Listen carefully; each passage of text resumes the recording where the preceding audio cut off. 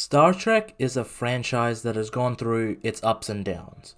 The original television show, created by Gene Roddenberry, was a massive success with people around the world. It was smart, well written, and it was inspiring.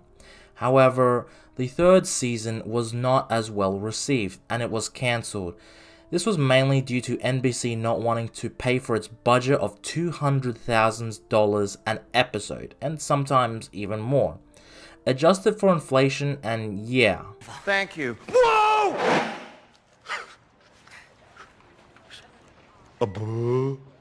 That and NBC was sick of the fans because they were bombarded with letters. So, it died without fulfilling its 5-year mission. What a shame. But that's where Star Trek Continues comes in. Watch it now on YouTube. However, as the years passed, people watched reruns of Trek and people loved it. And just to top it all off, a small science fiction film was about to come out, and that would change cinema and Hollywood as a whole, for better or for worse.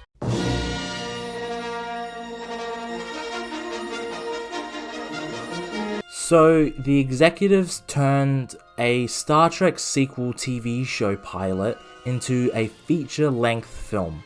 However, they wanted to make the film more like 2001: A Space Odyssey than Star Wars, which was admirable until you watched it, and it was more focused on visuals than characters.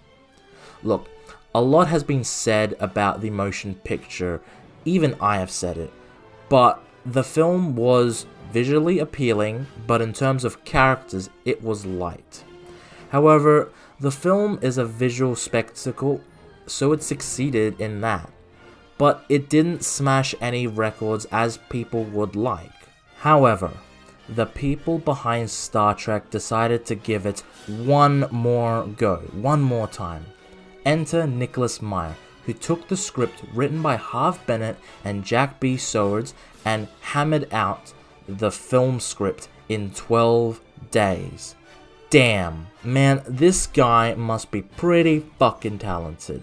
And even Leonard Nimoy was so impressed with him and had so much fun shooting in the film, he asked to stay alive. The film was released, and it was critically and financially loved. While it didn't make as much money as the previous film, compared to the budget, the studio thought it was a success. The film series continued to grow, and while there was a stumble with Star Trek V: The Final Frontier, it was both financially loved and critically loved. On the TV side, Star Trek made its return with The Next Generation, and while the first 2 seasons are rough, it got to a point where The Next Generation even outshined the original series at times.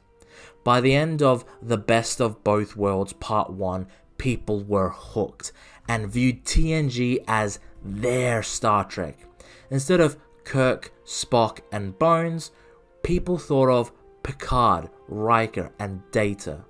Rick Berman helmed The Next Generation, Deep Space Nine, Voyager, and Enterprise.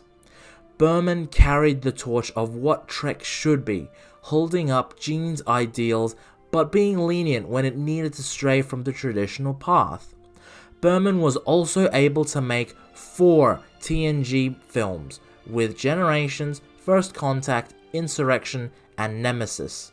However, none of them really lived up to the potential of what a TNG movie should have been, even if I still really enjoy First Contact. But then we had a break from Trek on all screens because, well, Nemesis was financially unsuccessful, and, well, Enterprise didn't have a cultural relevance, unlike The Next Generation, where The Next Generation was the definitive Star Trek right after the original series, and Enterprise just felt like a carry-on, same as Voyager, and it was a bit of a shame. So we got a requel or a sequel in 2009's Star Trek, which ushered in the new era of Trek, and the rest, as they say, is history. Star Trek, in the eyes of many, was stolen by Alex Kurtzman and made into a very different image of what Gene had. It was more violent, more graphic, more cursing, and more modern. Star Trek now does not feel like how it did in the original series, The Next Generation, or even Enterprise for that matter. Trek now was its own beast, to say the least. So when Sir Patrick Stewart got up on stage at the Star Trek Las Vegas convention in 2018, people were ecstatic. Jean-Luc Picard is back. This would be a return to the world of the 24th century. No more needless violence of Discovery, but as people watched its first season, it became clear that this was not a continuation of The Next Generation. This was its own thing. This included the horrific death of Icheb.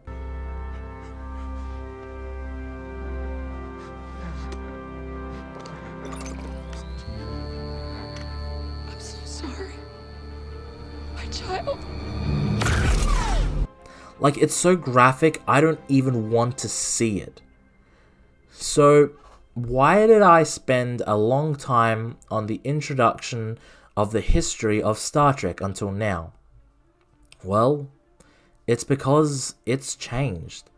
Star Trek has been turned into a franchise many consider to be unrecognizable. Now, where do I come into this picture of the world of Star Trek?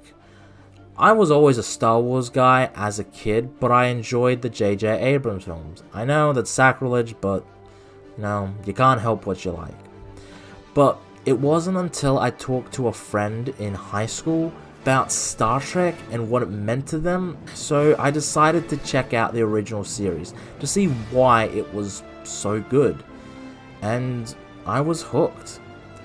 I watched the movies, the shows, all of it, right up until Enterprise.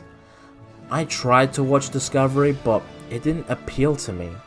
However, Picard caught my interest, because, well, why wouldn't?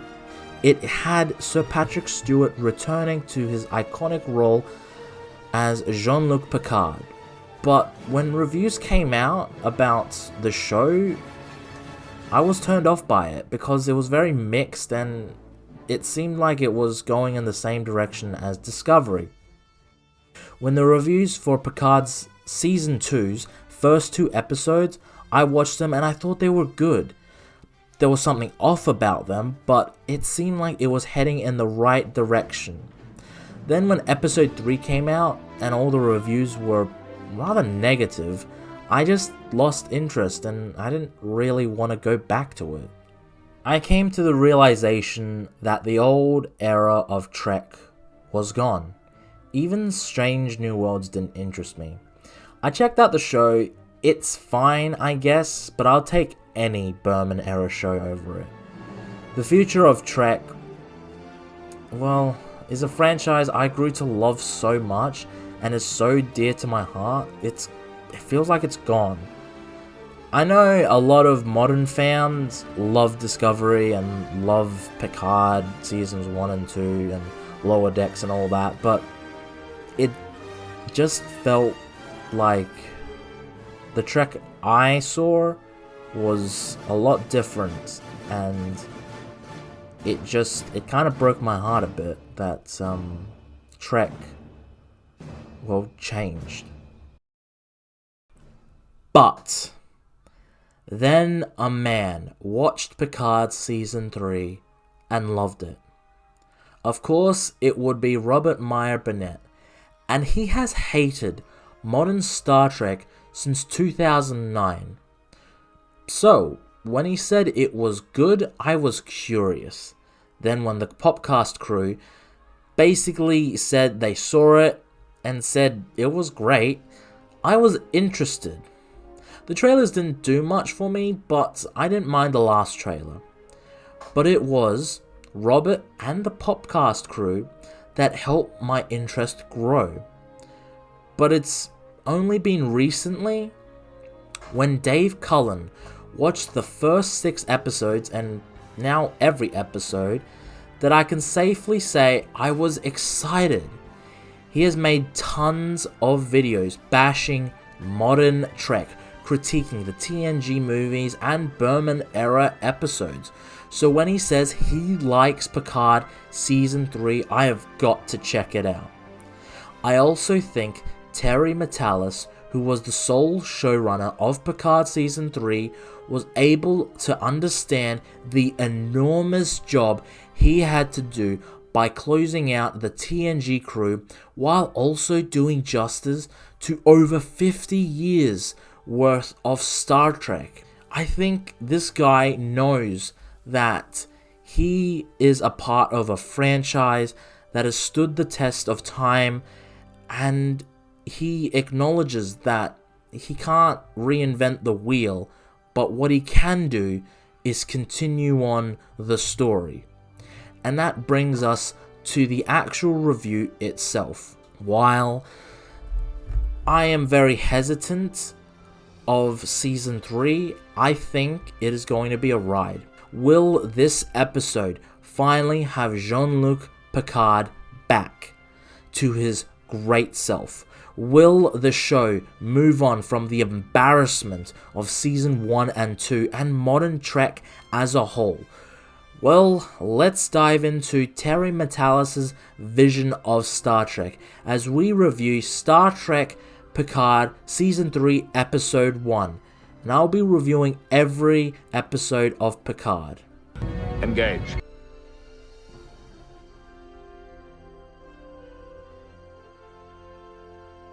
This episode is gonna continue what came before the modern era of Trek. We have a bit of some Goldsmith music with the font from The Wrath of Khan. We then transition to some classical music, see some familiar items in regards to the character we will be introduced, and an excerpt from Picard during the two-parter The Best of Both Worlds. Point 2.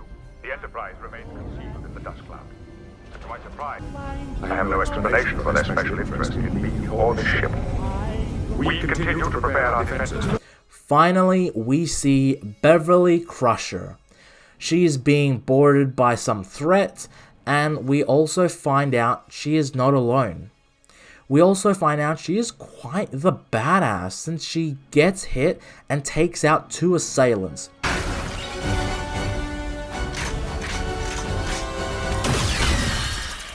Fucking finally! I have so much more respect for this character because she actually gets hit, which makes her even more of a badass. And she is a lot more hardened since TNG, or even the movies for that matter. Prepare to send a transmission. This message is for Admiral Jean-Luc Picard. Crusher escapes before the other ships could board. This show had me worried because I thought they would do a Star Wars and do like warp skipping or something. We cut to the title of this episode.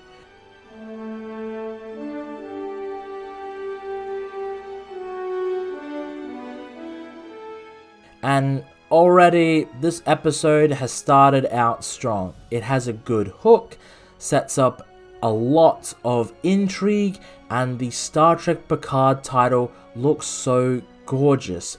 It's like the show is completely separate of Season 1 and 2. We then get the title of the episode.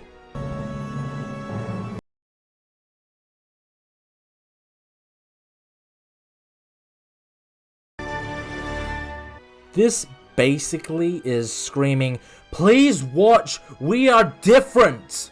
This episode properly starts off with Picard and his Romulan girlfriend Laris from the last 2 seasons staring at the Enterprise D. Okay, so we get a fair amount of references, but they do hold a function within the scene. Instead of just chalking it up to needless fan service, they talk about the items and the significance to Picard himself. From my past. They are so dear to me. They're mementos of... Was that a dig at season 1? I mean, I recall Picard saying he didn't know how to be a father, but this episode shows that the Inner Light happened, and he was a father and a grandfather in that. So, if so, well played, Terry. We then cut to later that night where Picard hears an alert to his old Enterprise decommunicator. I have a couple of questions about this, such as, why does he still have his Enterprise decommunicator? Shouldn't it be his Enterprise E1? How is it's still working after all this time? I mean, it's like if someone tried to call me through my old phone, a mobile phone. Third, and definitely a big question, wouldn't Starfleet take it back since it's their property? Why couldn't the computer locate the communicator? What if Picard had put it away? I mean, it's a big house. Rather than saying chateau, say chateau, chateau, chateau. Whatever. What if he had bad hearing? What if the communicator was damaged? It just raises too many questions. Anyway, he opens the message and it's from Beverly Crusher, basically saying don't trust anyone and gives him a coded message. Then we get, from what I gather, the last scene between Laris and Picard, and it's a bit bittersweet since she sends him off and I think she knows that this is probably it for them. At least that's what I gather in the subtext of it, but who knows, maybe they're still together by the end of it. How come you have so many Enterprise Ds? Oh, the fat ones? No one wants those. You hear that, Jean-Luc? No one wants the fat ones. It's Galaxy class to you, young lady. Picard meets up with Riker at Guinan's bar as Frontier Day approaches. I love these two together. They have such great chemistry. Riker and Picard discuss Beverly's message and essentially the reason why Picard doesn't know the coded message was because during the time where Picard was abducted by the Borg, the systems and codes were compromised, so they had to make a new coded system. And I like this detail. It adds to Star Trek canon without taking away anything in the process. But wouldn't Picard know what it means? Because Starfleet would have written an after-action report. It just raises too many questions. I don't know, it seems a bit flimsy. I'll let it slide for now, but I don't know, I feel like he would have written a report or something, or read it. So they hatch a plan to commandeer a ship in order to go to Beverly's location, which conveniently is over Federation space. As they leave, they are being watched. Who is this man? We don't know yet. How did he know Picard would meet Riker to get Beverly? We don't know yet. I am praying for them to answer this logically. We then cut to Metallus Prime. I see what you did there. Where we meet up with Raffi on this planet, and it seems as though she's getting drugs and information. Look, I'm not going to sugarcoat it. From what I remember from Picard Season 2, she was fine, maybe a little annoying, but a lot of people seem to hate her from in the previous seasons. Maybe this storyline has a payoff, but we'll see. Anyway, it also reveals that her girlfriend left her, which, from what I gather, is 7 of 9. It is also revealed that she is actually undercover and is still battling her substance abuse as she resists the urge to use what I think are drugs. I'm assuming this is 25th century drugs. We then cut to Space Dock, and Holy fuck, it looks absolutely gorgeous. It feels massive and just shows the love and care from Terry. Come on, Admiral, show me your inspection face. Give me one of those Rigid, disapproving, sour expressions you're famous for. There it is. Okay, these guys are truly great when working together. And this scene is very reminiscent of Kirk and Scotty going to the Enterprise in the motion picture. It even has Jerry's score, which always elicits goosebumps.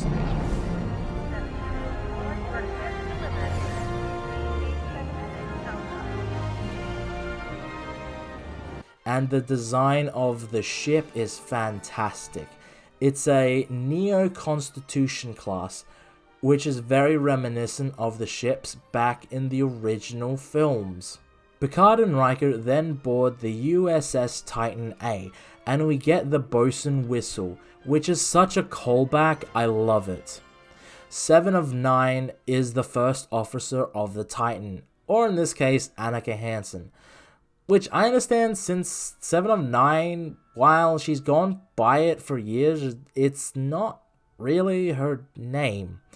It was more of a designation given to her by the Borg. But I understand why she's a little pissed that she can't use the name that she has been using essentially her whole life. I do love the moment when Picard takes the time to get a crewman to stand up straight and then adjust his insignia. It's such a small moment, but I love it. We now get to the bridge, and it's really dark. I don't know, I don't really like how the ship is kind of dark, and it's potentially a hazard problem. But it could grow on me for the remainder of the season, or it could be a consistent problem.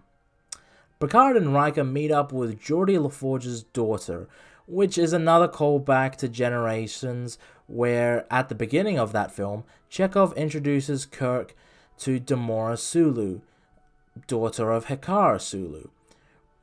I'd like you to meet the helmsman of the Enterprise B. Demora? Ensign Demora Sulu. We also get some more humor where Riker embarrasses her. Didn't you have a nickname at the Academy? Well, I can't recall. Crash LaForge? Because you crashed the shuttle? I was a cadet. Twice. Oh. It's great that we get this. It's like Riker is the uncle that wants to embarrass her niece while Picard is trying to hold him back so he doesn't embarrass her in front of her friends. Picard gives 7 the go-ahead to take the Titan out of space dock, and it is truly magical. Stephen Barton is the composer for the season, and, well, it's beautiful. We also get Frederick Wildman to provide additional music later on in later episodes, but this episode shows the true talent of Stephen Barton. We get 2 minutes of the Titan leaving space dock where he channels his Horner and Goldsmith. Unlike the first introduction where it's entirely Goldsmith's the motion picture score for the Titan, this theme is just so authentic and it feels like Star Trek of yesteryear. It is just so organic and feels like Star Trek. Another thing to point out is the professionalism of the crew in this one scene. While the crew chuckled at Sidney LaForge's story as a cadet, when it comes to their job, they are very professional about it. It's a small detail, but it's something I like, compared to Strange New Worlds where the crew felt more casual. Also, we end on this humorous note. Don't you think we should alert engineering that we're going to warp 9.99? That's no longer protocol on the newer models of the fleet. It's all automated now. You're going to be a captain before you know it, Commander Hansen. Excellent recovery, Admiral. Shut it, Will. We now get to introduce Captain Shaw, who is your no-nonsense, by-the-book captain, similarly to Captain Jericho from The Next Generation. However, he's got this snarky side you just love to see. He clearly knows of Picard and Riker's reputations, and will not take any shits from them. Your reputation preceded you so far into the room that I started early. Oh, Chateau Picard. That is terrific. I'm much more of a Malbec man myself. Oh. Ensuring the condition of our starships would be boring? Well, we won't be blowing things up. However, because Picard has been out of the game for a bit, he has made a couple of mistakes, such as earlier with Seven, then with Shaw. Final engineering inspection at Deep Space 4. DS4 has been shut down for a year. Sir, I'm sure if I spoke with LaForge, we could make up the Your loyalty lies with this ship, not to old friends, former ex-Borg. He refuses them, but gives Seven the con. Sure, I bet that won't bite you in the ass later. We then cut to Raffi back in Los Angeles 2019 as she stares at her granddaughter, but is interrupted by her mysterious intelligence handler, who essentially tells her, "Look, I know it's hard for you, but seriously, you're a warrior, so find the Red Lady." We then cut back to the Titan with this gorgeous flight through warp. I mean, god damn! Anyway, we get this slightly humorous but really touching scene with Riker and Picard, very much similar to The Undiscovered Country with Kirk and Bones.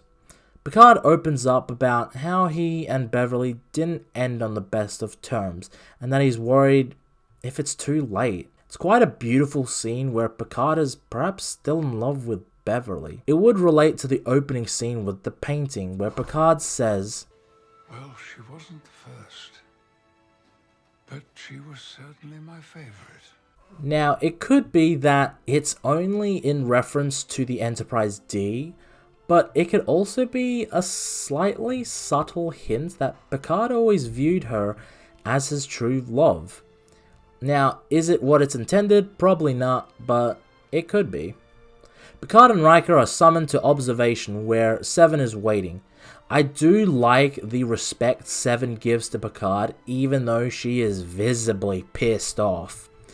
So she asks to speak freely. Again, a good detail where in other shows they wouldn't ask. I love that Riker defends Picard. It's a great, hey, we don't need to take your shit. Picard tells Seven why they are at the edge of Federation space. Seven is clearly conflicted of her new role, even though Picard and Janeway encouraged her to take the position.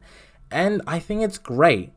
At her core, she is still struggling with her identity. Is she Annika Hansen, Seven of Nine, Starfleet, Ranger, or Borg? It's great to see this continuation of her character arc from Voyager, as opposed to Picard Season 1 and 2, where, from what I gather, she's just pissed off, kills a lot of people, and dates Raffi. Too bad Seven dumped Raffi. Seven reveals that she disobeyed Shaw's orders. Who could have seen that coming? Picard and Riker steal a shuttle, while Shaw tears into Seven. Admittedly, I get where he's coming from. Seven disobeyed orders, not just from Shaw, but also from Starfleet. This could potentially jeopardize the safety of the ship and the crew. And I get why Shaw's angry too. Additionally, if he can't trust his own first officer over simple orders, who can you trust? We then cut back to Raffi trying to search what the Red Lady is. She realizes it's a target, and it is in reference to Rachel Garrett, who was the captain of the Enterprise C and died during the events of yesterday's Enterprise. Raffi then goes to the location, but it is too late. She tries warning them, but to no avail. The Starfleet recruitment crumbles through a portal, and out on a different location. Not gonna lie, that was pretty fucking metal. On a side note, Michelle Hurd does an amazing job at selling the horror and weight of the destruction of the recruitment. She is truly horrified how she was unable to stop the devastation from happening. Riker and Picard approach Beverly's ship, the Helios. Again, you are probably sick of me saying it, but the banter between Picard and Riker is great. I mean, what more can you want with these two? They have great chemistry. Frakes is truly the MVP of the episode. Decontamination cycle. Adrenaline rush. From fear or the thought of seeing Beverly? Both. Terrific. Your hands are stiff. My knees are killing me. So long as we don't have to move or shoot, we should be fine. As Riker and Picard make their way through the damaged ship, Riker slips into his first officer mode. Captain? Hey? Old habits. It's great to see Riker and Picard play detective as they piece together the events that happened in the opening. However, they point out how Beverly has changed. Riker points out that the ashes of the assailant is different from normal phaser fire, and I like to think that this may be a connection to all the way back to Season 1 of Star Trek The Next Generation, in the episode Conspiracy, with the parasite that tried to take over Starfleet. Now, the ending of the episode ends on a very uneasy note, as it is revealed that the parasite tried to send a message or a signal to perhaps the homeworld. A homing beacon sent from Earth.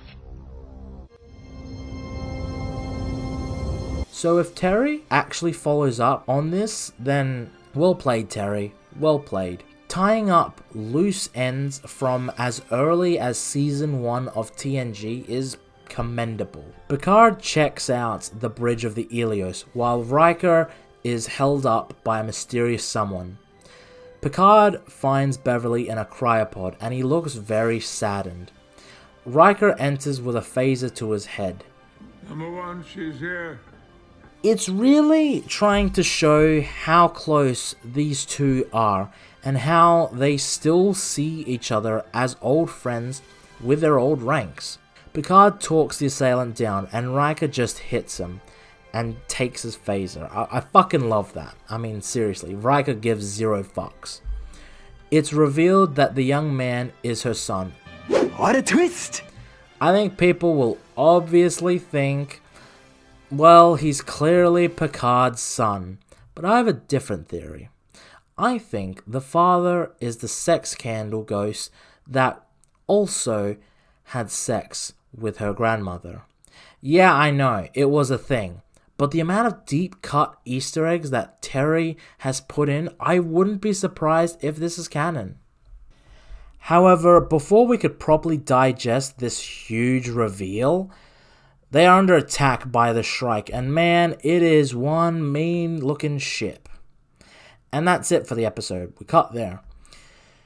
We then have the closing credits, which have little clues for the rest of the season, with First Contact's main theme playing, and then finally the motion pictures theme blaring away. What a wonderful episode of Star Trek and a piece of media. This episode sets up the new tone and a more hopeful atmosphere of Star Trek. From what I gather from others, it only gets better from here. So hopefully next week's episode titled Disengage can keep up this pace or perhaps surpass it. You know, I have never been more hopeful for Star Trek than with this. This is fantastic. This is a great introduction to the series, and I cannot wait for the rest of the season to come out. Engage.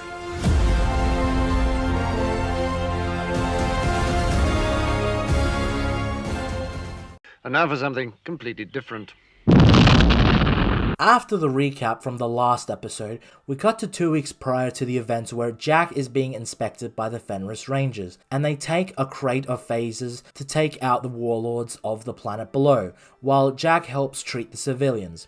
That would be a great plan if the guy wasn't two-faced. I mean, literally and, well, metaphorically. He contacts the marked lady, taking us to present day. Jack informs Picard that they have been hunted for a while, first by Rangers, then Klingons, and even Starfleet. Picard wants to hail them and strike an accord, but...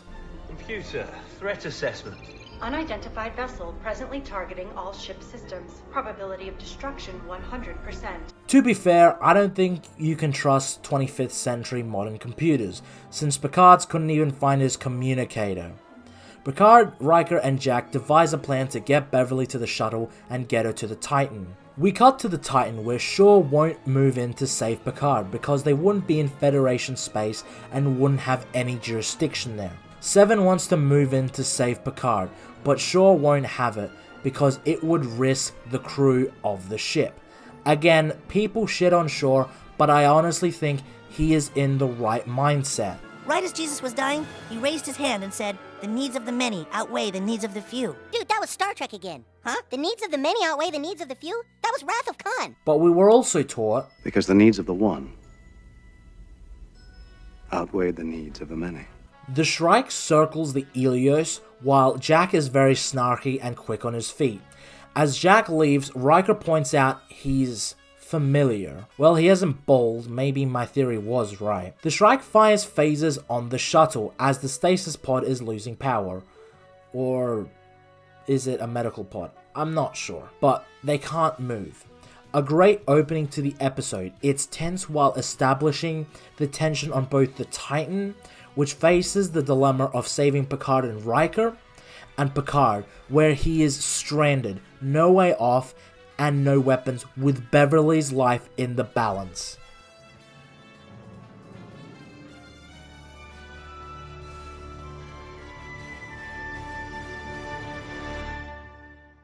We cut back to Los Angeles, where Raffi is sulking over the deaths of 117 people. Raffi wants to go after the Ferengi Sneed, who is covering up who actually attacked Starfleet. I think it's safe to say Worf is the handler, right? Do not seek blame. Do not seek anger. I mean, that's basically something he would say. Anyway, he tells her to back off since Starfleet has closed the investigation. But Raffi will continue to investigate on her own. Seven confronts Shaw and appeals to his heroism to save Picard and Riker. Riker and Jack discuss ideas on how to get out of the situation, while Picard puts up transporter inhibitors to stop the Shrike from transporting them. However, now Picard and Riker know that their goal is to get Jack and not them. Riker gets a plasma charge and takes out 2 of Vadic's soldiers. Again, based Riker. However, they use a tractor beam to pull up the Ilios. It's all looking hopeless. Well, it was nice meeting you. Yeah, I'm sure he's just saying that to Picard as a person. No connection here whatsoever, guys. Yeah, I guess Shaw is just a giant softie. Bring them all on board. We're basically a hotel now. Again, Shaw is just being funny. Picard takes out the inhibitors so that the Titan can transport them. Raffi meets up with her ex-boyfriend and he's a little pissed at her because she's very obsessed with her work and last time she fell off doing drugs. She isn't in a good place with her son since Raffi tried to see her granddaughter. So he offers her a choice. Put in a good word with her son, or using his underworld connections, get her in contact with Sneed. I'm really starting to like this character. She's willing to give up a chance to make amends with her son to see her granddaughter for the greater good. As the Shrike circles the Titan like a predator, Seven thinks it's time to book it, but Shaw wants to see what this ship wants and why. They are held by the Shrike, and Vadic is such a delight. Unlike Khan, she is actually taking so much glee that she is holding all the cards. With Khan, there is a seriousness to him, and while he had his moments with Kirk, he was mainly dead serious. Cry havoc! And let's slip the dogs of war! With Vadic, she seems so happy to poke holes into Shaw, making reference to his psychological profile and calling him Liam. This hints at why he has hang up with the Borg from episode 1, and it also gives a potential clue as to how she's able to know this sensitive information. She also mocks Picard's synthetic body, which, yeah, we can all mock. She makes it clear that she is a bounty hunter and wants Jack Crusher only. They scan the ship, and yeah, it is loaded to high heaven. However, there is one unknown weapon to them, and the camera pans to Jack, looking away. That is very suspicious. I hope maybe they explain this in episode 3 or 4 or some way down the line that isn't stupid. Vadic then uses the tractor beam to throw the Helios at the Titan. Holy fuck. I swear I've seen a lot of stuff in my life, but that was awesome. What did she just do? She threw a ship at us. Sir. Again, love the professionalism, Sydney. Sydney explains how the Shrike was able to do it. Reverse tractor beam with anti-gravitational polarity phasing. Basically blunt force trauma. If my father taught me anything, there's no law of physics that can't be either weaponized or broken. But I just chalk it up to... I reversed the polarity of the neutron flow. I've reversed the polarity of the neutron flow. Reverse the polarity. Reverse the polarity of the neutron flow! Shaw tries to come up with ideas to getting out of the situation. However, he realizes he's cornered. Riker and Picard try to get information out of Jack, but Shaw takes him to the brig because he has reason to believe that Jack is a con man. It's very Han Solo-like. While Seven tries to speak up about her prior experience, Shaw shuts her down, since, well, Seven put them there in this situation. He has every right to be pissed. Shaw might lose his ship, but most importantly, the 500 lives that work on that ship. Shaw wants to throw the book at all 4 of them, but Riker stands up to him, arguing that Starfleet doesn't surrender to hostile intent. However, Shaw won't budge. His loyalty is to the safety of his crew. You could say this is Shaw's Kobayashi Maru. Picard persuades Shaw to speak to Jack as Riker asks Picard why he is avoiding the giant elephant issue in the brig. Why are you dancing around this? Around what? Are you serious? I mean, once again, based Riker. Picard doesn't want to face the facts that Riker is putting right in front of his face. Picard interrogates Jack about his past crimes, and he is defending himself as to why he had to do what he had to do. Picard then states that Beverly wouldn't permit this, to which Jack responds with, When was the last time you even spoke to my mother? Is there anybody you know who is still the person you knew? This also shows how much Beverly has changed as a character since the events of Nemesis. When Picard asks the question, the audience wants to confirm. He says, Who is your father? I never had one! I think Picard knows, he just doesn't want to accept it at this point. Back to Metalis 2019, Raffi meets with Sneed, and while she tries to bluff him, she is forced to do drugs in order to prove that she is in Starfleet. Which, wow, that's just cruel. That really is. Making a former drug addict do drugs to prove that she isn't in Starfleet. I don't know, I hope this is just a one-time thing, because I really liked her character from the last episode and the beginning of this episode. Anyway, Sneed was just playing with her because he already killed the guy she said she was working for. However, surprise to surprise, Worf comes in and starts fucking murdering people, like fucking people up. I mean, damn dude, it's just so awesome. He even cuts off Sneed's head, which is fucking brutal. I don't know how I feel about Worf beheading Sneed. For me, I think it's just that bit too much violent. I mean, I saw the season 1 bit where I think Elrond, or that's a Romulan dude, he cuts off some dude's head, and I didn't like it there. And I'm not really a big fan of it here, but it was pretty cool to see him fuck up some people. Yeah, so this just confirms that Worf is the handler. And also, jumping back to the decapitation, it is also poetic justice because, I mean, Sneed cut off the dude's head, that Romulan guy, and then Sneed gets his head cut off by Worf. And yeah, we get the Goldsmith Klingon music, which is just badass. I told you, do not engage. Riker and Picard try to persuade Shaw that they shouldn't hand him over. And how do we even know he really is her kid? Again, Shaw is providing valid criticisms. He doesn't know who this kid is, since he has a lot of identities. He's not particularly a saint, because he smuggles weapons. He's basically the Han Solo of the season, plus the extreme daddy issues. Jack escapes the cell with some sort of force field dampener.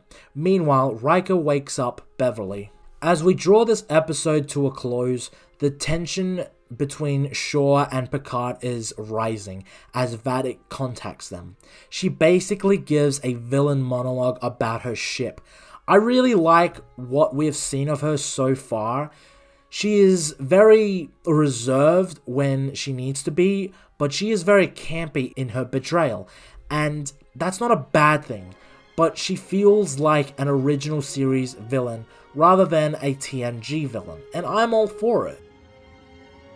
That was terrific, standing up. Damn it, give Shaw his own show. Todd Stashwick is just chewing up and spewing up one-liners. I love it. Seven finds Jack trying to unlock the transporter to beam himself across to the strike. Shaw tells his crew to unlock them, but then a ghost from Picard's past awakes. And it is one of the most moving scenes in Star Trek to date.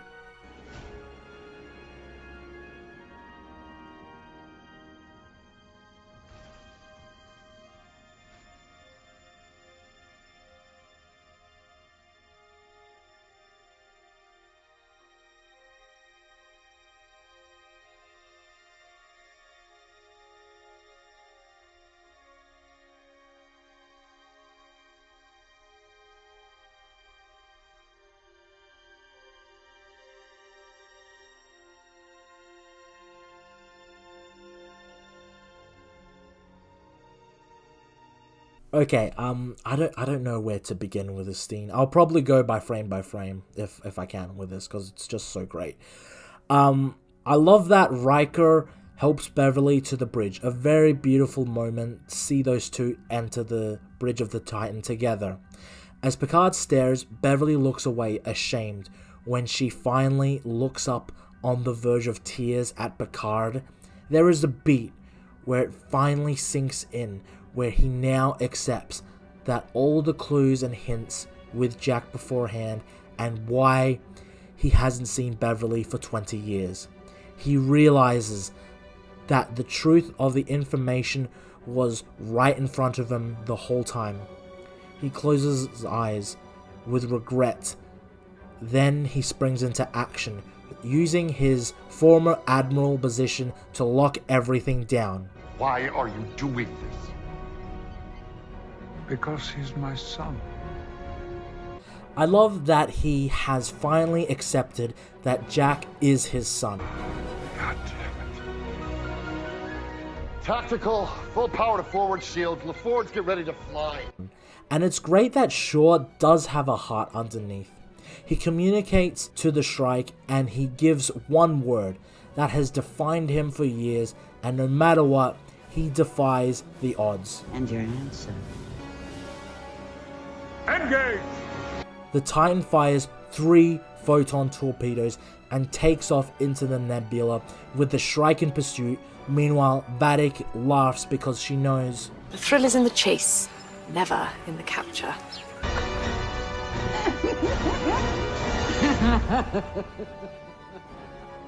And that's it. Cut to black. God damn. If the first episode was the setup, this had payoffs to those setups.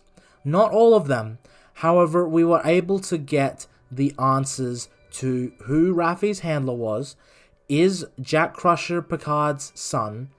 Is Beverly okay? Will Shaw help Picard and Riker? And will Riker stop stealing the show? Jonathan Frakes is a treasure. The next episode seems to be much like The Wrath of Khan, where the Enterprise had to hide in the nebula, and it was a submarine battle.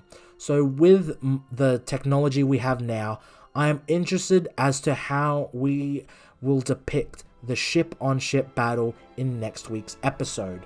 Raffi's storyline is getting a little more interesting with the inclusion of Worf, but I still think that cutting back to her on Metalis Prime just brings the episode down a bit from the first two episodes, because it doesn't feel like it's connected to the events that's happening. Maybe in future episodes it gets fleshed out and it's a lot better, but for now it's very dry. It loses the pace of the episode. I still have a problem with the decapitation. However, it was awesome to see Worf being a badass. Even if people thought he was a pacifist, no, he said he prefers it, doesn't mean he is a full-blown pacifist. Next week's episode is titled 17 Seconds. This has gotten more interesting, and I'm very curious as to what comes next week's episode. I hope that we focus less on Raffi, but probably we'll still get the same amount, and I hope they improve on her story. But I'm very interested with the battle in the nebula. Hopefully, next week's episode is, again, an improvement of episode 1 and 2. It's getting a lot better. Is this some kind of bust? Well, it's very impressive, yes. Okay, so before I jump into the actual episode, I have said that this season will be great based on the amount of coverage and a lot of people who are negative towards modern Trek actually liking it. And I think this episode solidifies that. I will talk about how later and how this episode is the deciding factor for this season. I think episode 4 and 5 will also improve on the episodes, but so far, this is the best episode so far. Right now, however, let's just watch. Captain, she's still on us. Right off the bat, we pick up from the last episode where the Titan is being pursued by the Shrike. They can't warp, so Picard and Riker recommend hiding deeper into the nebula. The score here also evokes horns from the Wrath of Khan.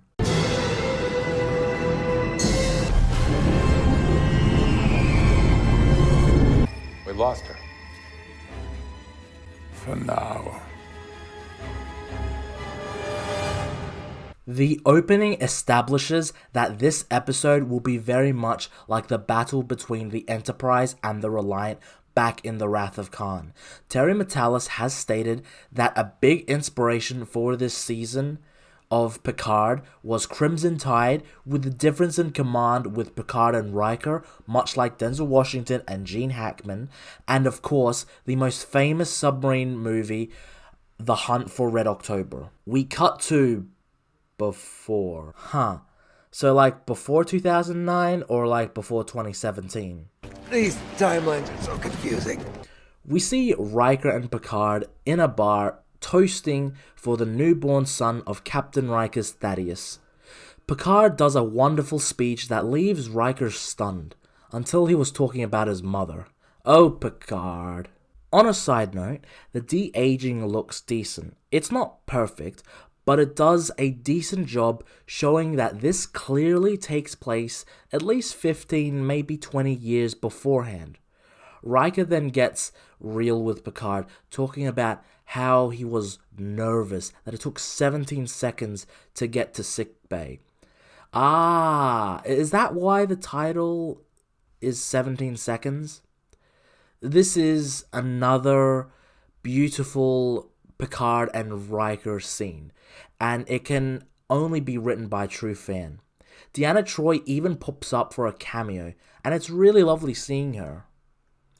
Back to the Titan, Captain Shaw wants to see if they can locate the Shrike near them. Now, I haven't talked about this guy, but this particular person has been suspicious since episode 1. He was there addressing Picard and Riker, and he was also the person in control of the transporters. So I think this episode will perhaps flesh out his character. Shaw relieves the bridge crew of a 36-hour shift, and that's a really cool detail, how he's very by the book, but he knows that his crew is important and need rest. Sydney then goes to check up on 7 of 9 to reassure her that what she did was the right thing, and that she understands her. We cut to the medical bay, where we see that Jack is a little protective of his mother as Riker and Picard enter. Picard then speaks to Beverly alone, and to say the conversation is tense is an understatement. Beverly, you made the choice for me. You don't get to condemn people before the fact. Picard is clearly hurt by the decision that Beverly made while she justifies her actions, and it is understandable why she did what she did. Picard didn't have a choice in the matter. She made it for him, but she knew that with Picard it would always be dangerous, and she thought that he wouldn't change. Beverly even digs into him about his father, which had always been a touchy subject with Picard ever since The Next Generation. Don't take my past and use it to justify and rationalize your actions. How dare you take my confiding in you about my father, about my fears, and use it to cut me out of the biggest decision of my life. With these wide shots and having them on opposite sides show how distant they have become. This is another great and powerful scene and really shows how Terry really gets the characters, and Jonathan Frakes really shows his directing chops in this episode. As a mother, your whole being is about protecting your child. I thought I could protect mine. I didn't know if I could protect yours. Riker and Jack are outside waiting, and it's funny seeing Jack be this impatient while Riker smirks. Riker tells him that Picard and Beverly had a very subtle relationship in The Next Generation, which was true. It only became explicit in the final season, the episode Attached, and in the alternate timeline of the final episode where they are divorced. I heard he's positronic. He's still the same man. They reference once again that Picard has a synthetic body, and yeah, it's really stupid. Apparently, he died in season 1, and his consciousness got put into a robot. It's really stupid, and apparently that's a thing.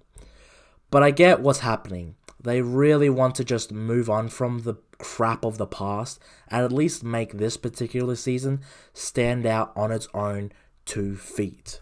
Jack asks if Riker has any family, and Riker just tells him that he has a wife and a daughter, and he had a son. A great exchange between these two. I know it might seem like there's no criticisms, but to be fair, that's what happens when you have great writing. I don't have much to critique about this season of Picard. It's been so good so far. Beverly explains that Vadic is most likely after Jack to get to Picard, and that they have been after Jack for a while. As Picard leaves, we get this funny exchange. This accent. He went to school in London, never shook it. Maybe it's in his DNA. And then this more tender moment where Jack could have seeked out Picard, but the writers weren't clever enough to implement Picard being a father. I mean, because Terry Matalas was involved. I mean, because he didn't want to. Riker tries to encourage him to talk to Jack. Jean-Luc, talk to him. Moments with your kids. You never know what you might regret. God knows. I love that Riker has become as much a wise person as Picard is. He has grown as not just a father, but as a person. The Titan gets hit multiple times, with Shaw being hurt in the process. He transfers all authorization to Riker without a moment's notice. Riker and Picard get into position. Riker gives Picard orders as to what to do in the situation, and Picard instinctually knows. Thank you, Jean-Luc. Well, I think it might be time you called me number one. We cut to Metalis Angeles, where Raffi wakes up on her ship, as Worf does his warrior dance, I think. There is a reference to First Contact, with the same song being played. As Raffi comes in, Worf just takes her gun, showing her how pretty useless she is. Worf puts her in her place, but acknowledges that she is very much a warrior and that her instincts are correct. They team up to track down the guy who stole the weapons. Cutting back to the Titan, Picard and Riker have a little disagreement as to what the next course of action should be. Riker wants to go a more conservative approach, avoid the strike as much as possible until they can warp, and Picard has suggested that he wants to fire an attack. Vadic now should be as defenseless as they are. We cut back to sickbay, where we see a lot of crewmen are hurt by the attack that just transpired. Shaw goes into shock due to his internal bleeding. Shaw also points out to Jack that Vadic keeps finding them, so he wonders how she is able to do that. They come across an anomaly and the Vulcan advises it would be unwise to go through it. I wonder if that's setting up for later down the line, maybe next episode. As they are about to escape, Vadic once again catches up to them. She uses the portal weapon seen in the first episode. So that's how it connects to the Raffi plot. Okay, I can get behind it. Picard recommends fighting back, but Riker orders them to move back into the nebula. Back on Lost Prime, it is casual. Seriously, where do you wear that? To a Tuesday beheading? Worf and Raffi find the person they seek. Worf just fucking slams him. God damn. Dude, that is badass. Beheadings are on Wednesdays. The Shrike continues to attack the Titan as tension escalates between Picard and Riker. Jack meets with Seven and he asks her if there's anything that could cause them to be detected. Deuterium. It insulates the warp coils. Yes! Yes, that's it! They head off. Yeah, the thing about that is... You're insane. Yeah, but we love him. Seven and Jack discover that they have been sabotaged, informing Riker and Picard. They meet a common ground by using the trail, but they have different ways of using it. Riker wants to use it to divert Vadic to get out of there, while Picard wants to use it as a tactical advantage. Turns out the guy, that one was the bad guy after all. We discover that this man isn't all as he seems, as he takes down Jack, exposing him to the poisonous gas. Worf and Raffi interrogate the person who stole the weapons, doing the old good cop, bad cop routine. Raffi assumes that the guy is going through drug withdrawals since she sees him and knows of the symptoms he's experiencing. Jack awakens and has a hallucination. I assume this will be relevant in future episodes, but for the time being, there's this weird branch, there's a red door, and then there's this message saying, "Come find me," or something along those lines. Seven gets Jack to sickbay and informs Picard. Seven to the bridge. Picard, Jack's injured. I'm taking him to sickbay. Go. And much like Riker told the story of his son being the longest 17 seconds of his life, knowing that Picard's son is injured on the verge of dying, Picard experienced the exact feeling of what Riker felt. It took 17 seconds to get down there. The longest turbolift ride of my life. I thought I was losing him.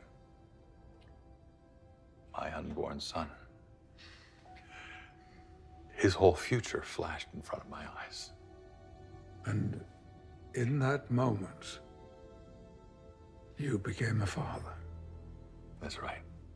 The music drowns out all the other noise except for the defibrillator. Luckily, Jack is still alive. Again, wonderful scene. Gates and Patrick really act wonderfully just together. I think this is probably the best material each of the actors have been given. While The Next Generation is great, it was very episodic in nature. And while I think episodic stories have their strengths, in terms of weaknesses, the next episode can be completely different to the last episode. The only time, to my knowledge, a storyline was followed up on was after Picard got assimilated by the Borg. He went to his family home. Chateau. Yeah, but that was the only time a storyline had such a huge effect on our characters. The strength of this season of Star Trek is that it can follow up on previous episodes and build on an overarching story.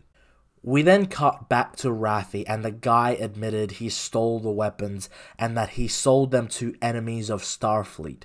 He also says that the portal gun was a diversion and that another weapon was stolen. He accidentally reveals his true identity, and Worf asks him a question. Tell me, how long have you been away from the Great Link? Okay, I really like where this is heading. For those not in the know, I'll explain later. Picard tries telling Riker to attack the Shrike, but Riker isn't having it. Riker's strategies have failed, and I think Picard has merit to what he says, but Riker wants to get the crew back alive and intact. Back to Worf, he realizes that the reason why he was sweating was because he didn't want to reveal his true form in front of them, and that he is a changeling. Same as the person on the Titan. Worf explains the history of the changelings, but I'll give you the summary and a bit more. Essentially, back during the events of Deep Space Nine, the Federation entered a war with the Dominion, which was made up of changelings and their subservient species they created. This lasted around 2 years, and many lives were lost on both sides. Had the Federation lost during the Dominion War, it was projected that 800 billion people would die if they had lost. But thankfully, the Federation was able to win against them, saving those billions of lives. However, Worf states that after the events of the Dominion War, some of the changelings didn't agree with the Federation's terms and were unhappy with it. So, a terrorist group split away from the Great Link. For those wondering, the Great Link is when every changeling reverts to their liquid form and combines sharing everything, thoughts, emotions, experience. This is the foundation of their society. Worf mentions that he was contacted by one of them, a man of great honor, no doubt referring to Odo from Deep Space Nine, a really cool reference. Meanwhile, as Worf explains the current situation with the changelings, the changeling on board the Titan is setting up a bomb. The reason why Starfleet did not say it was this terrorist group that attacked the recruitment center was because it would reignite the Dominion more. Since changelings could change form and impersonate people without people noticing, I am liking where this storyline with Raffi and Worf is going. I think it had a slow start, but man, the episode is now really starting to pick up that storyline. As Riker tries to get to Warp, Seven informs Riker that it was a changeling who did it, but the bomb the changeling set off was the power conduit tied with the ability to warp. With no other options left, Picard tells Riker the only play is to fire everything they have at the Shrike. However, Vadic has a countermeasure for it.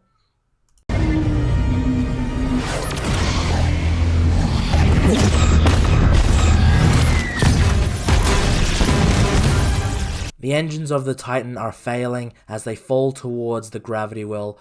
Riker is pissed and tells Picard to remove himself from the bridge. As we follow the Titan falling through space, we end the episode. Okay, so yeah, this is an awesome episode, and there is no other way of saying it. I don't have many negatives when it comes to this episode.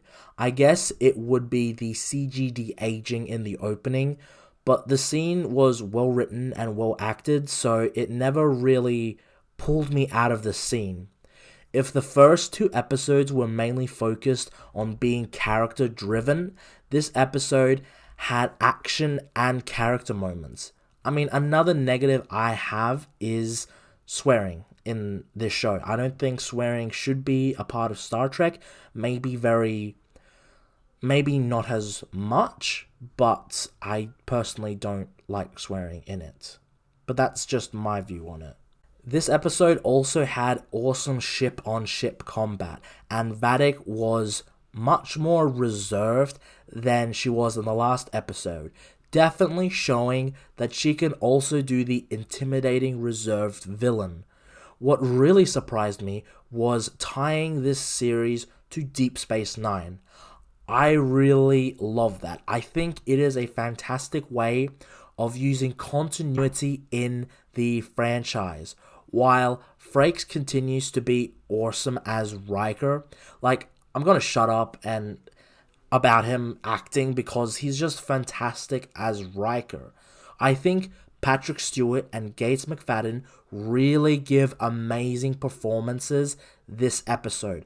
I love their acting in this. Patrick actually gets to show his acting ability in this episode. Gates also shows her amazing range. I get why she was very proud of this season of Star Trek.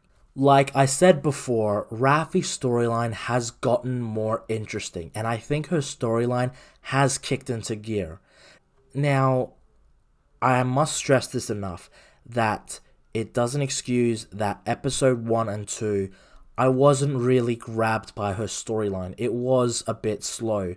But I think with the inclusion of Worf, it really just elevated that storyline, and I get why they were cutting back to Raffi. I understand that now. Now, what was interesting about this episode was Picard and Riker in particular.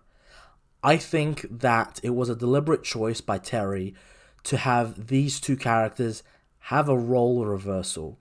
Riker was very much the impatient, action-heavy character in The Next Generation and even the movies to some extent.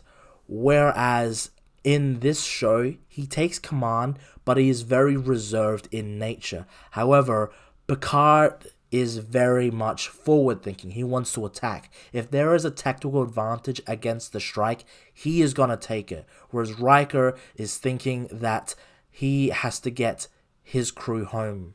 It's a very clear role reversal of the two characters, and I really dig that. If you are a die-hard Trek fan, then this is the Trek you've been waiting for. Right here. If you're not a fan, I understand the hesitation to jump into it. However, I feel like the show gives enough information as to the events of the previous shows to catch up to speed.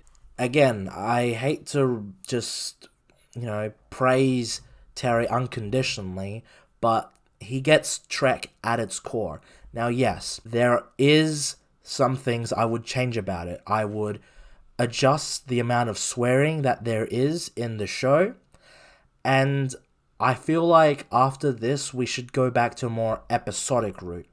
However, I think at its core, this show is just more of the Trek of old, and I love that. I think Terry understands Star Trek, and that's what excites me. That's what excites me about his vision of Star Trek. Now, yes, there are problems with it. It is definitely not Berman-era Trek or the Gene Roddenberry-esque Trek or the movies, but this is the closest we've gotten to Star Trek in a long time. And if this is the future of Trek, and if Terry is involved and spearheads the next generation of Star Trek, I can safely say that Star Trek is in good hands, and I just wish him all the best in the future with all his other opportunities.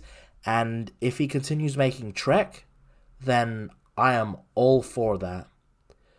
However, next time we'll be looking at the 4th episode of Star Trek, which, from what I gather, concludes the first act of this 10-episode arc. I've got an idea. We opened to 5 years ago.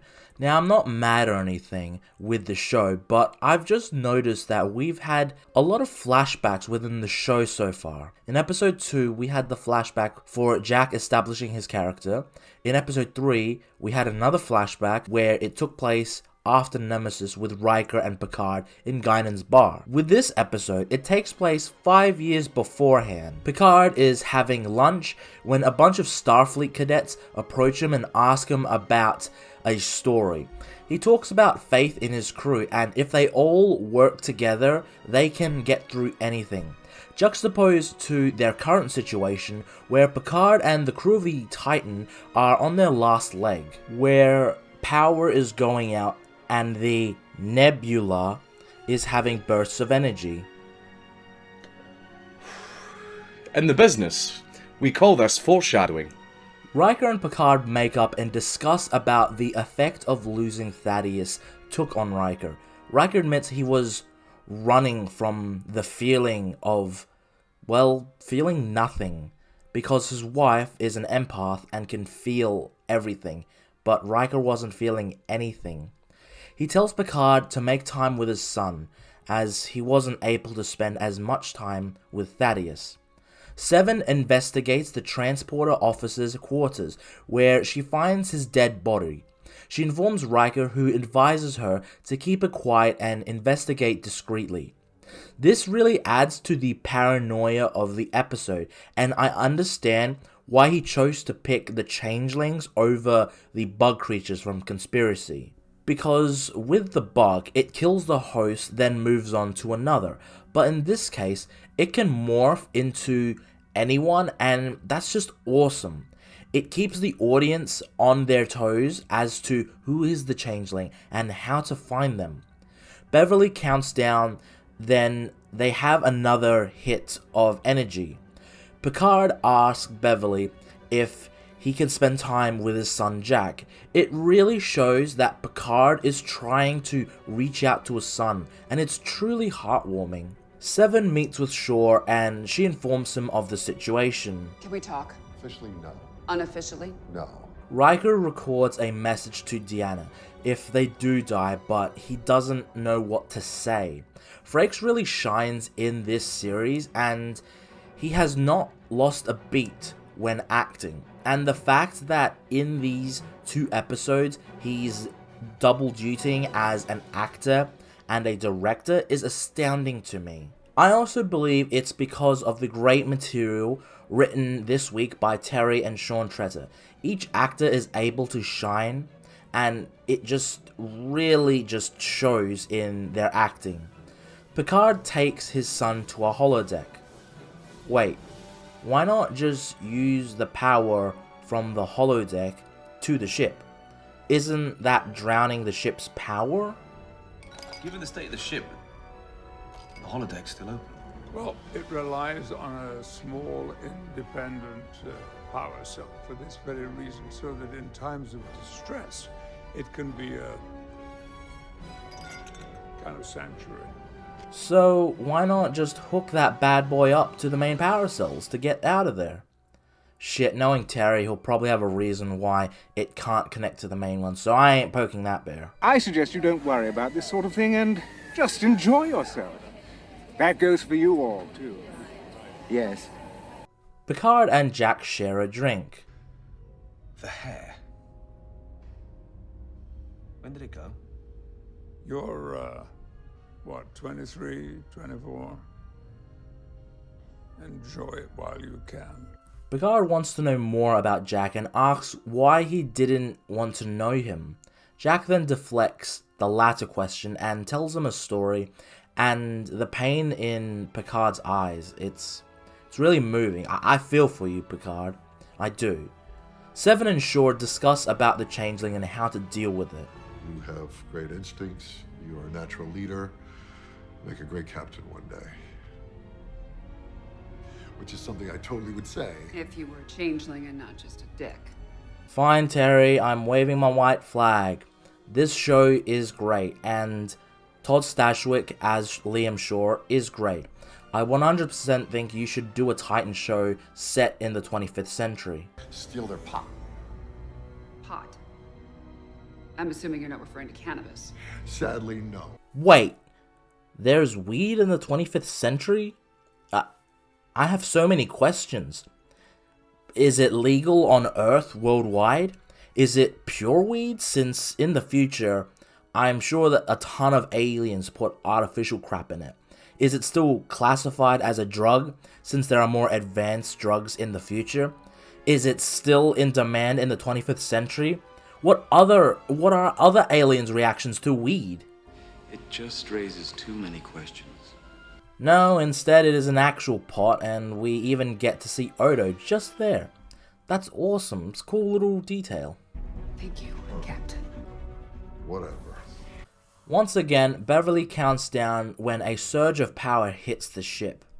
It's odd. It reminds me of something.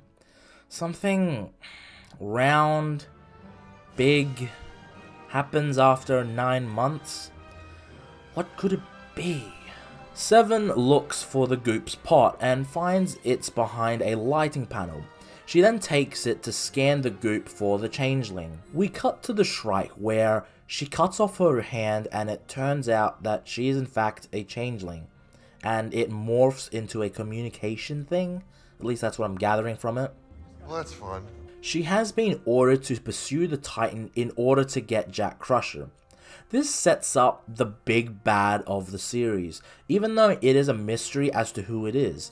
It also shows Vadic is much more afraid of this entity, even though she doesn't want to go into the gravity well. She is forced to do it. On a side note, I really love the CG that morphs into a face. It's really cool effect. It's so bizarre and weird, but it's cool. She orders her crew to remove the portal weapon, and I just love the hint of Vadic from the second episode. Goodbye! Goodbye! In the third episode, we get a lot more calm and in control of Vadic. In the last 3 episodes, we get to see a wide range of emotions and sides to this character. It's almost like she's a 3-dimensional character or something. The Shrike re-enters the Nebula, and we then cut back to 5 years ago again, where Picard is regaling the young cadets with one of TNG's best episodes, Darmok. One of the cadets asked about an adventure that took place before TNG with Jack Crusher. I wonder if this will relate. A no-win scenario. I do like how the show weaves the connection to the past. It's not like we get a scene and it's pointless to the episode. There is a purpose for all this.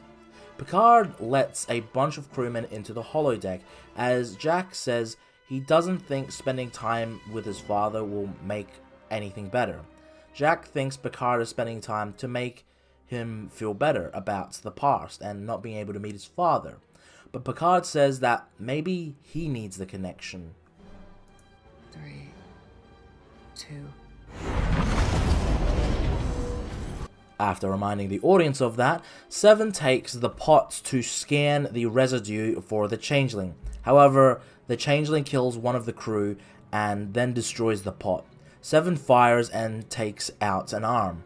Shoot him, shoot him, shoot him, shoot him, shoot him, shoot him, shoot him, shoot him, shoot him, shoot him, shoot him, shoot him, shoot him. Ugh, finally! Wait, why not use the maximum setting? Did they like change phases in the future? Why not set that thing to maximum? Maximum setting. If you'd fired this, you would have vaporized me. First Contact did it! Shoot him, shoot him, shoot him, shoot him, shoot him, shoot him, shoot him, shoot him, shoot him, shoot him, shoot him, shoot him. Stupid! You're so stupid! 7. Darling. What have we learnt from this experience? 1. Don't wait for the goop monster to regenerate. 2. Set phases to maximum. 3. When the goop monster is escaping, you shoot it. 4. Don't stare at it so much! Jack asks Picard what's the worst situation he's been in. He responds with the story from earlier, but expanding on it. Jack Crusher was once my very best friend at the Academy. Truth be told, I would have named you the same. Aww, that's very sweet, Picard.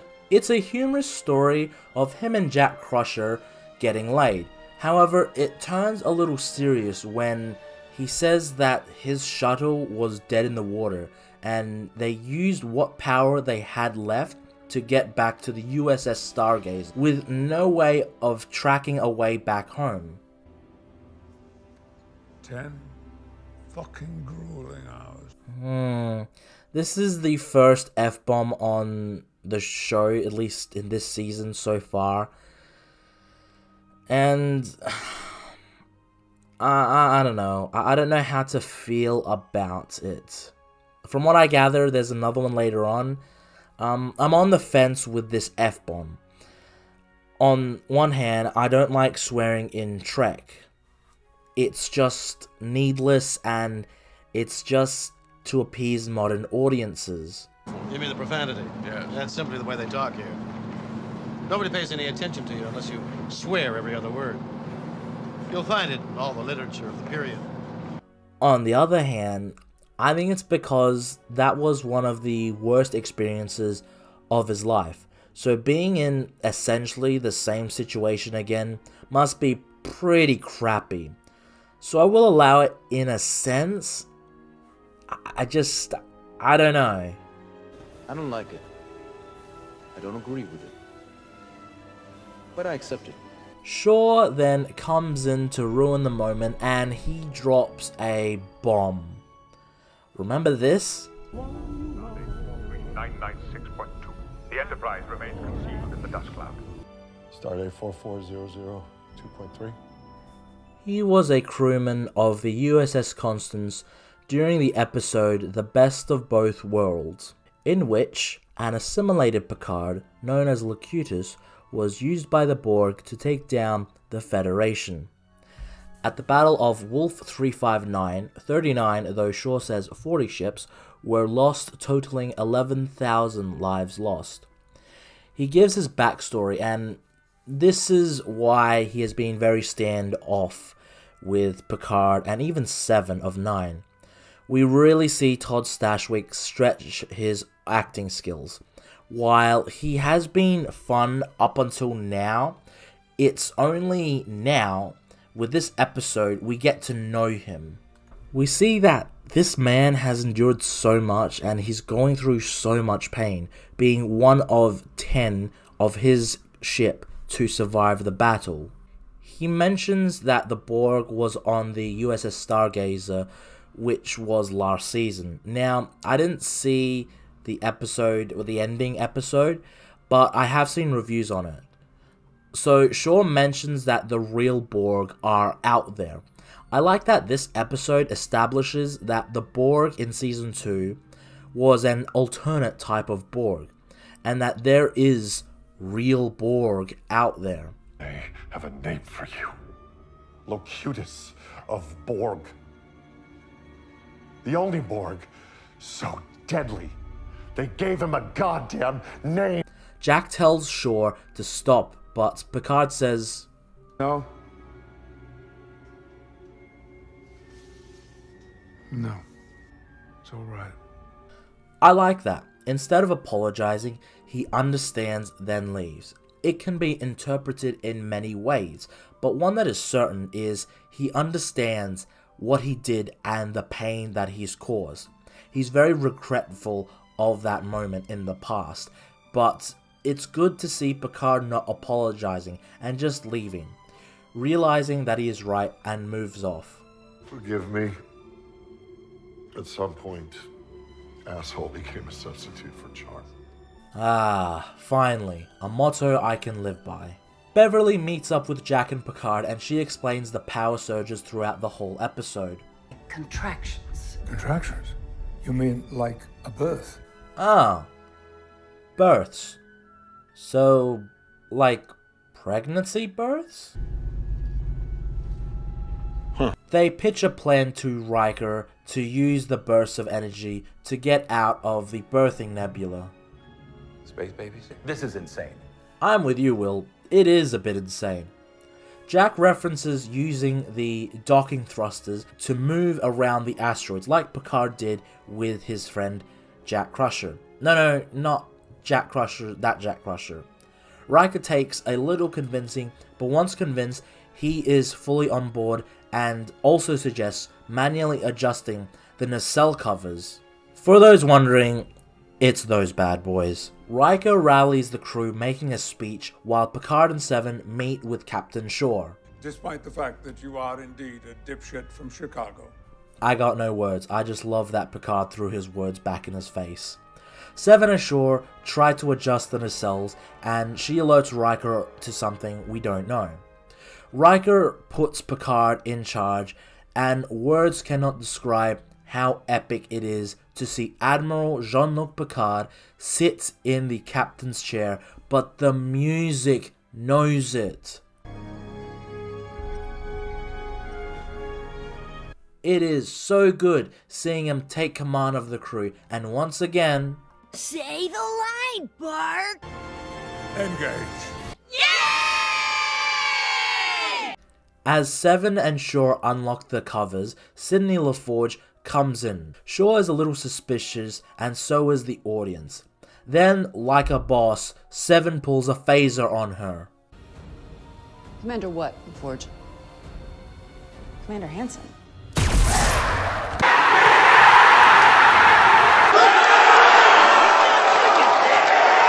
Thank you, Seven. You took my advice. Thank you. It is a neat callback to episode 3, where LaForge called her Commander 7. Even Shaw is a little surprised. They get both nacelles open, but they must avoid the asteroids. It's cool seeing Jack help out Picard, calling out the asteroids coming in. Once they have made it through the asteroid field, they still need more power, so they use the only energy they have left. Transfer all power from life support. It's a bold strategy, Cotton. Let's see if it pays off for them. So the nebula thing blew its load so massive it blew away asteroids. Impressive. Very nice. They make a mad dash out of the nebula, but of course, Vadic shows up ready to take them. Fortunately for our heroes, Riker has a trick up his sleeve. A trick he borrowed from Vadic. Fire keel thrusters. Cut the beam.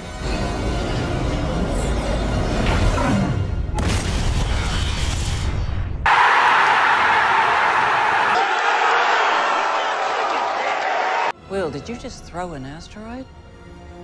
Goddamn right I did. Okay, you know what I'm bringing back? Fuck yeah, son. Vadic is visually distraught by losing Jack. We really get to see depth in this character and see how, on the first impression, she was this over-the-top bad guy. A calm, reserved antagonist in episode 3, and in episode 4, she is distraught over losing her target. She is a changeling and she is working for someone above her. As they get out, Shaw and Seven join the bridge crew and it literally gave birth. Like, those were actual contractions. Once again, I have several questions. Who's the father? Did some other nebula thing come by and knock it up? Or is it one of those things that can give birth on its own? What are those? Will they grow up to be like that nebula? Are they telling me the Shrike and the Titan were swimming in its vagina? Does the creature orgasm? What happens to the children? What does the mother look like? It just raises too many questions. It's a lovely moment, and Beverly even references an iconic line from Star Trek. To seek out new life. It's a great moment, and I guess you could say it's a subtle reference to the Wrath of Khan, because it ends very optimistically, and that's something you don't see much in modern Star Trek. As Jack looks around, Picard and Jack share a moment, and we cut back to the flashback, where it turns out Jack did meet Picard in the bar. It then comes back to Picard and that he did meet his son. It's a beautiful moment, and it is ultimately quite sad. When Jack asked Picard if he wanted a normal family, Picard said Starfleet is all that was necessary, and I think that broke Jack's heart a little. Riker then talks to his wife Deanna, and even though the two aren't together, their chemistry is still seen. Are you and Jean-Luc in trouble? I don't know yet. Such a great bit with Riker, where he smiles a bit. It's a great tease of the adventures we are yet to watch. Picard does an Admiral log, and that's pretty neat. It is funny to see that Picard still does his logs even though he's retired. Or is he? I mean, the way it's interpreted, you could just say that he was on leave and that he's always been an Admiral. As Jack freshens up, we see the same red vines with people saying "find us," red visions flash, and a red door opening. We end off the episode.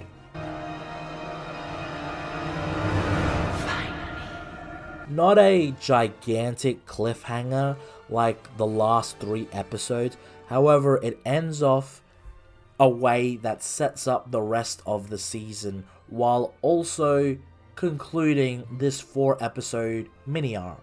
If this hasn't sold you so far, I don't know what will. I seriously don't.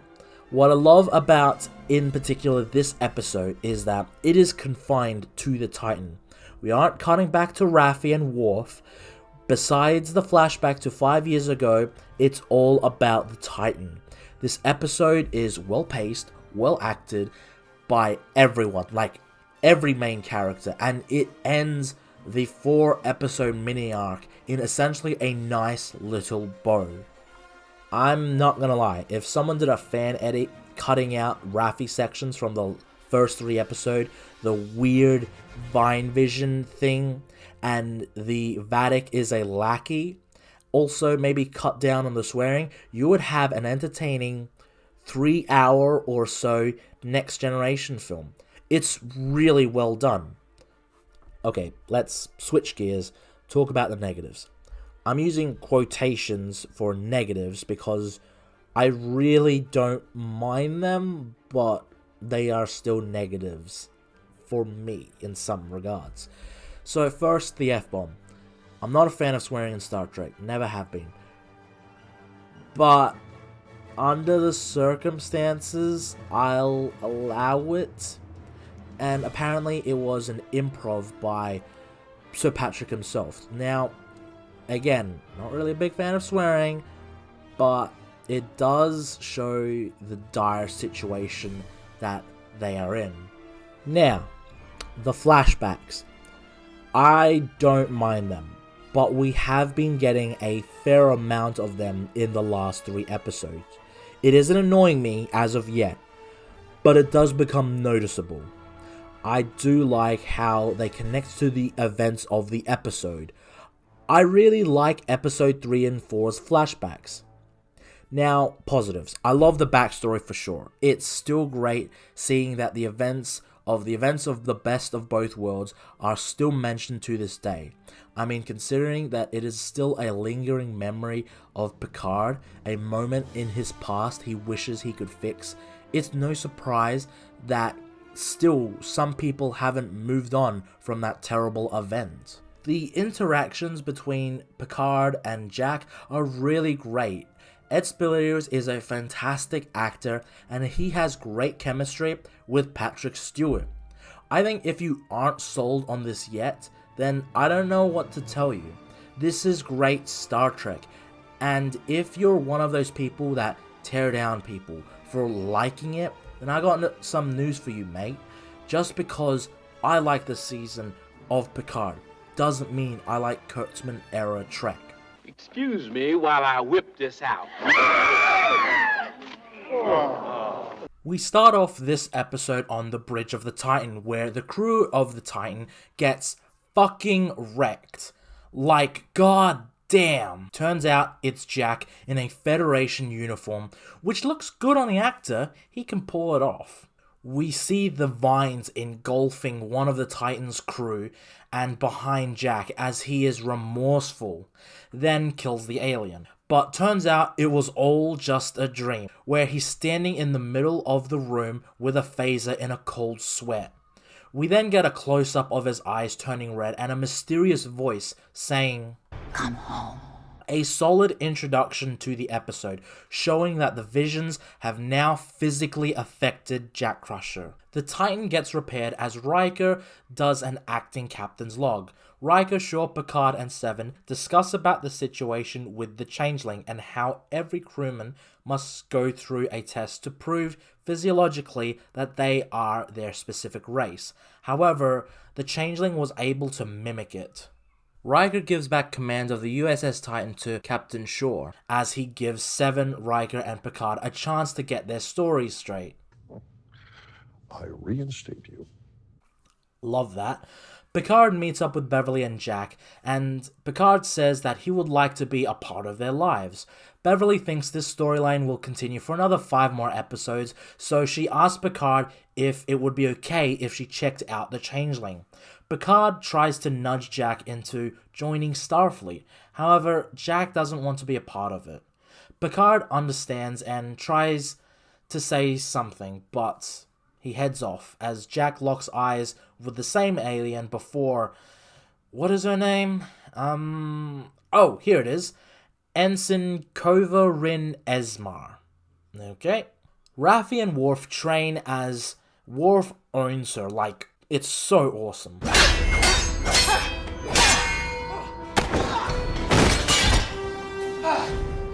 Worf and Raffi requested to investigate the Daystrom station. However, Starfleet intelligence won't budge, so they meet with another Metalis crime lord who worked with Sneed. They go to the location about where Sneed was killed, and Worf waits for the crime lord, Kryn, while Raffi is being impatient as always. The USS Intrepid meets up with the Titan as security officers travel to the Titan via shuttle. This situation is odd as Picard asks Seven for a favor, realizing this is all too odd.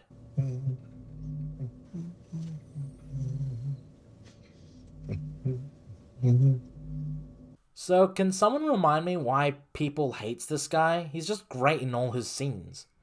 Riker points out that they have saved the galaxy a few times, while Shaw counters that... Or they might remember that time that someone hot dropped the saucer section of the Enterprise D on a planet. Or that time that someone threw the Prime Directive out the window so they could snog a villager on Baku. Or the time that you boys nearly wiped out all of humanity by creating a time paradox in the Devron system. Basically, when it comes to rescues from danger, you two have a real chicken and egg thing happening. I love these references to the past. I know people will say it's just member berries, but it would make sense that this by-the-book captain would point out that these legends almost have a bad case of breaking the rules as they like. We then get a huge surprise as we get Ro Laren. Holy crap! Like, fucking hell. Terry, how did you get Michelle Forbes to agree to this? Like, how? Okay, context. So back in The Next Generation, she was a recurring character on The Next Generation, and last seen in the Season 7 episode Preemptive Strike, where she defected to a terrorist, or freedom fighter, group known as the Maquis, fighting against the Cardassians. The actress was offered to return to the character in Deep Space Nine, but ultimately turned it down. There were rumors that she was in Nemesis as a guest there, but nothing official came of it. From what I gather, she didn't want to be tied down to Trek and, well, TV shows, so she moved on to films. So to see her back as the Bajoran defector was so awesome. I thought she was a great character, and she is a standout in this episode. Seven gets a hold of Jack and brings him to the location where security officers wouldn't be able to find him, at least. Commander Rose states that Riker and Picard are to be questioned by her, and that they are being charged with treason, which is hugely ironic considering where the character left off. Even Picard at one point points this out. Seven gives him a Starfleet uniform to blend in, at least, as we cut to the medical bay where Sidney LaForge is being asked to identify the changeling is indeed not her.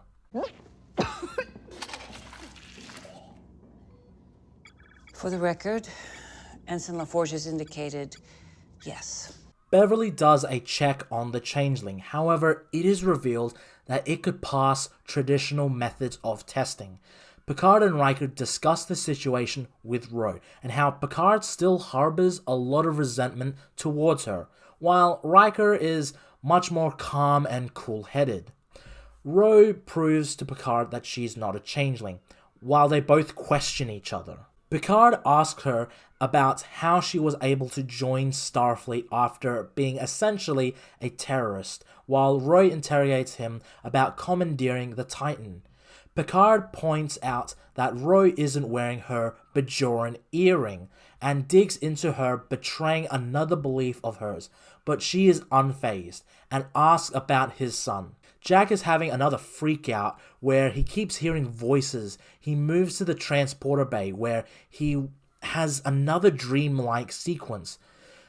This shows his fragile state and that he is slowly becoming more and more unhinged. Back on 2019 Prime Angeles, Worf and Raffi encounter the crime lord who sees through their little ruse. We even get a cute reference of the mobile emitter which was in Voyager, and they are captured. We find out that the changelings have evolved to a point where they're able to reproduce organs of other species, making the changeling even harder to detect. Beverly sends a medical message to Picard where she informs him of the information. Picard suspects Ro of being a changeling, so questions her, why she's so interested in his son and not Vadic. He also asks her how she got back into Starfleet. Ro reveals that she turned herself in and was sent to prison. Through that, she was recruited to become a member of Starfleet Intelligence. She then worked her way up back to the commander of the USS Intrepid. Why did you betray your honor? My honor? Or do you mean Starfleet's? Huh. That is fair enough. She did join them due to moral reasons. Blind faith in any institution does not make one honorable. That is a great line and is very much a warning to those pushing an agenda of a government or anything really without knowing what truly they stand for now. Ro asks Picard if she could see the remains of the Changeling. The two other security officers are looking for Jack Crusher, as Ro then pulls a phaser on Picard. Picard and Ro step into the holodeck where they have a face-off, and this is probably the best scene in the episode. It is the mentor and the mentee going at it. Picard is hurt that she betrayed everything he holds dear, which was Starfleet. He lived by it, while she is hurt by his judgment. She thought that what she did was right, but Picard judged her for joining the Maquis. I believed in you. Only when it was easy for you. If I meant so much, you would have understood. Wow.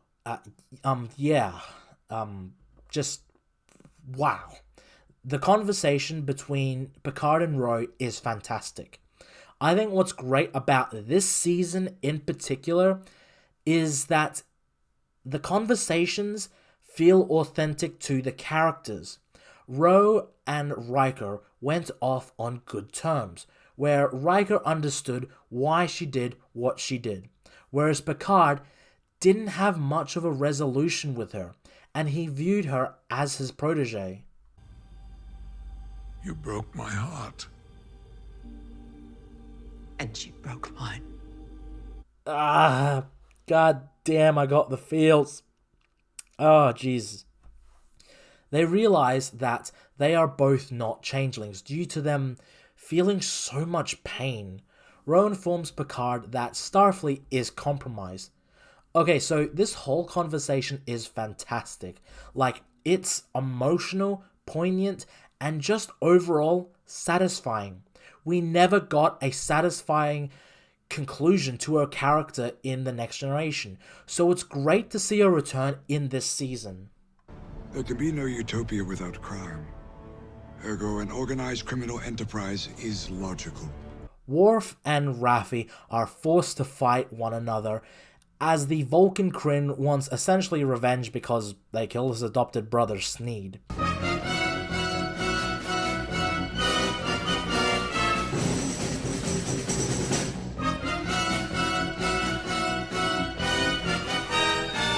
Raffi presumably kills Worf, and really? You killed Worf?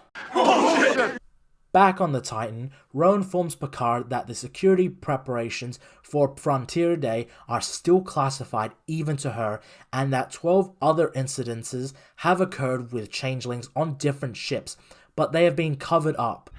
All I have are a pair of intelligence assets on the ground that I trust. I see we are now weaving in the main plot of the Titan with Worf and Raffi. That's pretty cool. Picard says they should take this up with Admiral Janeway, but Ro can't get through because some people are blocking her request. Wait, you have Picard now. Why doesn't he just go to her now? He is a former admiral, and they are clearly on good terms with each other during Nemesis, and they even convinced Seven to join Starfleet again. So I'm sure he could just call her. We cut back to Worf and Raffi as it turns out all the meditation Worf has been doing has been able to lower his heart rate and play dead. Worf is such a badass. I mean, Terry, mate, he had me worried for a second. I thought you were gonna kill off Worf, but no. Kryn gives the device that was used to break into Daystrom Station, and he says that it is guarded by an AI system, which is most likely Moriarty from the trailer we have seen. Ro informs Picard that she has transferred most of the Titan's crew to the Intrepid, leaving the ship with only a skeleton crew.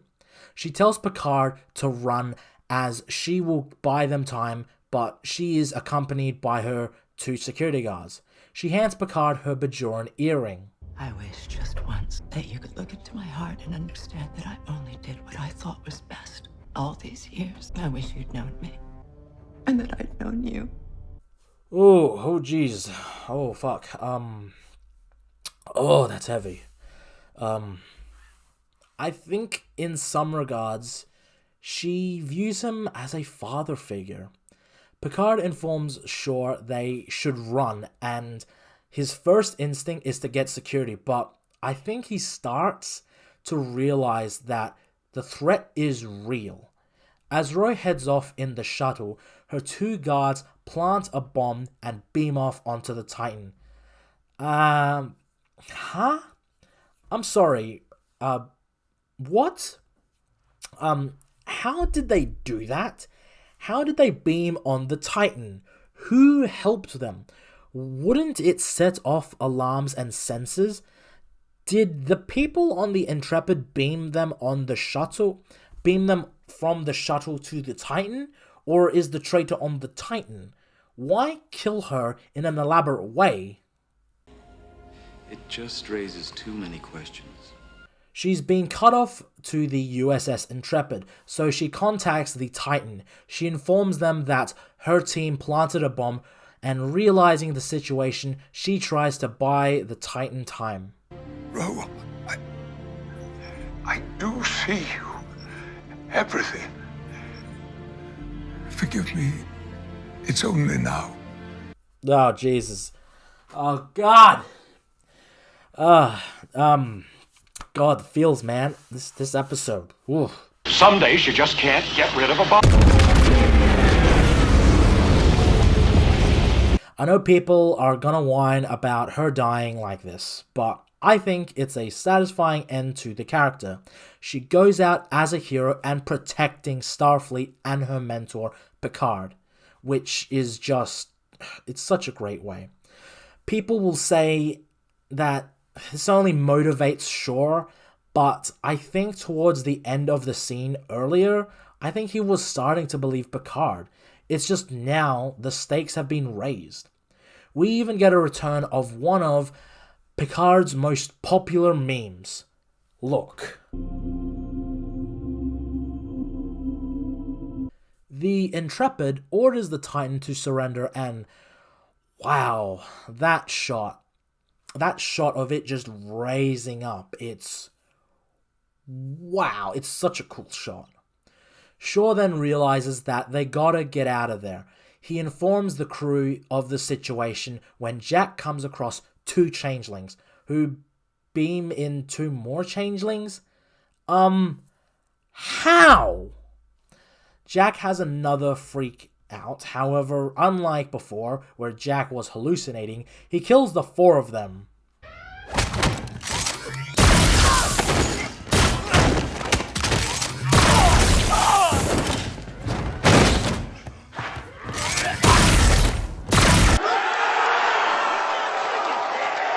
We get those branches leading to the red door. Or are they tentacles? I'm going with branches for now because I'm so glad it's not a Japanese production. ここですか。違うってかゆいのはそこやない。この上のとこね。いや違うせやから3本目の上からやらないで。ここでしょそしたら。違う穴も。この上のとこね。ちゃうちゃう。さあ、気持ちいい。かゆい水虫にシンピロエース。The Titan escapes the Intrepid as Riker and Picard reflect on Ro. Riker realizes the earring she gave to Picard was essentially a USB, with all the information based on her investigation. They get a call from Worf, and oh, it's good to see that the next episode will combine the two storylines. Back in sickbay, yes, the four of them were changelings. Nice shooting, kid. Is it just me, or am I the only one who thinks of Great shot, kid! That was 1 in a million! Beverly talks to Jack, realizing something is disturbing him, and tells him that he had nightmares as a child. She then asks how he knew that they were changelings, to which Jack responds, he didn't. Jack tells her that something is really wrong with him. Now, I think this was a fantastic episode, so unfortunately there isn't enough to joke about or discuss.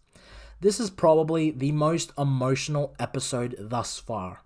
If episode 1 was the setup, episode 2 was the moral conundrum, episode 3 was the submarine battle, and episode 4 was the fight against the odds, I'd say this episode is very much the heartfelt episode so far. I could be wrong, but I feel like this is the most emotional episode of the series thus far. It could change later on, but for the remainder of this season, episode 1 to 5, I'd say this is the strongest. But this episode is so good, and at its core, it's just a mentor and his failed student. I'm glad Raffi and Worf can finally leave Metalis Prime, and seeing them deceive the Crime Lord was cool to see. Riker was decent in this episode, but a lot of the characters were on the back burner after last week's climax. Even though they aren't at the forefront, they still have a lot to contribute. Jack was especially interesting in this episode. What is he really? He is able to potentially detect changelings? What were those vines? And what's behind the red door? Now, if they don't have a good payoff of this, it will just be moot. It will just be bleh. But so far, I'm loving the mystery angle, even though a lot of shows now use it as a crutch. So far, we have had 5 really strong episodes of Star Trek. I am convinced that this is only gonna get better, but a lot of people still have reservations. If so, please comment below what you were looking forward to and what has disappointed you. I know a lot of people have been reserved when it comes to Star Trek, but having a different opinion is all what the internet was made for. I can't even say that with a straight face. Ollie? It's raining sideways! Coming up next, a pig who refuses to eat Jews? After this. We start off the episode with 3 starships and the Shrike finding the Titan's decoy transponders. Vadic is getting frustrated with it and gives a speech claiming that they will have vengeance. One of the crewmen point out maybe they should consider a new plan. Then Vadic asks her right-hand man, or changeling, to kill the person speaking out of turn. So, first off, I love that Plummer is chewing up the scenery. She just feels like an original series villain.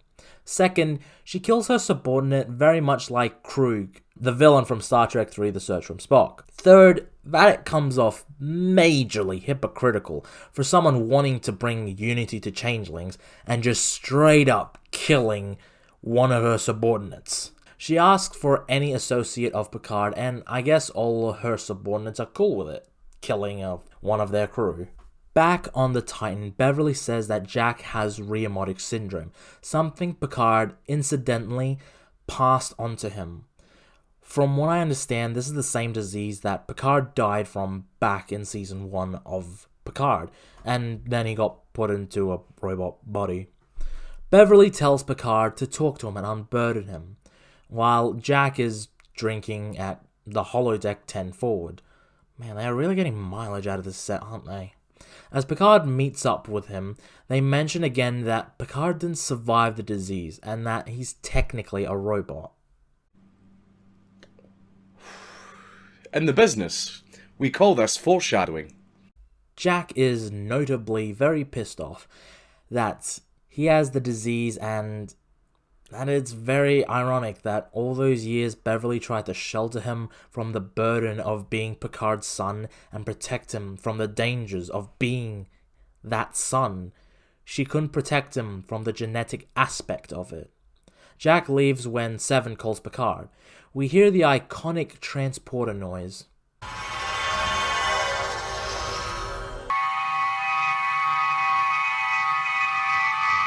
As we see Worf and Raffi, Worf just rips into Chateau Picard.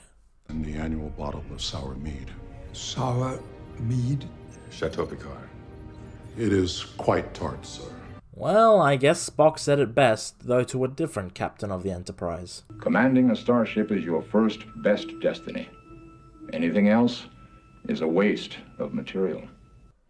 Beverly hugs Worf, and Raffi tells Picard that Worf meditates now. We get a small reference to Seven and Raffi's relationship, but Seven seems a bit standoffish. I guess she ain't interested in her. The Titan beams off, but where's the La Sirena? I guess that'll pop up eventually. Worf gives a recap of Deep Space Nine for those who have not seen it. Basically, Starfleet gave the changelings a virus, however, Starfleet, or rather Odo, gave a cure to the changelings. So we burgle the very institution hunting us. Excellent use of the word burgle, Admiral. Since the break-in, the station... Love that bit. So they hatch a plan to use the device mentioned in last week's episode to get access to the station. The Titan hides behind the moon as Worf and Raffi head to the transporter. Again, we get a reference to Seven and Raffi's relationship, and Worf just says, I have gone into battle with lovers countless times. It can be therapeutic. I'm not going. That is a relief. I was practicing deceit. Breakups on my homeworld seldom end without bloodshed. I just love Worf. He's so great this season. Riker is also going with Worf and Raffi. Captain Riker. Worf, call me Will, come on. You should know that I now prefer pacifism to actual combat. Energize. Or I'm gonna die. Definitely a based Riker line right there. They beam into the station where the security system is alerted, and as they use the device to break in, we get a hint of Brent Spiner's voice. Thank you. Thank you. Thank you.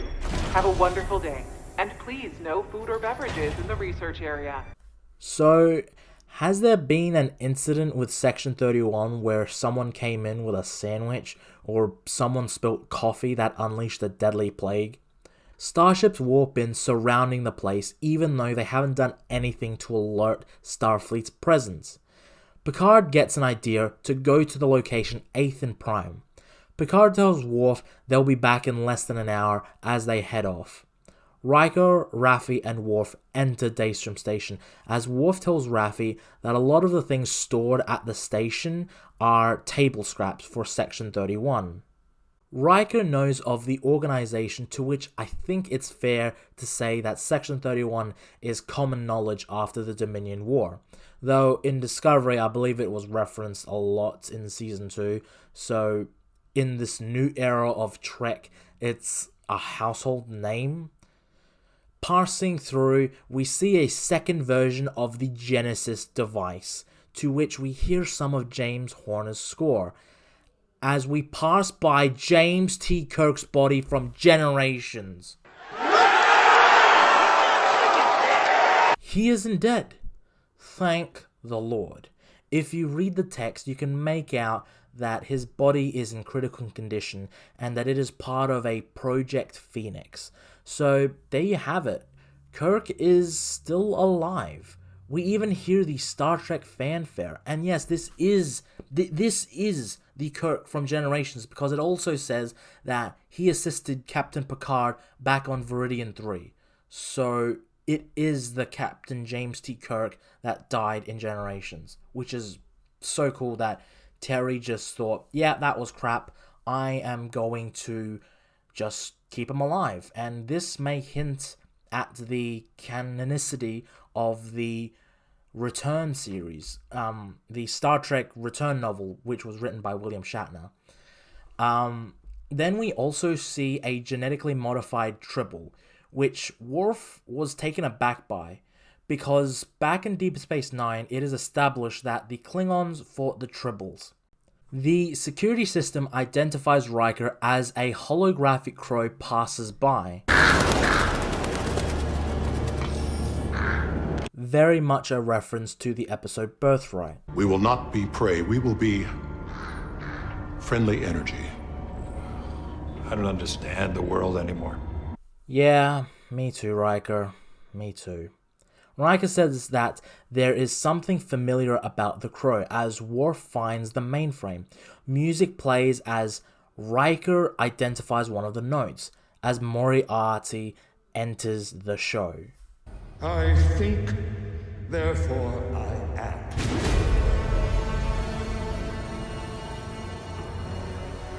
Professor Moriarty. Greetings, old friends. The Titan arrives at Athon Prime, as it's the location of Starfleet's Fleet Museum. It's said that this is the original space dock. Yes, the original space dock. And we get a bunch of references to the ships of the past.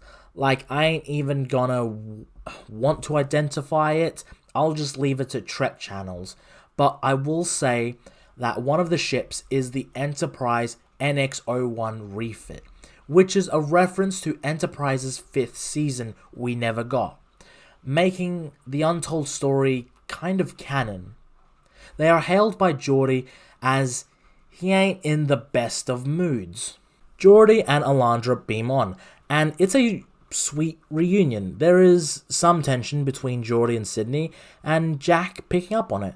Picard is about to introduce Jack, but Geordi wants to get straight down to business.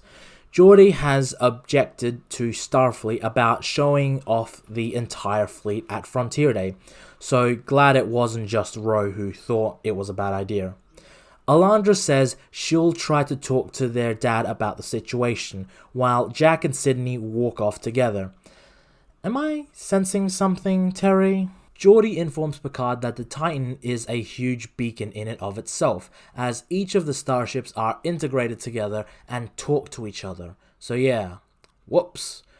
Riker, Raffi, and Worf try to run from Moriarty, and Will establishes that this Moriarty isn't the same one as back in TNG.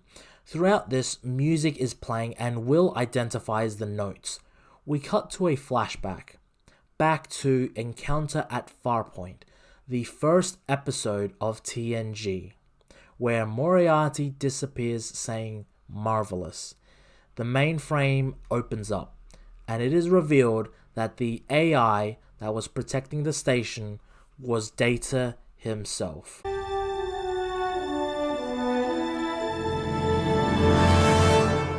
Geordi tells Picard he can't help. Alondra mentions Hangar Bay 12, which I bet that won't become relevant later on. Alondra tells Sydney that she didn't have any luck. Jack sits in the captain's chair. Off. I'm just trying it out. I really like Seven and Jack together. I think they have wonderful chemistry together. Seven cycles through the ships with Jack identifying them. We see the second Defiant with DS9 music. We see an original series model Constitution class ship, like not Strange New Worlds Constitution, I'm talking like the 60s model. And it is a cute continuity nod to pre-established canon. There's one in the Fleet Museum, but then of course, this is your Enterprise. It's named the USS New Jersey, NCC 1975. Hang on. Huh. Cute, Terry. Then we see Jack and my personal favorite ship out of the lot, the USS Enterprise NCC 1701A, or known by many and, well, in this universe, everyone, Kirk's Enterprise, since he was the only one to command the ship. And it's fitting that the ship that ended the original series cast makes a cameo in the final voyage of the Next Generation crew's last story. We even get the OG music. This one is my personal favorite. Kirk's Enterprise. All those perfectly clean retro lines. Yep, I'm definitely a Constitution class man. Me too, kid. Me too. Finally, we see a ship dear to Seven's heart. We get its original theme as the previous ships, the USS Voyager, a beautiful moment with Seven reminiscing about the past, as Jack gives a speech like his old man. We all long for connection. We're all just a little bit alone, aren't we? Stars in the same galaxy, but light years between us. Oh, you are definitely your father's son. A great moment with the two. And we see a Klingon bird of prey, or the HMS Bounty, which, yes, the name is important to the episode, and they even mention the whales. So it turns out that when it sank at the bottom of the San Francisco Bay, the cloaking device activated, which Jack gets a little twinkle in his eye. Back on Days from Station, Riker, Raffi, and Worf play a message by Alton Soong, who was the son of Dr. Noonien Soong. So he was in Picard's first season and the guy who created the robo-body. Turns out the bastard is dead. So the guy who gave us Robo-Picard is dead. Well, I only see one appropriate clip to play. As Soong talks in his log about the idea of evolution is addition, we see ships of the past, the NX-01 as stated before, the Klingon ships evolving from the ones from the motion picture to the Bird of Prey, to the refit Constitution Enterprise A, to the refitted Neo Constitution Titan A. We then cut back to the Titan as Geordi talks about Sydney being stubborn like he is. It's a great moment between Picard and Geordi. Alton soon elaborates that the new Golem or Robo-Body will have an assortment of androids like Lol, who is the daughter of Data, before the proto-android that had a copy of Data, Lore, which I'm not sure if that's really a good idea, Doctor, like, not gonna lie, that's far-fetched. But he said that a lot of the android would be Data, and that the android would be able to age, and through that it can be a better version of all of them. Picard says they are leaving, as he tells Sydney Geordi wants to speak to her. Geordi tries to convince her to stay with him, so that she has no blame in the events that transpired. However, Sydney doesn't want to leave. She believes in everything her dad said when he was back on the old Enterprise, and views her new crew as part of her family. Picard and Seven go to find Shaw as the kids speak. Brilliant. Oh, and just to be clear, I caused quite a lot of this. And your sister, on more than one occasion, has flown us out of the mess I made. Rather wonderfully, I might add. Jack, stop thinking with your phaser. Let's reset our phasers. Thank you, Alondra. Jack comes up with the idea of minor larceny. Riker, Raffi, and Worf realize that Data is the manifest that they need. However, Starfleet has found them. Riker calls Picard, but Picard is still at the museum. Shaw geeks out over Geordi, and that's awesome. Mr. LaForge, as a former engineer, I just wanted to say what an honor it is to have you on board. Captain, your hull is battered, bruised, and basically paper thin. You're spewing fumes through layers of 21st century duct tape. Yeah, it's been a weird week. However, a wave of translucent energy phases by. It turns out that the Titan has become cloaked. Geordi grills into Picard as he tries to reassure him, until the realization hits them both. Jack, Sydney, have you any idea, Jean-Luc, how many Federation treaties this violates? Well, I guess they'll just have to add it to my tab.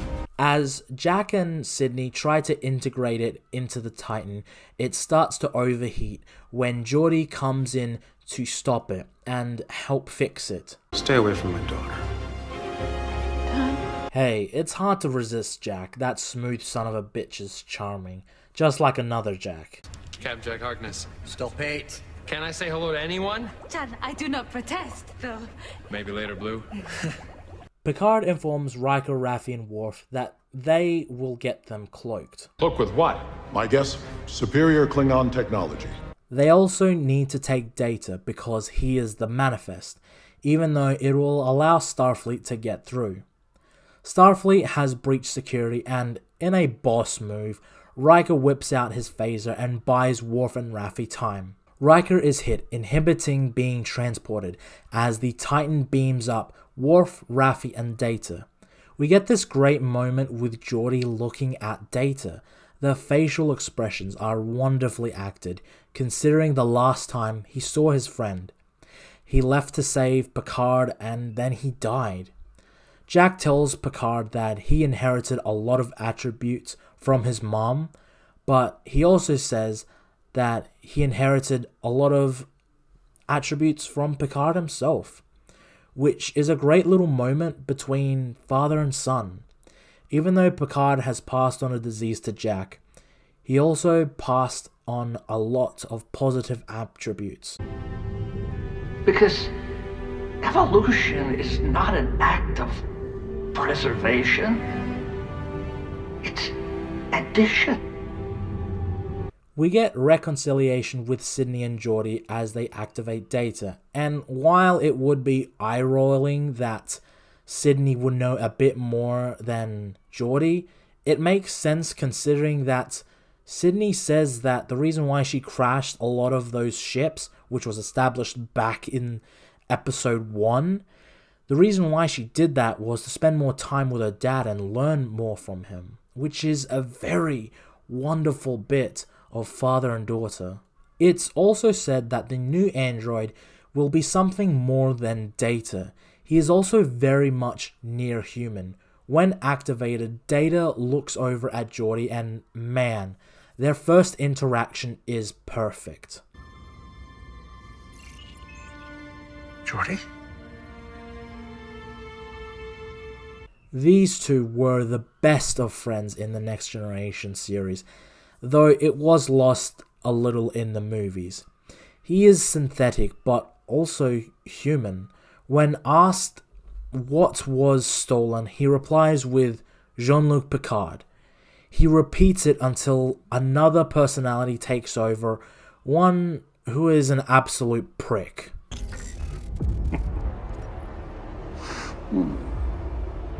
And more. Then switches again. I am before. Then another. I'm soon. It's great acting from Brent, who has to play different characters of himself, and the fact that he was able to go through showing all three in such small succession was great to see. When asked again from Picard, Data shows them what was stolen, and it's Picard's actual human remains. What could the changelings want with Picard's body? Back on the station, Riker is being tortured, interrogated, when he has a phaser stuck in his forehead. Unfazed, he stares down his executioner. Yes, just beautiful. The officer then kills the two behind him, and it's revealed that it was Vadic. Hi. Oh, look at this one. How much of that goose shit did they pour into you? I mean, you knew it was coming, right? It's revealed that Vadic stole the one person Will would betray his friends for. Oh, Will.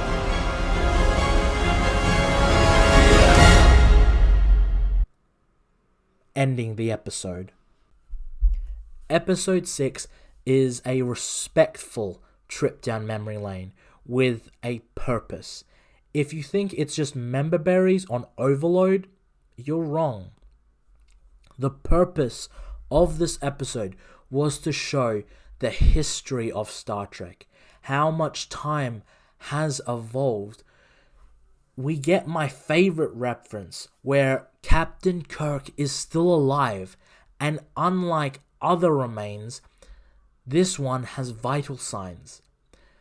This episode is about adding on to our legacy. what we pass down to our kids, and as the name says, adding the HMS Bounty's cloaking device to the USS Titan. The original era crew essentially helping this crew save the day. We get great character moments, story progression, and a really strong cliffhanger this episode. This is probably my favorite episode so far, and I've said that about every episode, but it's really going to be hard to top this episode. It honors what came before while making way for things to come. And even though there have been faults, the sheer history of Star Trek is vast, and the fact that Terry is honoring what came before without flat out copying is great to see. This episode is fan service, but since when did fan service become bad? I remember when fan service was a fun and cool things to see. Like, it was great. Now it's shameful. Here's the thing. Fan service is great when it isn't the main thing. Unlike Star Wars Episode 7, when it was just a new hope, this episode's fan service serves a point within the universe and to us fans. I think this is a strong episode, and I can't wait to see next week's episode. What the hell am I looking at? When does this happen in the movie? Now. The episode opens with Seven talking to someone over communications, and it turns out it's Tuvok from Star Trek Voyager. It's cool to see another Voyager castmate. Seven asks him if he can get in contact with Janeway. If not, contact others to help fight against the changelings. She tries to suss him out with a knowledge test. The test is based on a game that they used to play back on the USS Voyager. Tuvok passed the test. We even get the Voyager theme for a bit. It's a bit of a hopeful moment.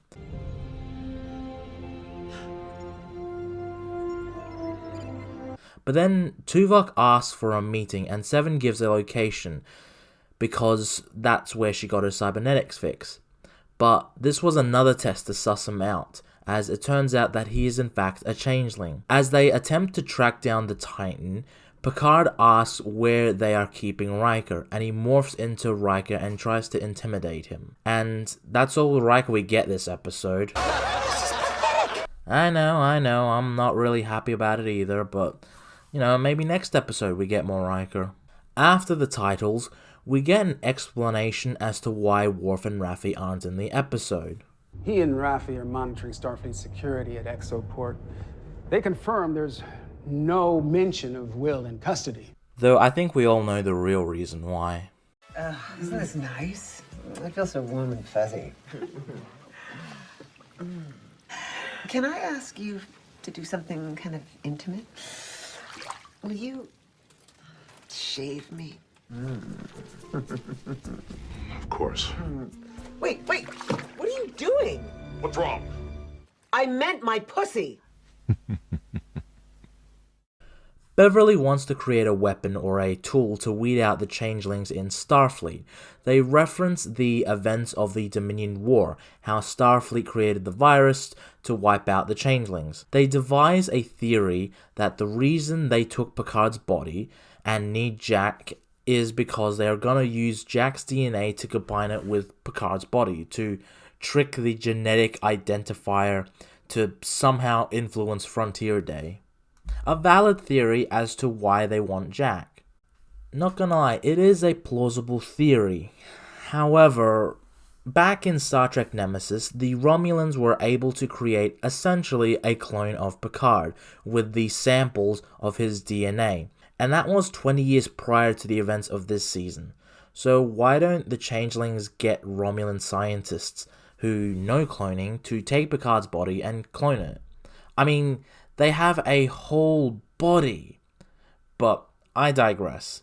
They go to see Data, but there's a bit of a problem. He last recalls the events of Nemesis where he sacrificed himself, but he switches to Lore and Geordi establishes that Data and Lore are the two dominant personalities that are fighting over the body, whereas Sung and B4 are essentially a memory file. Hang on, where the fuck is LOL? I mean, shouldn't there be some part of LOL in him? I guess LOL is a package deal with Data. When Picard asks Data why the changeling won his body, he says, Extraction. Sung research indicates an anomalous form inside Jean-Luc Picard. Previous diagnosis of aromatic syndrome is in question. So the changelings want his body because there is something inside him that they are after, and it was chalked up as aromatic syndrome. But then that means Jack doesn't have the disease. What would the reason be for this? Data pleads for help from Picard, and he shuts down Data. They can't delete Lore because this new android is much more complex than anything that has come before. Okay, I get why Alton Sung put all the personalities together for them all to eventually work with each other and let them just create one personality out of the others, but I mean, come on, Doc, it's fucking Lore. This is the same guy who sold out his homeworld for his own survival, then recruited Borg to kill people. I mean, come on, man. Seriously? Him? It just raises too many questions. Back on the strike, the mysterious bad guy chews out Vadic and uses the phrases your physiology and your kind, as it physically affects Vadic. What could it be? It builds up a good mystery as to what this creature is, and Vadic is visually distraught by this. It really shows her vulnerability to the character. She is clearly afraid of whatever this being is, and it builds a presence of an overarching bad guy. On the Titan, Jack is hearing voices in the turbo lift. As the rest of the crew leave, he is left with Sydney. Jack then flirts with Sydney, this smooth son of a bitch. As the shot continues, the audience as well as Jack can hear her thoughts, and he uses the thought she had of touching her hand to his advantage. I suppose you can use that phrase. Jack's eyes light up for some reason, and the tentacles are back. Christ. They better not do anything weird with Sydney. The Shrike then uses Riker's comm badge or some sort of signal to alert the Titan that they have him. Jack breaks down to Picard while Picard tries to reassure him, saying he has a plan. Vadic comes across the Titan as she is desperate to get Jack, really showing how upper management is really breathing down her neck. Vadic and her crew board the Titan, and it is a mess. Jack meets up with Vadic as she tries to get him to come with them, but Jack wants to play hide and seek. He meets up with Sydney as they try to box them into shields.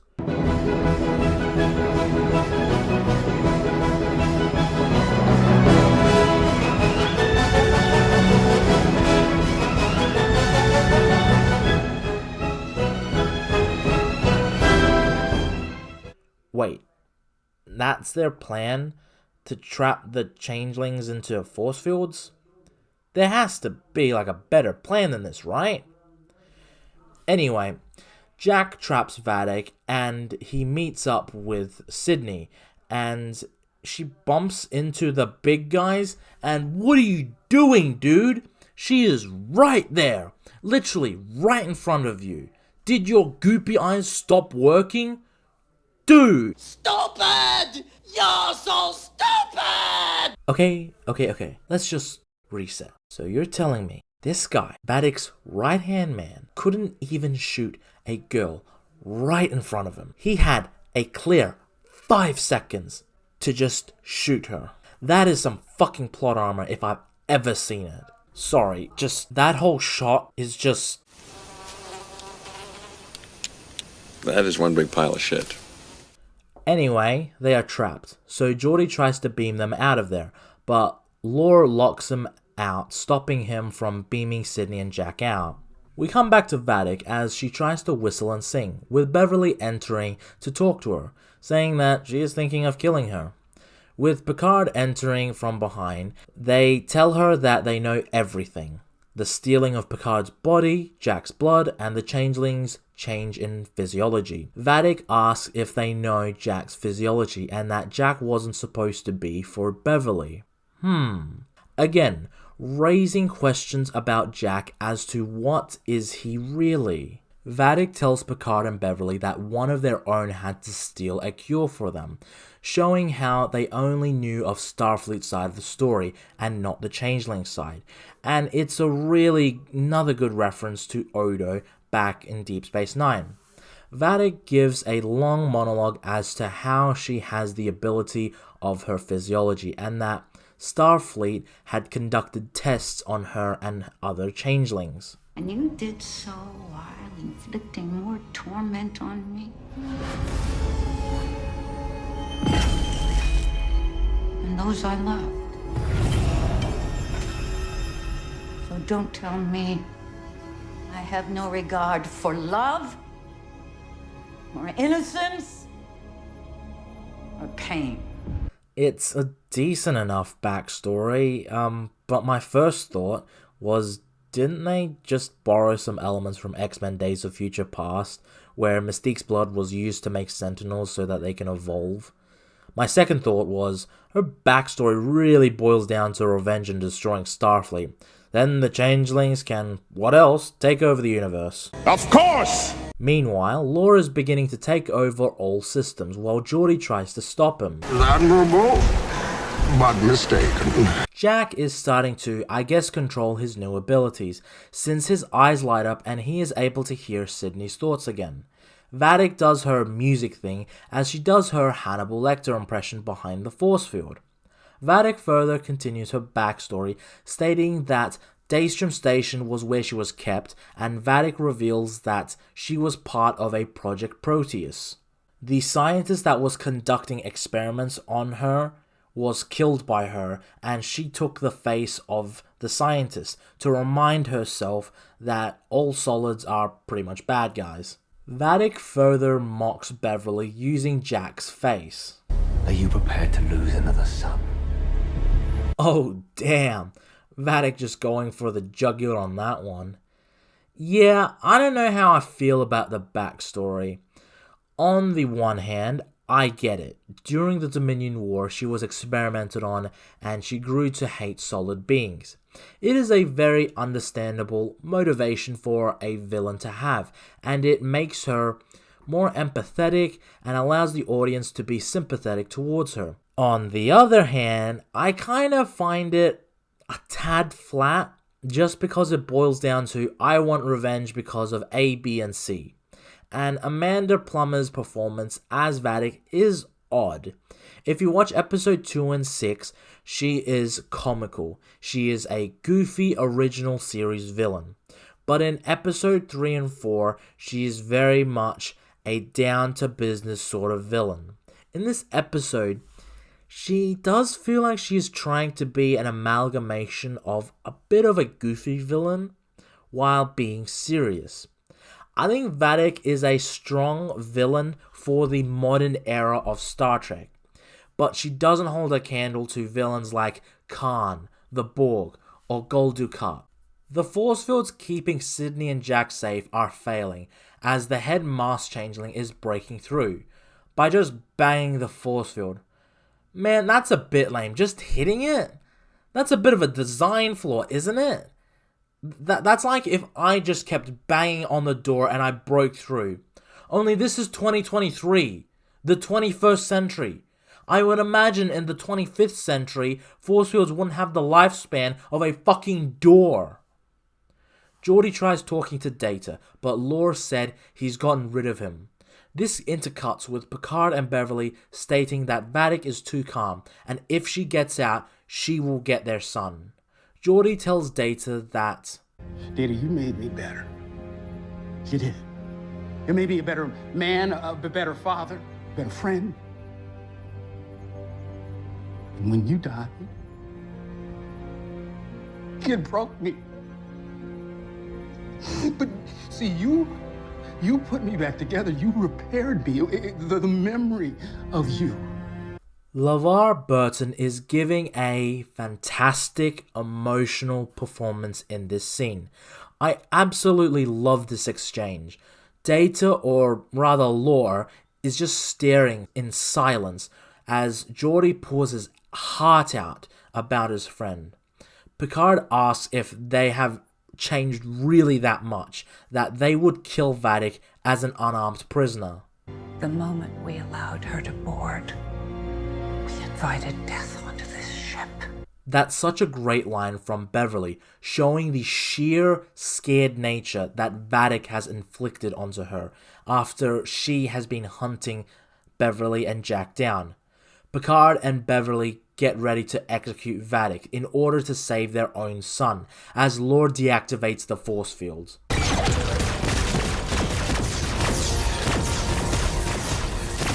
Well, at least they didn't stand there with their thumbs up their asses.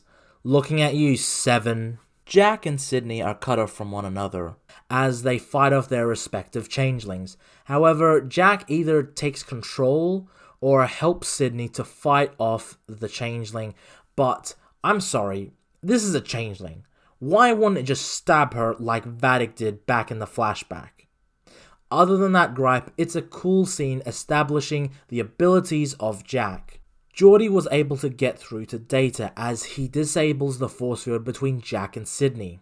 Sydney is obviously very confused and shaken by the fact that Jack was able to get in her head. They run from Vadic as her henchman is still alive. He's still alive. Beverly and Picard find a way to track the changelings as they have a trace amount of a substance contained in the formula that they were exposed to. Picard warns Shaw to stop the changelings from accessing the lift to the bridge of the Titan. However, like Sydney before, Shaw didn't confirm his kills. Shaw, you're so shit at playing Call of Duty. Everyone knows to confirm a kill, you need to take his dog tags. Shaw is then beaten the crap out of in the turbo lift as Vadic's men take over the Titan and hold the crew hostage. Vadic addresses the crew of the Titan, but also specifically talking to Jack. In a surprising little detail, as Vadic addresses the Titan, we get 2 shots of Shaw with tears going down his face. It's just so impactful. This man's first priority was the safety of his crew, and he wasn't able to protect them. This hard ass, who has shown very little emotions outside his outburst in episode 4, it really shows us how much he loves his crew.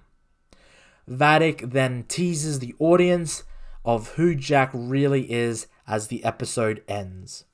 So this episode is, I'm not gonna lie, it's the weakest episode so far. This is a good episode, but considering the level of Trek we have had until now, out of the 7 weeks, we have 1 episode that isn't as good as the last 6. I've heard that this episode is a much better part of next week's episode as a 2-parter, but judging it as its own episode, as episode 7, it is not as good as the last 6. I also feel like the episode could have used a couple more minutes in some spots. It feels quite short. When looking at the runtime compared to the other episodes, it is the shortest by far, coming in at 46 minutes, behind the second episode, Disengaged, at 49 minutes. I hope next week's episode can bring up the pace, as this episode was a bit more flawed. And another thing, the cliffhanger set up in the last week's episode with Will seeing Troy isn't resolved in the episode. We don't even get to see what the hell happened after that. Look, I'm not saying we open with the Titan, then switches to Troy and Riker for 40 minutes, then at the end goes back to the Titan. No, of course not. That would be silly. All I'm saying is maybe 1 or 2 scenes following up on episode 6's cliffhanger. Anyway, I think this episode was still good, just nowhere near as great as last week's episode or episode 4, but it is a good episode. It's not as good as any of the last episodes, but you can't really help it. This does feel like a filler episode to just get to the next bit. And this also feels like a lead-in to the climax of Season 3. I cannot wait for next week's episode because it leaves off where Vadic seems like she's going to reveal Jack's past and what he really is. But that's for next week's episode. Meanwhile, at the Legion of Doom. Not now! Okay. The episode opens with Vadic smoking on the bridge as Geordi removes Lore from the ship so he is more or less able to control him for the time being, considering the unstable nature of Data/Lore. As Geordi does this, Vadic takes away the lighting of the ship, then disables their comms, as she sends her henchmen to take out each crewman and hunt down Jack. As she smokes on her cigarette, you can hear the voices of crewmen dying, and all sympathy I did have for her from the last episode is moot. Look, you can debate whether or not the torture of her was worth it or not, considering how she was an enemy POW, but you know what the Federation was? Facing extinction. Billions were lost during the Dominion War. This would have been avoided had her people not held such a grudge against Solids and just wanted to take over and just erase normal fleshy people. They would do anything for the greater good. Shut it! And if you hate me because of my reasoning or leave angry comments about how I am immoral, well, war is immoral, but sometimes there are people that have to get down in the mud to protect the free world. They are sworn to protect. Yes, what was done to her was terrible, but she is a terrible person, and regardless on if she was captured or not, she would have still fought Starfleet and killed people, not just Starfleet, but other alien creatures. So I think Starfleet had grounds to do it. It was wrong, but I see why they would do something like that. And for those of you complaining about my stance and commenting below why I'm wrong and I'm not a real fan, well... I lied. I cheated. I bribed men to cover the crimes of other men. I am an accessory to murder. But the most damning thing of all, I think I can live with it. And if I had to do it all over again, I would. Garrick was right about one thing. A guilty conscience is a small price to pay for the safety of the Alpha Quadrant. So I will learn to live with it. Well said, Sisko. As Picard and Beverly try to access anything, it's revealed that Vadic has shut down the ship from the bridge. As Picard and Beverly continue to break through, Jack has another weird mind thing as he goes into this weird POV shot, very similar to Star Trek First Contact.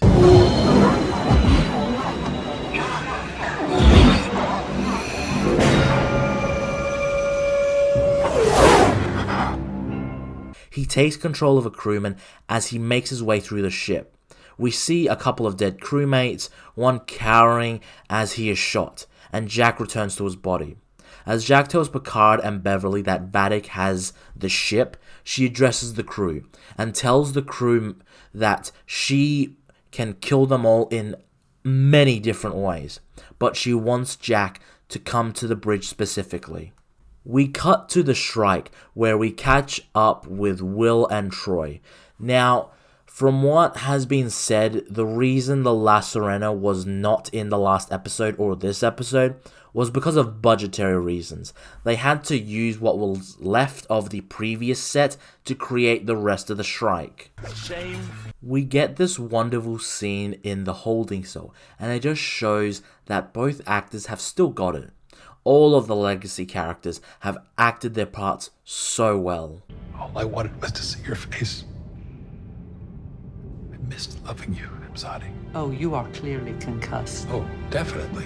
I want to give you one final dose of the old Riker charm. Will, you're already charming enough to take over this whole season. If you become even more charming, we might be in based Riker overload. Troy said a changeling came to their home impersonating Riker. Good in bed, bad at pizza. So just like me. What? Troy then follows up that she knew they were already imposters. So, does that mean she willingly slept with a changeling? Does that count as cheating if she had sex with a changeling Riker? Since she knew it was different, why would she do that? Was she just that sexually frustrated she jumped the changeling's bones? Or rather, its goop? Does that mean Riker got cucked by himself? How does Troy even look at Riker in the face after that? It just raises too... Sorry, wrong clip. What the fuck is this? As we cut back to the Titan, Shaw tells Seven that she should have blown the turbo lift, which he actually did say just after he got in it. Shaw tells Seven that actions have consequences, even if Seven thinks she will not trade lives. Vadic sends another team to suss Jack out as Vadic tries to draw him in by announcing to the crew that she will kill one of the bridge crew every 10 minutes he doesn't go to her. As Jack tries to go, Beverly and Picard stop him from going, saying that even if he did give himself over to Vadic, she would blow up the ship. Jack tells Picard and Beverly that he is able to connect with people. As Beverly scans him and says he's fine, maybe they are illusions. Sydney steps up and says that he's done it to her. Jack then takes control of Tactical Officer Lieutenant Matthew Arliss Mura, the Bajoran officer, as Jack uses him to input Picard's codex to override the ship. However, Vadic finds out and is able to deduce that Jack had taken over his body and says that he's been living up to his potential. Vadic then announces to inform Jack that, well, someone's gonna die. And this lineup is giving me huge Walking Dead vibes. She puts down Ensign Esmar as Seven volunteers herself, but Shaw says there is nothing they can do. First off, I get why he says it, but at the same time, that's just not the Shaw we have been given for the last 7 episodes. I understand that he has accepted that nothing he says or do will change the fact that one of them are going to die. But at the same time, this is Liam Shaw, one of the best characters of the show. He called out Picard and Riker's bullshit. He helped spare Jack's life when being confronted with Vadic. He thought how the strike was tracking them. He helped save the Titan from certain doom. He finally realizes that Starfleet had been compromised and made a difference. He bravely tried to stop the changelings and Vadic from getting to the bridge by continuing walking down and shooting and telling Seven to blow up the turbo lift, willingly showing he would sacrifice himself to protect the crew. But in this moment, it's almost like he had been defeated. Maybe he got a couple more hits to the head in the turbo lift than we were led to believe. And it gives him this defeatist attitude. To be fair, Vadic does say that he's right. So if she were to make her way down the crew, I bet Seven and Shaw would be last on the list. Vadic also puts down the same lieutenant which Jack controlled, and he also states that he has a child. When Vadic asks why he won't tell Jack to go up to the bridge, he says that he's Starfleet. Fuck yeah. That is Starfleet right there. Facing certain doom, possibly his impending death, and he says he can't because he's Starfleet. This dude is awesome. She puts a phaser to Esmar's head as she cries and breathes heavily. Man, I feel for her. This scene, for all intents and purposes, is a nail-biting, intense, suspenseful scene. It's just so gripping and engaging. All you need is Negan coming out with a bat and pointing it at all of the crew.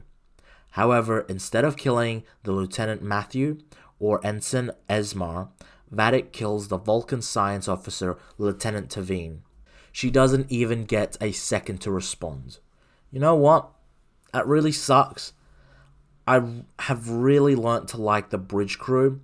They are quite a great cast, and it sucks that one of the main ones, had to go. But for the Vulcan to go, I'm sure she would understand. Need I remind you? The needs of the many outweigh the needs of the few. Or the one. Back on the Shrike, Riker appears to have given up, according to Troy, but Riker explains that he was numb because Troy went into his head to ease the pain of the grief of losing his son. And this is why Riker has been, well, a bit distant from Troy. It's because she, in Riker's eyes, tried to take away his last connection to his son. Now, while I understand Troy's choice in doing so, considering she is a Betazoid, and they can feel every emotion imaginable, it is understandable why she did it. Not just to ease Riker's pain, but to unburden herself of feeling his pain as well as hers. However, that is a massive invasion of privacy, and that is hugely unethical. She essentially took away his grief over losing his son. That is inhumane. And I know, she is an alien, but that is a bit messed up. However, she realizes she forgot one of the most important lessons of being a counselor. But I forgot the one thing that all counselors should remember. You can't skip to the end of healing. Yeah, because grief is needed to move forward. Without being able to feel the pain of loss, we would lack the ability to feel in and of itself. And without that, we wouldn't be who we are as humans and as the people we are. Happy birthday, my son. If only I could have helped you. Loss shapes us, it molds us and creates our individuality. Without experiencing the loss of a loved one and being unable to grieve would be an even worse pain than the actual stages of grieving. It would just not make us human. It means that you have achieved in disgrace what I have always aspired to be. Oh, I do not feel envy. Well, that's good. I feel nothing at all. That is part of my dilemma. I have the curiosity of humans, but there are questions that I will never have the answers to. What it is like to laugh or cry, or to experience any human emotions. Now back to your regularly scheduled Pew Pew science fiction show. Troy and Riker hug and talk about leaving the planet they live on. It's rather a light-hearted scene following the exchange that just happened earlier. It's nice to see them bounce back. It's a great scene between the two and it's wonderfully well acted. Again, I've said it before and I've said it again, Jonathan Frakes in this season is fantastic. The actor is great. He is so great in this season. It makes me wonder why he never acted much. He mainly shifted to directing, and while I like his efforts there, I just think his Riker is fantastic. Riker pushed back against the changeling. Don't touch her. I mean, doesn't need to be said. When Worf saves the two from, I presume, execution, Troy and Riker hug Worf. One's personal space is a right. God, Michael Dorn is great here too. Worf then essentially kinda woos Troy as Riker, who ain't no cuck, calls him out. I have thought of your empathic gifts often during my self-evaluation. Well, that's wonderful. Inappropriate. The level of sensitivity that I have achieved has been in more ways than one. Is this a rescue mission or a continuation of the torture? If you thought this one was based, you're right. It's revealed that Worf and Raffi have a cloaked shuttle. How? Like, is that standard issue? I don't think so. Did Worf steal a Klingon cloaking device and put it in there? If so, where did he get it from? Like, how? It just raises too many questions. No shit! Jack tries to tell Beverly that he wants to try and save the bridge crew, but Sydney says that she has been unable to take any part of the ship and that it would take a year for her and a month for her father.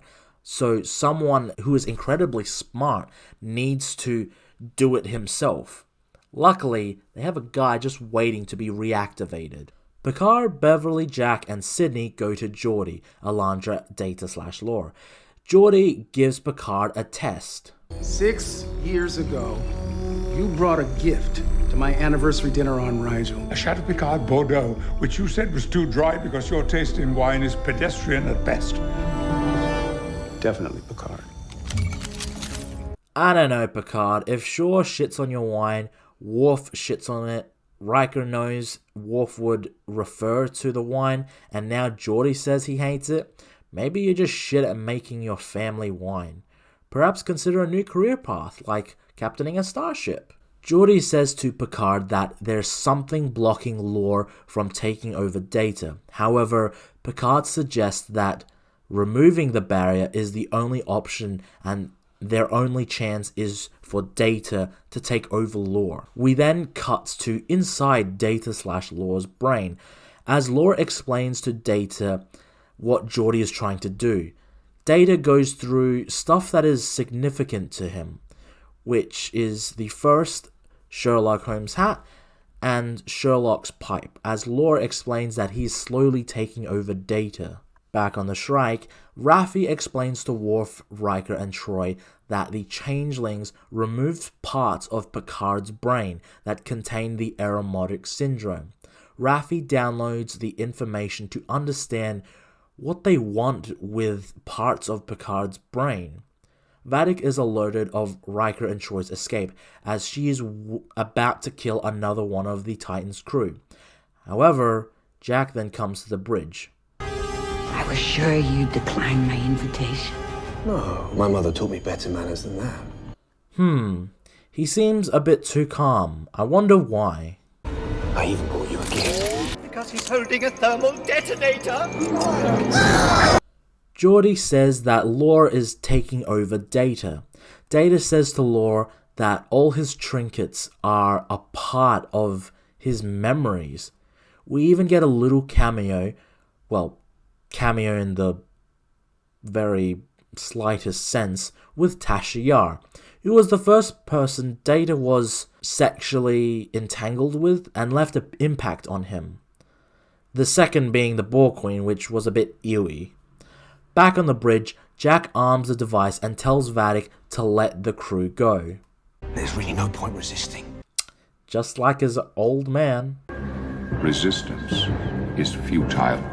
The crew are then taken to the conference room as Seven stays with Jack. How fitting it is for you to stay and witness this. What does she mean by this? I'll tell you a little later, but I think I have an idea of where this is going. Jack asks Vadic what does she want with him and why. She mentions that for the longest time he must have felt isolated and loneliness.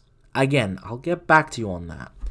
Jack wants Vadic to get down to the point, but again she points out how he's been hearing voices and that he's had years of solitude and now he hears voices. She even asks him if he's curious to look past the red door.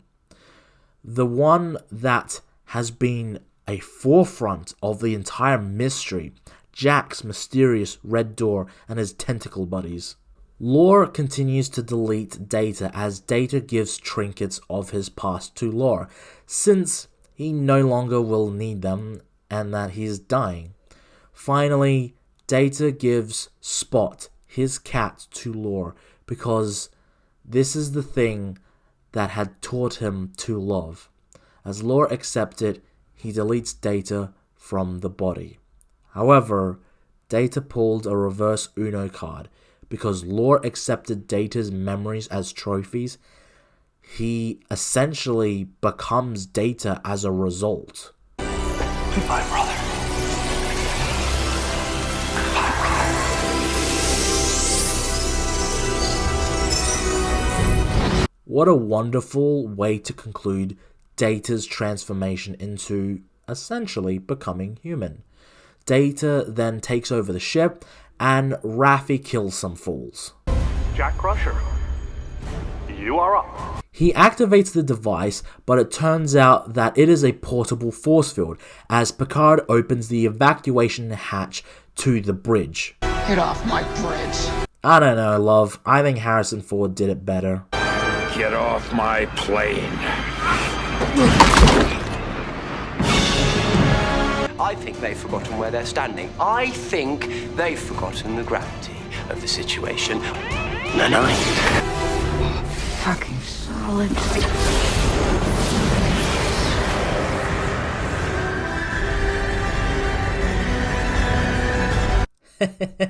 That was kind of funny. Again, I feel swearing is a no-no, but that was admittedly kind of funny. They both get flung out as Vadic gets frozen due to, well, space, and then gets smashed by her ship. Ah, the irony of it. So since Vadic is a changeling, it was established in Deep Space Nine that those changelings were able to survive space. So maybe she might reform and survive. Maybe she'll live to fight another day.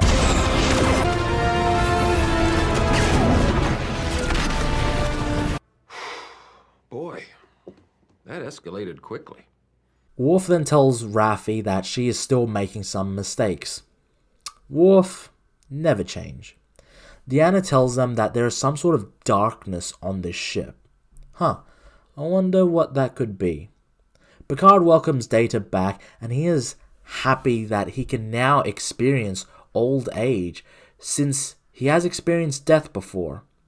We then get this amazing pan-by shot of the Titan with the Shrike blowing up in the background, with the motion pictures theme, Jerry Goldsmith's theme playing, and it's so good. It is shit porn this season, and I'm loving every minute of it. Data and Geordi discuss how new this new Data is.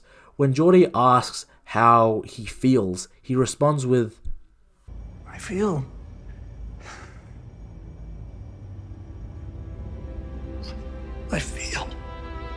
It's a fantastic way of showing the growth of Data. Yes, he had his emotion chip, but Data wasn't able to unlock his potential. He was still confined to his android body. But now, with his new body and combining all of the different personalities into one body, he has become whole. We then finally get all of the crew together in the conference room. It's so great seeing them all interact. Just a wonderful fan moment with all of them together. And unlike some franchises that don't bring legacy characters together or bring them back without earning it, this season earns the right to have them all together, and it's wonderful to see. I have slaughtered countless enemies over the years and considered sending their heads to all of you. But I was advised that that was passive-aggressive. Anyway, they say they're going to examine the data from the Shrike. However, Data brings up the elephant in the room, Jack. Deanna backs us up that the darkness is tied directly to him. So Deanna meets with Jack, and she uses her empathic abilities to see inside him and to go with him past the red door. And the episode ends with the voices calling out to him.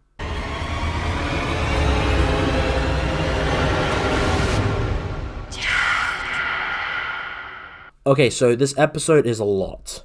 I think this episode is better than last week's episode, and I'd say better than perhaps episode 1 and 2. It has great acting, it is satisfying, and we get the whole crew back together. Okay, now we move on to the negatives. Let's get it out of the way, the F-bomb. I still don't like that there's an F-bomb in it. It is funny, but if they had removed it, it wouldn't have done much.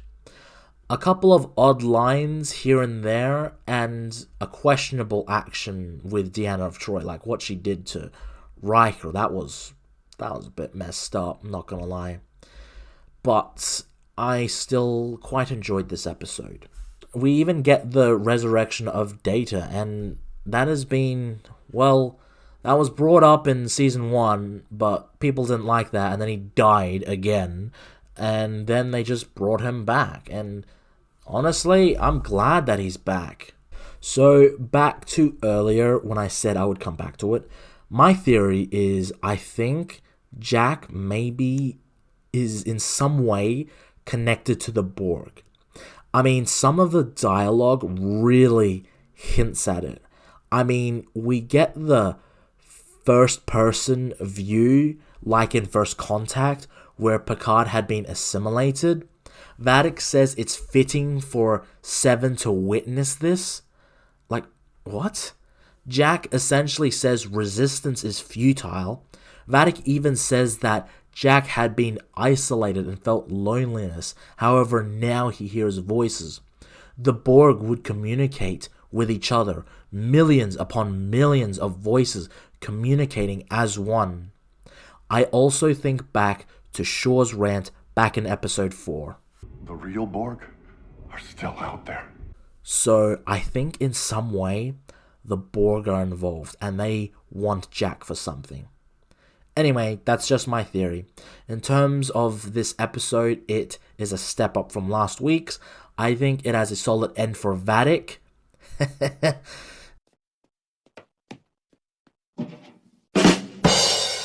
And it seems as though that the show is closing in on its endgame.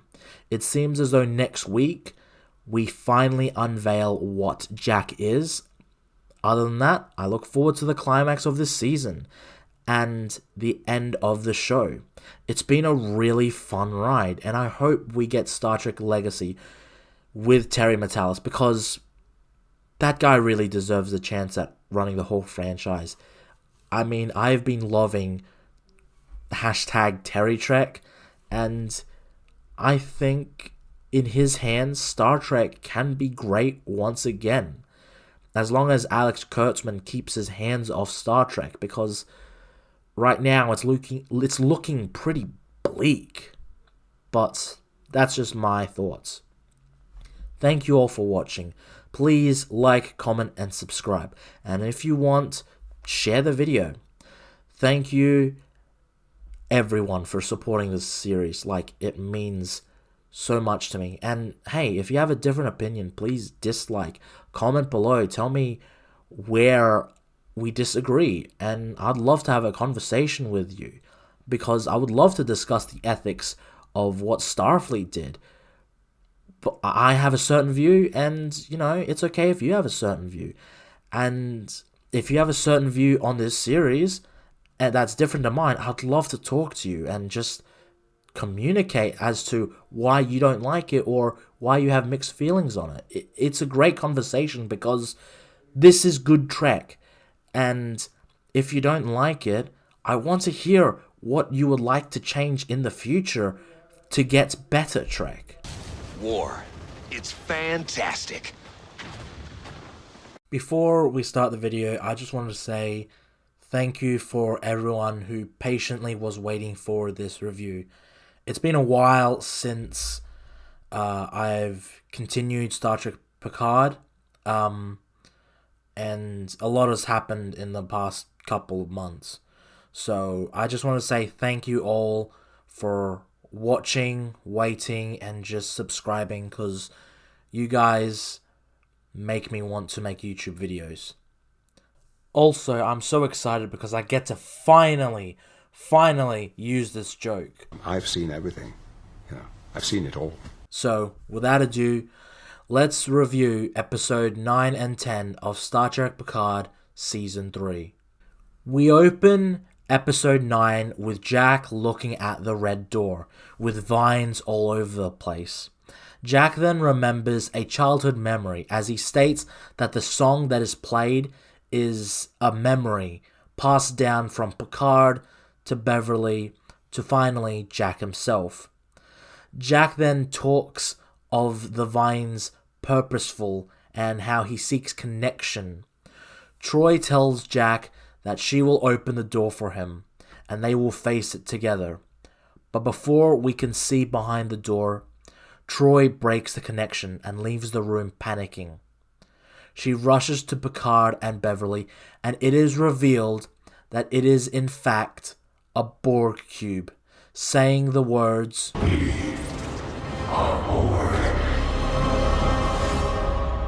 Picard and Beverly say that Jack has never made any contact with the Borg, and that there were no transceivers or receivers.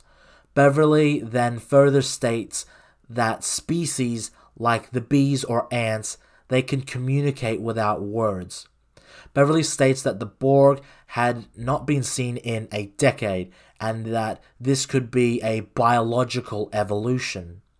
Picard then tries to retort saying that he only passed on aromatic syndrome onto Jack. However, as stated before, it was established that it was a misdiagnosis and that the Borg must have passed on an organic technological STD from Locutus to Jack. Ew. Troy tells Picard that Jack may be dangerous. Picard then meets with Jack and tells Jack that he passed on a seed to him and that it took a generation to grow. It is a fantastic scene between Patrick Stewart and Ed Speleers, both actors giving absolute the best performance they can give, considering it is really well acted and they act their absolute heart out. It's a wonderful scene and it just engrosses you into the show. Jack mentions that through his travels he has seen bigotry, racism, and maybe if something got them to listen, they could all understand.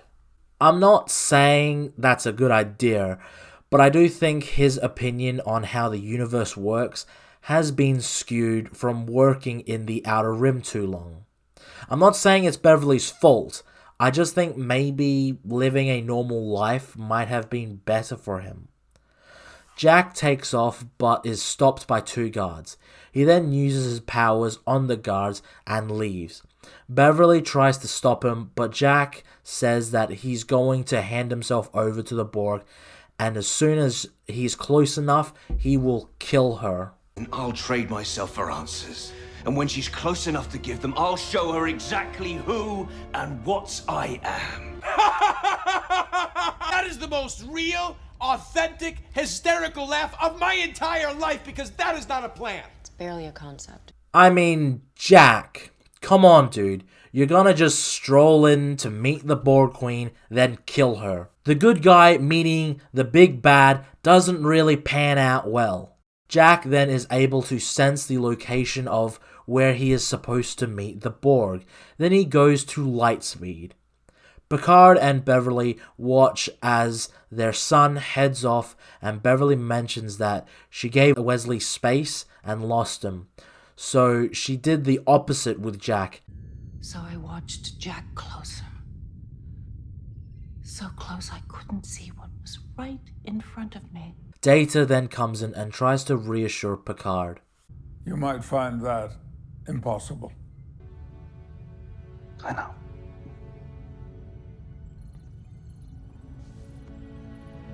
Picard is summoned to sickbay as Geordi tells him that there's something he needs to see. Meanwhile, Jack heads to the Red Cloud location when the Borg finally arrive. Geordi establishes that Picard actually has had an additional genetic material onto his DNA, and that's why the changelings stole his body. They extracted the genetic parts of the Borg from his original body.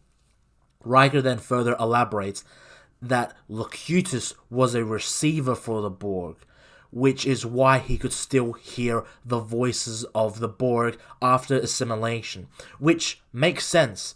Back in First Contact, it was established that Picard could still hear the Borg collective. However, within the film, it wasn't established why it was. We could only speculate as to why he could still hear them.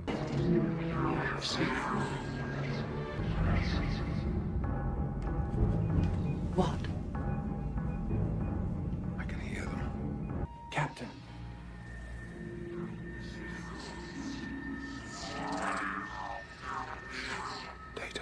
However, Jack is different from Picard, where Picard, or rather Locutus, was a receiver and spoke on behalf of the Borg. Jack is a transmitter, able to send instructions, and the reason why the changelings stole the body was to weaponize the genetic code. Beverly asks how she could have missed it, but Picard reassures her that the reason why Jack was able to resist the call for so long was because of her. Geordi then further clarifies that it may be a part of him, but he is much more than that bit of genetic code. Picard then tells Shaw they have to go to Earth's Frontier Day. We then transition to Frontier Day, and we see the Enterprise F fly out of space dock, where she is helmed by Admiral Shelby. That is awesome. Elizabeth Dennehy reprises her role as Elizabeth Shelby from the iconic Best of Both Worlds two-parter. Terry, mate, stop. You're making us older fans blush at how awesome the show is. We can only love you so much. She gives a speech about how on this day in the series Enterprise, the first starship made its maiden voyage, which kick-started the Starfleet we know and love. It's been a long, long... We get this fantastic shot of the Enterprise F. I love it as we cut back to the Borg cube. Jack transports himself onto the ship. He moves through the ship and it is just as a Borg ship should be. Dark, dreary, yucky. The Borg Queen even says her first line to Jack without mimicking Beverly's voice. Welcome home, Jack. Jack, she may have a loving voice, but don't fall for it. That bitch is ice cold. And technically, your second mother. Yes, you can blame your father for being assimilated without protection, but, you know, he should always carry protection when being assimilated. Back on the Titan, the bridge crew watch Shelby's speech as she endorses the new fleet-wide system, and they point out the flaw in the concept. There it is, right from the mouth of Admiral Elizabeth Shelby. The irony of her endorsing something so Borg-like. Happy Frontier Day, everyone. As Jack continues to move through the ship, the Queen talks to Jack. My flesh, blood, for all my suffering. You are life. I don't know what I am. I have thought of so many names for you. A generati. Honest for Latin, I say. She then tells Jack that his Borg name is Vox, the title of the episode. It also means voice in Latin. I see the Queen has been brushing up on her Latin. As he stares down the Queen, he is scared and afraid at what he's looking at. And while we don't see the Queen's face, we get the back of her body. Jack tries to shoot, but the Queen tells him he can't, as she assimilates him into the Borg collective. And she says the iconic, classic line. Resistance is futile.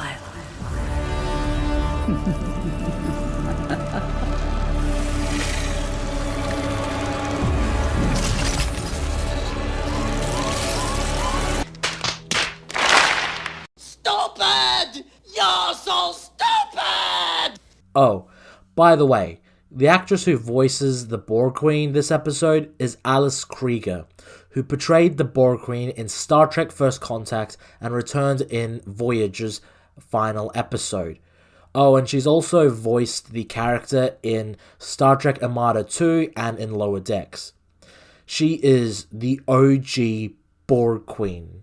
Geordi, Data, and Beverly realize that Borg code has been put into Starfleet's transporter code, and even on the Titans. Thanks to the shady transporter operator back in the first 4 episodes, so that's the endgame of the Borg. They used the DNA of Picard and put it in every ship in the fleet, which is why the Changelings infiltrated Starfleet, which means the crew on each ship is most likely Borg. As the Titan arrives, their systems are cut off, so Picard uses one last Hail Mary and uses the emergency comms to communicate to the fleet and Shelby herself. As he tries to warn them, his connection is cut off as a giant energy spike emerges. The Borg cube activates the signal as it affects 7 of 9 a little. Data then says that the signal only works of young people as it stops past a species' developmental cycle. It's honestly a genius plan by the Borg, and such an amazing long con by them. I mean, having the Changelings infiltrate Starfleet to put Picard's DNA into the transporter system in order to assimilate the crew of each ship in Starfleet is ingenious. Oh man! I'm still geeking out about it! Back on the bridge, we get this creepy scene where the crew of the Titan have been assimilated by the Borg. It is genuinely unsettling, leading up to... We are the Borg. As Shelby sends out a distress signal, she is shot twice as the communication is lost. If she survived that, then my god, she has amazing luck. Seven, Shaw, Picard, and Riker make their escape as they realize that all the ships have been assimilated and everyone should not be killed since they are being brainwashed. Geordi then tries to head off to save his daughters, however Data tells him that they need a plan to save them. As Shaw, Seven, Picard, and Riker head down the lift, they receive a message from the captain of the USS Excelsior, as they tell them that they have taken the bridge, but they are controlled remotely by the Borg and are blown up. Seven wonders how they were able to communicate to the rest of the fleet, but then Shaw realizes that it is a maintenance channel, and he tells the lift to head to the main deck, as there should be no one there, but there should be a shuttle. Picard alerts those to come to the maintenance deck in order to get off. Picard, you do realize you just told the Borg to go down there, right? Stupid! You're so stupid! The Borg then tell Earth and all those watching that Starfleet has now been assimilated by the Borg. As they try to get the door open, they try to discuss what they should do. Worf then comments on the ridiculousness of one shuttle going up against the Borg, but Geordi gets an idea. However, the Borg find out where they are. Told you, Picard. Uh-oh, retard alert! Retard alert, class! Hopefully we have enough juice to get us there. What makes you think there hasn't already been destroyed? Data, could you try being a little more positive? I hope we die quickly.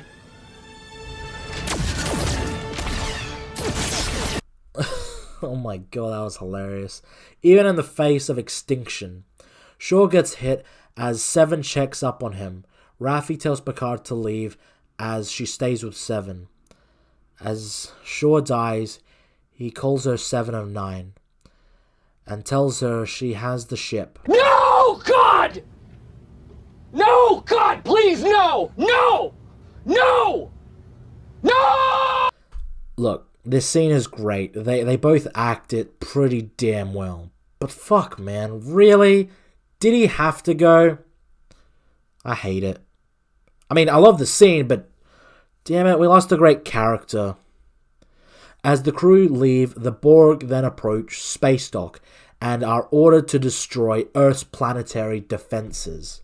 The shuttle then arrives at the Fleet Museum as we get to learn what's behind Hangar Bay 12, which was mentioned back in episode 6, and we get a return of a familiar face, the USS Enterprise. Not A, not E, or F.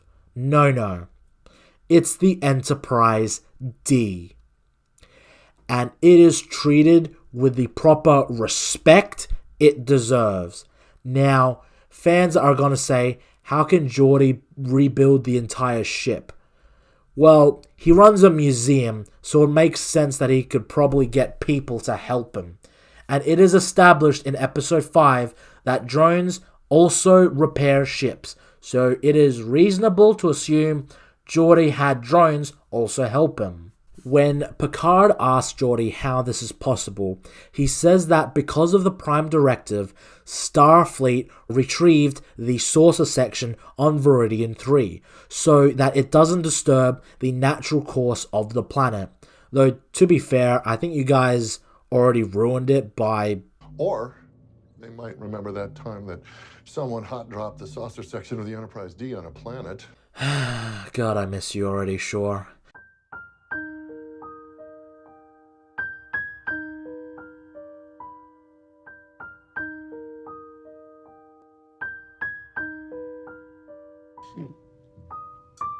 No. Son of a bitch. Bring those two back on board. Captain, I'm reading 4 life signs. Bring them all on board. We're basically a hotel now. Do you know where your old man was? On that day? He was on that Borg cube, setting the world on fire!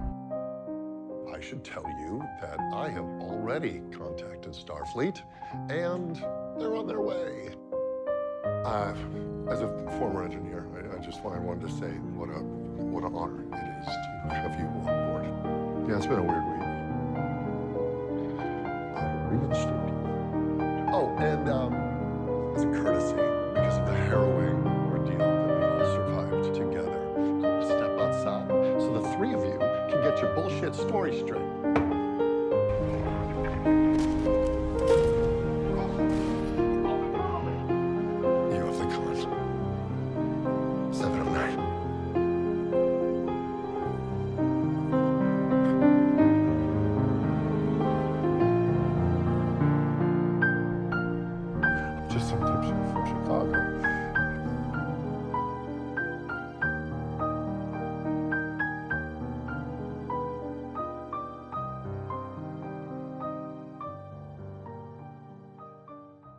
Geordi mentions that they can't use the Enterprise E as everyone looks at Worf. That was not my fault. Okay, now I'm curious what exactly happened to the Enterprise E. It's a cute joke, but I really do want to know now. Worf then asks if the ship can fly, and as Picard says, "Oh yes, she'll fly." You can actually hear Patrick Stewart's commanding voice come through. It's almost as if the ship has breathed new life into him and the crew. As they enter, we get this amazing light-up sequence as we see the Enterprise so surreal that we get the entire crew on an amazing, faithful recreation of the Enterprise D. It's so amazing, and the music so fantastic. Everyone has their amazing reaction to the ship, and Worf is just hilarious. I preferred the weapon systems on the E. Additional phaser arrays, torpedo... Worf. She is perfect, Geordi. Picard then says, You know, it wasn't until this moment, reunited with all of you, I realized what I've missed most, the carpet.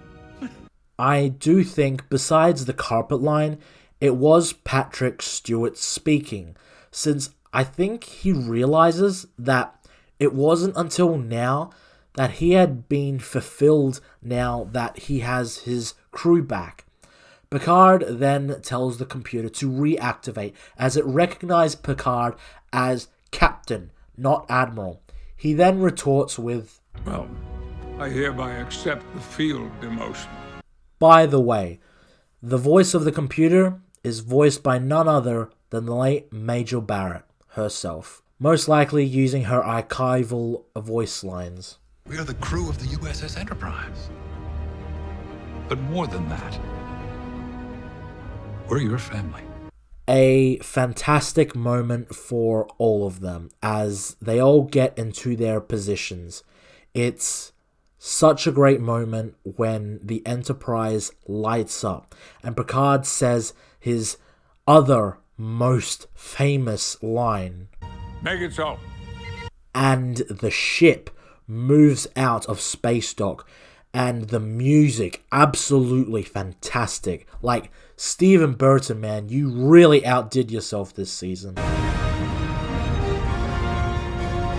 As Picard tells Data they are heading to Earth, he does his Picard maneuver, then saying his best version of the line yet. Engage. You can just hear in this moment, he is the Picard we remember from TNG, and the Enterprise heads into battle once again to face the Borg. It was perfect. Perfect. Everything, down to the last minute details. Move along. Before episode 10 even starts, the standard Titan opening forming the Starfleet emblem is now swapped out with this Borg-like opening with the Enterprise D. It is a bit haunting, and I like how it is presented. We actually opened the episode with an original series member, Walter Koenig. He actually portrays President Anton Chekhov of the United Federation of Planets. And it is also a great nod to the late Anton Yelchin, who portrayed Chekhov in the J.J. Abrams movies. While he is warning others about the assimilation of the young, we get this pretty recreation of the original opening to TNG. As we transition to another beautiful shot of the Enterprise, our heroes listen to this message as Anton references his father as the crew of the Enterprise D changes course to Jupiter as they find the Borg signal in the planet. As their crew look at the planet, we see... Where are they? Red alert! Red alert! This is not a drill. We have a Riker doing secondary maneuver. I repeat, we have a Riker doing secondary maneuver. Let's see that in instant replay.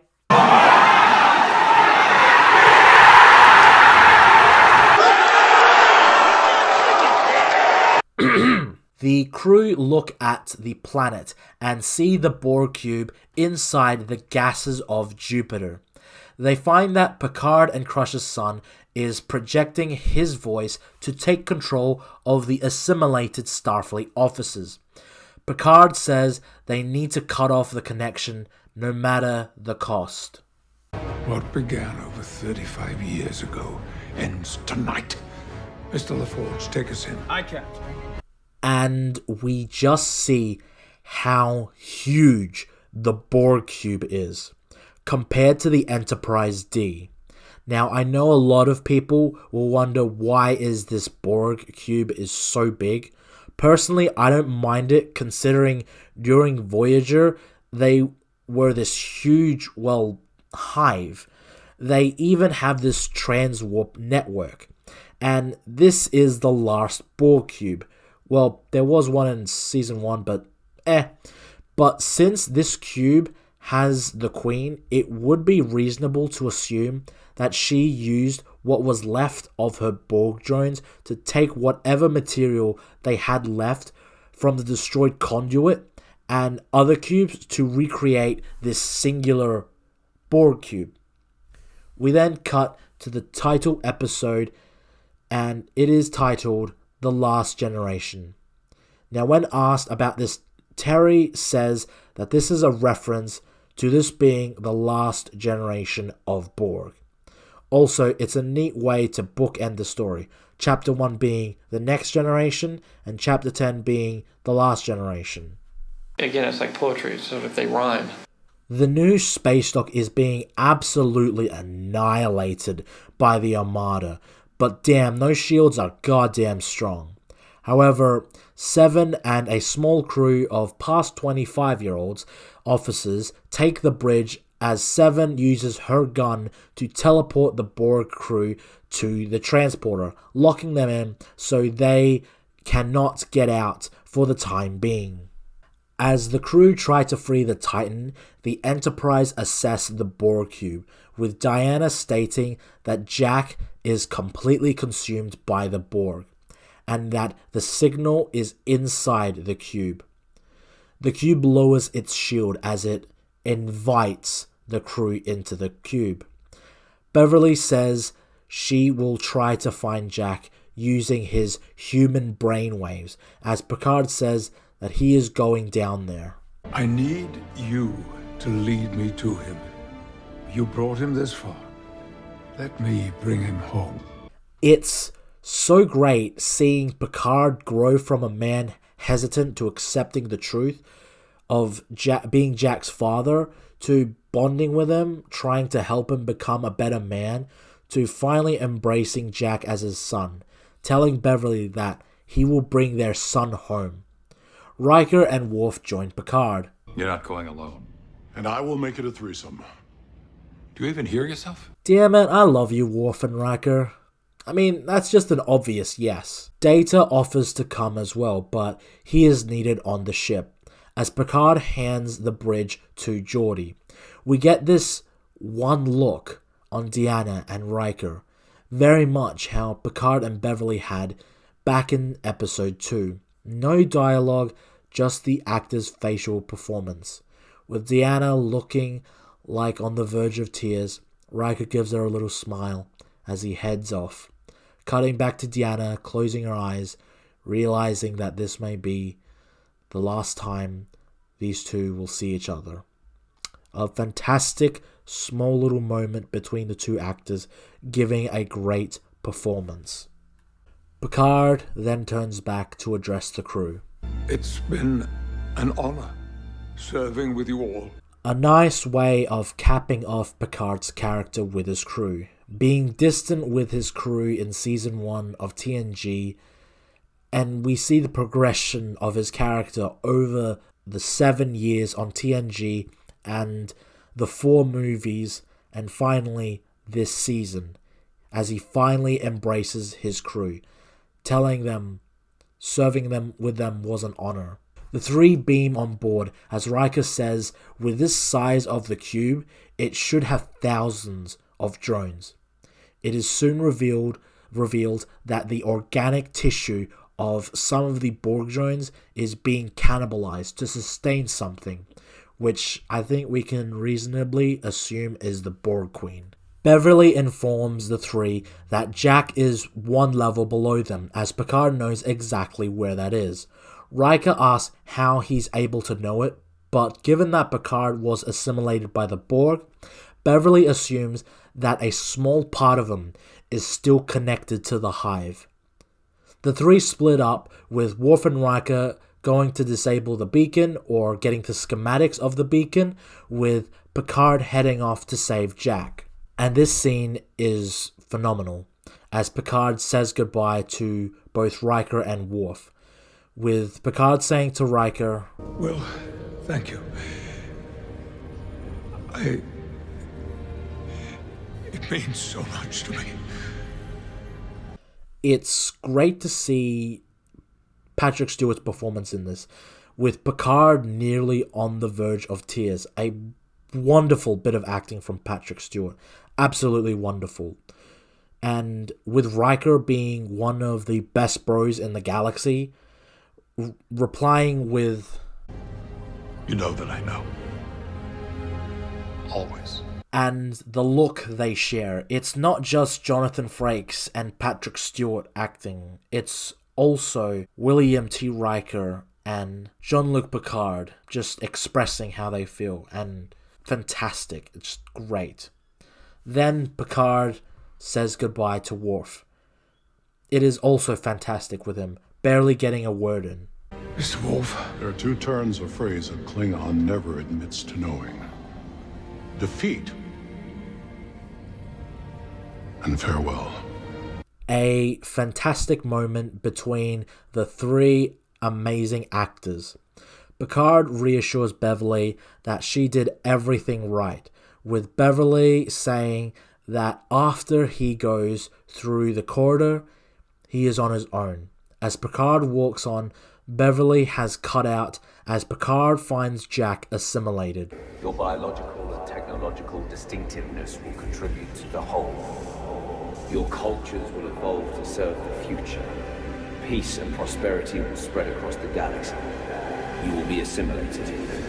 You will exist in a universe without fear. He tries to talk to Jack, but then the Borg Queen laughs. Home. He is home. We see this disgusting, disfigured face as a result of future Janeway in Endgame. You are home. At last, Locutus has returned to his true family, to his collective, to me. Back on the Titan, the crew have been alerted that Picard has engaged the Borg with the Enterprise D. It is revealed that the fleet formation is based on a line of sight, so if they are able to be cloaked, they can break off from the fleet. Picard asks what she did to Jack. What could I do? I have only my words. We are the future. And the soft assurances of a mother's. So yeah, that does mean that Jack has technically 3 strands of DNA. Picard, Crusher, and Locutus and the Borg Queen's DNA that was deep inside Picard. Me stuck deep inside you. Ew. You are not his mother! Man, Patrick really brought it this season. I really like him in this episode in particular. So, as stated before, the Borg was pretty much destroyed. All that was left was the Queen, as all the voices of the Borg slowly silenced. But Jack's voice rose, calling out to the Queen. Picard offers himself, but the Queen says she has now moved on from assimilation and that the Borg will now evolve. Meanwhile, Worf and Riker have found the terminal to get access to the beacon, as one of the drones wake up. The Borg Queen reveals that she consumed what was left, so that Picard can watch the end of Starfleet. While all of that is going on, we cut back to the Titan as they attack the fleet to buy space docks some time. As Riker and Worf upload the beacon's data, the Borg drone comes online. Picard then puts together that the Queen made a deal with the Changelings to destroy Starfleet together, and that this new Borg will easily, quote, procreate, and they are also designed for annihilation. The assimilated Starfleet members have broken through the transporter door and will eliminate all the unassimilated.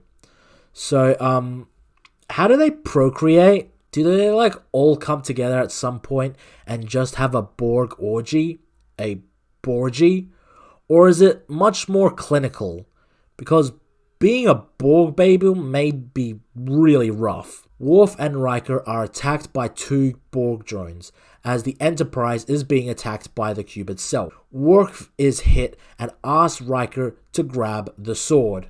Oh, shit! I had no idea it was that heavy. Ah, Jesus. Okay, we got one. We got one, everyone. We got one. It is revealed that the hilt of the sword is actually a phaser, as Riker whips it out and takes out the 2 drones. Meanwhile, the Titan is being hammered by the fleet, and Beverly on the Enterprise fires near everything they got at the cube. A lot's happened in the last 20 years. Goddamn, that was awesome. You had to sit there the whole time? A phaser? You didn't use it? Swords are fun. Okay, Worf. Yes, swords are fun. The crew get the schematics of the Borg cube, as it is revealed that it is near impossible. But Data has a gut feeling that he can do it. Your gut? Yes. It's a great moment to see Data embrace something human. Here goes nothing. Wait, what do you mean nothing? We then get this amazing moment of the Enterprise flying through the cube. Now, I should be mad that it is not as big and bulky like in TNG, but one, Data is in control, so it is most likely his high brain performance and now his human emotions, which is able to make him think outside the box, surpassing what a human or even a computer can do on their own. Two, TNG was held back by its budget at the time, as well as its technology. So I'm pretty sure if they had all of that, they would probably do more elaborate and expensive maneuvers with the ship. And finally, 3. I mean, come on, this is awesome. Why do you have to be a spoil sport? Why am I sensing enjoyment? It's a really good moment seeing Data finally get what he has always wanted. Space Dock has now fallen as the shield of the planet is gone, and they target all the major cities. Meanwhile, the Titan's cloak is now disabled by the Borg on the ship, as they are helpless to do anything. Picard tries to get Jack out, but only Jack can choose to leave the collective. We are the Borg. Resistance is futile. All seems lost for Earth when the Enterprise makes it to the heart of the cube, and they wrestle with a dilemma. Because the beacon is the heart of the cube, if they fire on the beacon, they would essentially be putting Picard, Riker, Worf, and Jack at risk of dying. But if they wait too long, it's everyone on Earth. Geordi tries to comfort Beverly with tears in her eyes. She agrees. Not only will she be losing Jack, her own son, but she would be losing Picard after only now reconnecting with him. Geordi tells Riker as they try to beam him up. Belay that order. I can't leave him. Deanna informs Riker he would only have a minute, at the most, to get out of the cube. I owe him a lifetime. The least I can spare is a minute. I'll see you soon. God damn, what a fucking legend. Truly one of the best bros in the galaxy. And of course, it goes without saying, the based Riker. Was this story based? Yes. Was this story based? Yes, it was. If you thought this story was based, you're right. If you thought this one was based, you're right. Was this story based? Yes. There was a moment today where I was worried we might actually survive. Worf is just a great character, and god damn it, Terry, mate, why didn't you just be given Picard from the start? Why? These character interactions are amazing. Picard then reassimilates himself in order to get into the collective to save his son, as he admits that ever since his assimilation, he's been running all his life.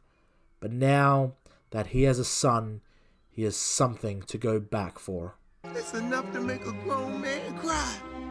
And that's okay. You go right ahead, T. As we get a couple of shots from First Contact, which was a flashback to the best of both worlds, Picard finds Jack in this euphoric state. Imagine feeling so alone, isolated, different your whole life, and you finally get what you've wanted. But the truth is that it isn't real. It's hurting others, and instead of dealing with your problems, you run and hide in the blanket of security. Picard tries to tell him that the collective isn't actually real, but Jack says that this is his birthright. Picard tells Jack that they are the same, and instead of Jack looking and reveling in the collective, he then starts to pay attention to Picard. Picard then says that he found his family in Starfleet, but that there was always a barrier, a boundary, and that the reason he was on that godforsaken vineyard is that he was waiting to die alone. And his words are getting through to Jack as he starts to pay less and less attention to the collective and hearing his father's words. You are the part of me that I never knew was missing. Oh, Jesus. I'm getting teary-eyed. All these allergies. I'm getting hay fever from all the dust and flowers and shit. Jack tries to tell Picard that he is now at peace and that this was written before he was even born, as he is then sucked in by the collective and says that this is where he belongs. Meanwhile, Geordi gives the order to fire at the beacon, and LeVar Burton, Gates McFadden really act well in this moment, with them both holding back the tears as Burton delivers his lines. They then destroy the beacon. Well, my friend, is this good enough? It is a fine day indeed to die with honor. Man, I wouldn't mind seeing a Riker and Worf show. These two have really great chemistry. As the Enterprise makes their way through the cube, they try to find the crew on the cube. Meanwhile, back in the collective, as it falls around them, Picard does the only thing a father can do. Then if you won't leave, I'll stay with you. Till the end. And just like that, Jack's attention once again goes back to Picard. Picard then touches Jack's heart as we get this amazing moment between the two. You have changed my life. Forever. As Picard smiles, he hugs Jack as we get this great shot of the two embracing. And since they are both in the collective together, we flash back to memories in the season as Jack is able to see and feel what Picard feels. And that is able to snap him out of being assimilated. The power of a father's love. Jack helps Picard as Riker gives his supposed final words. I love you, Sonny. We'll be waiting. Me and our boy. Oh boy. Yeah. Emotions. Fuck. Look, I'm not crying. You are, okay? Ooh, it's almost springtime, that's why. Deanna is then able to feel where Riker is, and Deanna then takes control of the Enterprise as she flies it to their location. The Queen says that Jack was born on the cube and he will die on the cube. It's done. The time of the Borg is over. Is it just me, or is this Terry Matalas saying no more Borg stuff? As the Queen tells Jack that he will always be alone, Jack retorts, No. No, I am not alone. You could now say he has no strings, and now he's free. And we get this epic bay-like shot of the Enterprise arriving as they beam all of them up, with the fleet about to destroy Earth and the assimilated crew of the Titan about to take the bridge. The cube and the Queen explode with the Enterprise escaping.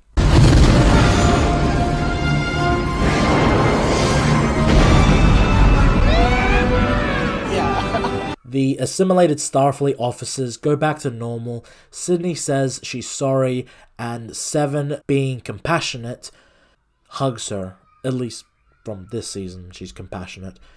Meanwhile, on the Enterprise, Beverly and Jack hug as Deanna and Riker kiss, with Data and Geordi and Worf at the helm of the Enterprise.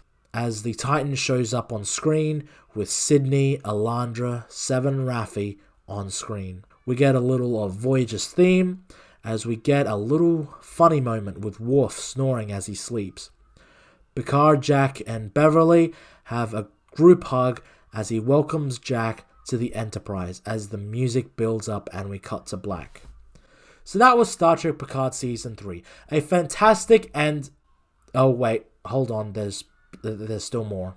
The Enterprise arrives at Earth with the sunset as the Titan joins them, and it is a very beautiful shot, very reminiscent of Star Trek VI, The Undiscovered Country. Meanwhile, Riker gives a captain's log as he informs us that the new transporters are able to remove the Borg DNA within the young officers, and they are able to detect any irregularities, such as changelings. Thanks to Admiral Crusher, it is also revealed that the changelings actually kept a lot of the people that they have been impersonating and imprisoned in the event that they need information that the person that they are replicating can only give. Tuvok then debriefs Seven, telling her that the Enterprise crew will be pardoned with her help, as she interrupts Tuvok to tell him that she is resigning, as Tuvok gives her a message before the events of the show even started, and it's from... Yes! Captain Shaw! Shaw gives her officer review, as his recommendation was when they return from their objective that she would be promoted to captain. What a legend, as Tuvok denies her resignation. Such an amazing moment with the Voyager music. Back with Raffi, she has made up with her family, and Worf leaks the information about what Raffi has done as a spy. It's a great moment between the two, and Terry should be applauded for making the most unlikable character from season 1 and 2, who treated everyone horribly, to this very likable character by the end of the season. She wasn't my favorite character, but she was a hell of a lot better this season than in season 1 and 2. And yes, in the intervening time between the episode 8 and 9 and 10, I did actually watch season 1 and 2, and they sucked. I knew it! Deanna is then in a counseling session with Data, and it seems like this is a regular thing with the two going over schedule, with Deanna thinking of picking a vacation spot. As they leave, Riker's just leaning there, and it's just fucking awesome. We then cut to a year later at the Fleet Museum, with the Enterprise now among the old relics, with Riker, Geordi, and Picard on the bridge. If ever there was better evidence that the past mattered, it's right here. But what, guys? Shouldn't we? Let the past die. Kill it if you have to. Shut up, Soilo. These based boomers will kick your ass. It is a little funny because the uniforms they are wearing are the same ones from 1 year ago. So did they not change for a year? The exchange between the three is amazing, and it feels like a fitting goodbye to the Enterprise D. Shutdown procedure initiated. I miss that voice. Me too, kid. Major Barrett was an amazing lady that was there for Star Trek in the original series, TNG, and Deep Space Nine. She has been a recurring presence throughout Star Trek until her death. So to hear her voice, her lovely voice again, as the Enterprise D's computer, it was a wonderful and beautiful treat to hear her lovely voice just one more time in a series dedicated to the best of Star Trek. Take care of her, Geordi. Yes, sir. After all, she's always taking good care of us. So that was Star Trek Picard Season 3. A fantastic and more? Okay, more, I guess. Picard and Beverly arrive at Space Dock with Jack in a Starfleet uniform, as they see Jack off to his first posting. The banter between the three is great. I can't believe this. You're actually nervous. Please. I've run transport through Tyrellian minefields. I've had phaser fights with Orlex duelists. I am not nervous. So did I the day of my first posting. I walked a light year in a circle before I mustered the courage to beam aboard. This is all of you, son. And I'm very proud. Oh man, Picard, keep this up and Jack will forget about you not being in his life for 20 years. Beverly and Picard share a quick look, and yeah, I see it. Sorry, Laris fans. It's been a year and no mention of Laris. Picard traded up. Although, it is the 25th century. Maybe he has both? Both is good. Picard then says that Jack never told him what ship he was posted on, to which we see the Titan. But Jack then states that the ship has been rechristened in honor of Picard and the crew of the Enterprise by naming it the USS Enterprise NCC 1701G. This was, in fact, an origin story for the new Enterprise. Look, since this review has taken a while, I have seen people dislike this and preferred it either stayed the Titan or changed it to the USS Picard. But this story is about looking back on the past while also moving forward, respecting what came before, while moving on to newer and better things. Welcome to the Enterprise, Admiral.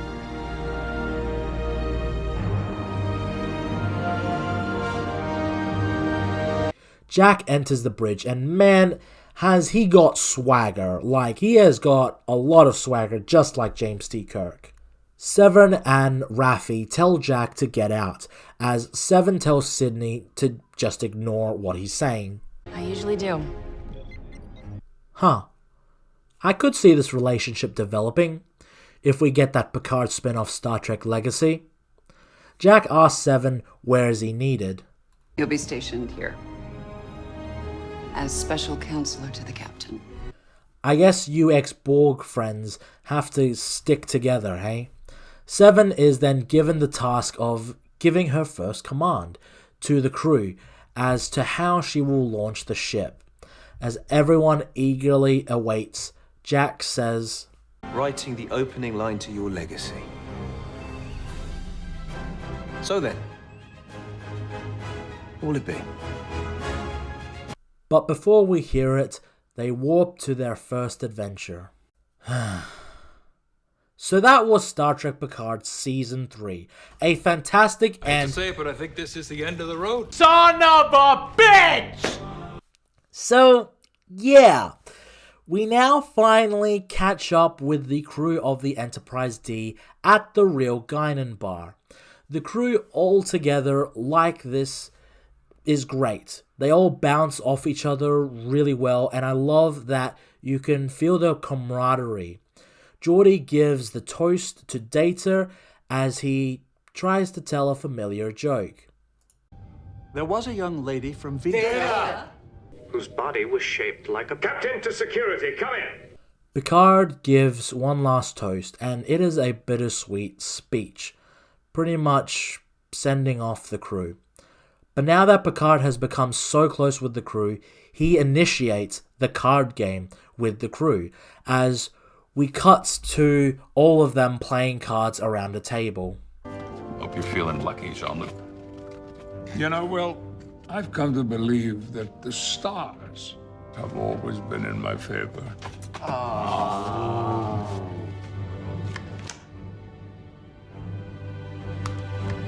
As we play out, we get the full Jerry Goldsmith Star Trek The Motion Picture theme play, and it is beautiful as the final shot is all of them playing cards like it ended all the way back in All Good Things. So, that was Star Trek Picard Season 3. A fantastic and motherfucking shit. Okay, let's do this one more time. Back on the newly christened Enterprise G, Jack sets up his new quarters as Q is back. Thank God. It is great that this Q is a bit younger incarnation of the character, since the Q in Season 2 was at the end of his life. So technically, you could say this kinda undoes Picard Season 2 in a little way. Anyway, Q says that the trial for humanity continues, as Picard's trial has ended, but Jack's has only just begun. And this teases a hypothetical Star Trek legacy as we cut to black. We done? We done here? Okay, thank you. So, that was Star Trek Picard Season 3. A fantastic ending, not just to TNG and its movies, but also the Berman era of Trek, arguably considered the golden era of Star Trek. This showed respect and decency to both the new and old cast.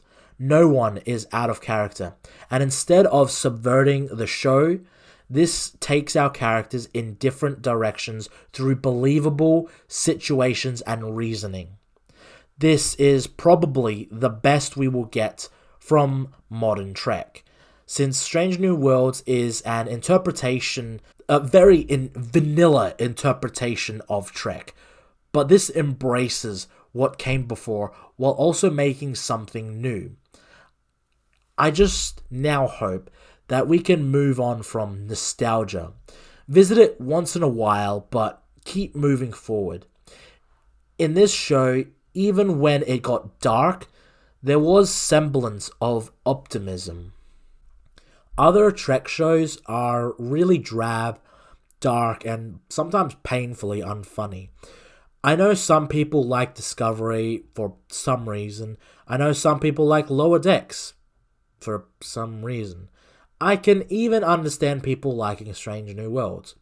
But modern Trek, for it being a big television franchise now, or streaming franchise now, it hasn't produced anything memorable on this scale before, since this show has been in theaters and beloved by a lot of fans. So I would rate this show overall no beers required, 0 out of 10 beers.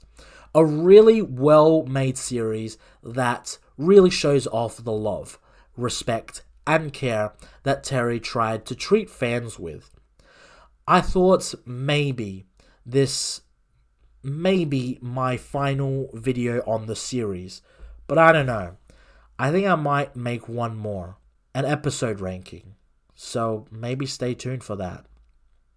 But can I just say, thank you for all watching and even waiting for this video. Everyone that has viewed this video and all the videos I have made is a legend. And I thank you from the bottom of my heart. And I'm so glad that you could follow me on this journey as we go through my favorite Trek since Enterprise. And it is just amazing to see that, yeah, modern TV shows and movies can still be good. Like, I know a lot of people complain of modern movies and shows, but sometimes you need to give them a shot. I really love this TV show, and I would say it's one of my favorite shows this season, anyway, is one of my favorite shows ever made.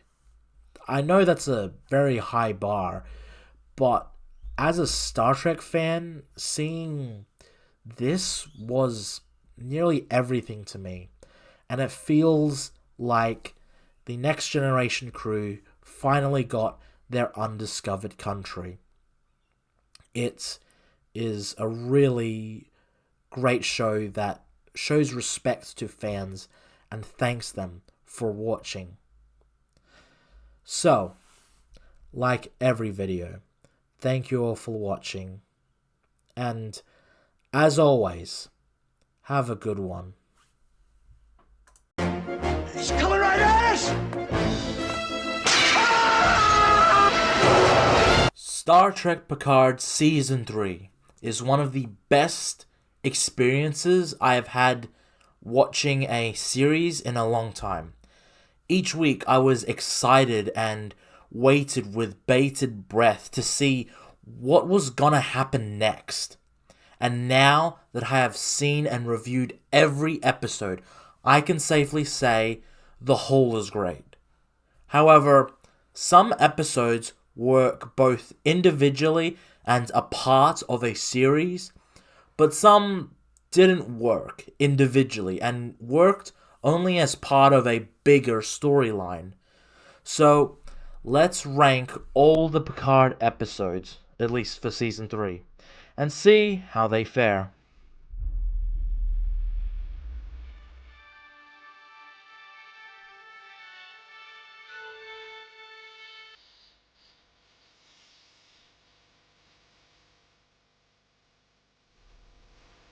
Number 10, Dominion. Now, while not a bad episode, this is the worst episode of the series. And it's a shame because if this episode was combined with episode 8, I would feel it would be a nice, compact story that ties up Vadic's storyline. However, they decided to conclude Vadic's story in episode 8, and this story does a lot for the character Vadic as it establishes her backstory and is our lowest point for the protagonist of the series. However, there were a lot of conveniences this episode. Sydney has painfully obvious plot armor. Jack fully is able to use his powers through the power of I really like Sydney, and it is essentially a Rikerless episode, which just sucks because every scene Jonathan Frakes is in is a standout. Is it possible this story is true? Yes, it is. You're right. It's fact. Yes. Yes. A similar event did take place. You're right. You were right. Another smaller problem with the episode is that it is a short episode, and while some other episodes are short, they did feel like they earned their runtime. With episode 7, it just felt too short to be satisfying, where every other episode ended on a goddamn good note, or something memorable happened. So, unfortunately, Dominion is the worst episode of the season. Oh, and before I forget, another problem with this episode is that it leaves off on a cliffhanger that Jack will learn what he is in episode 8, but that doesn't happen. So I'm not knocking the ending of Dominion, but we have now teased Jack's storyline for a couple of episodes now, so it is a bit of a tease to stretch it out for an extra episode or so.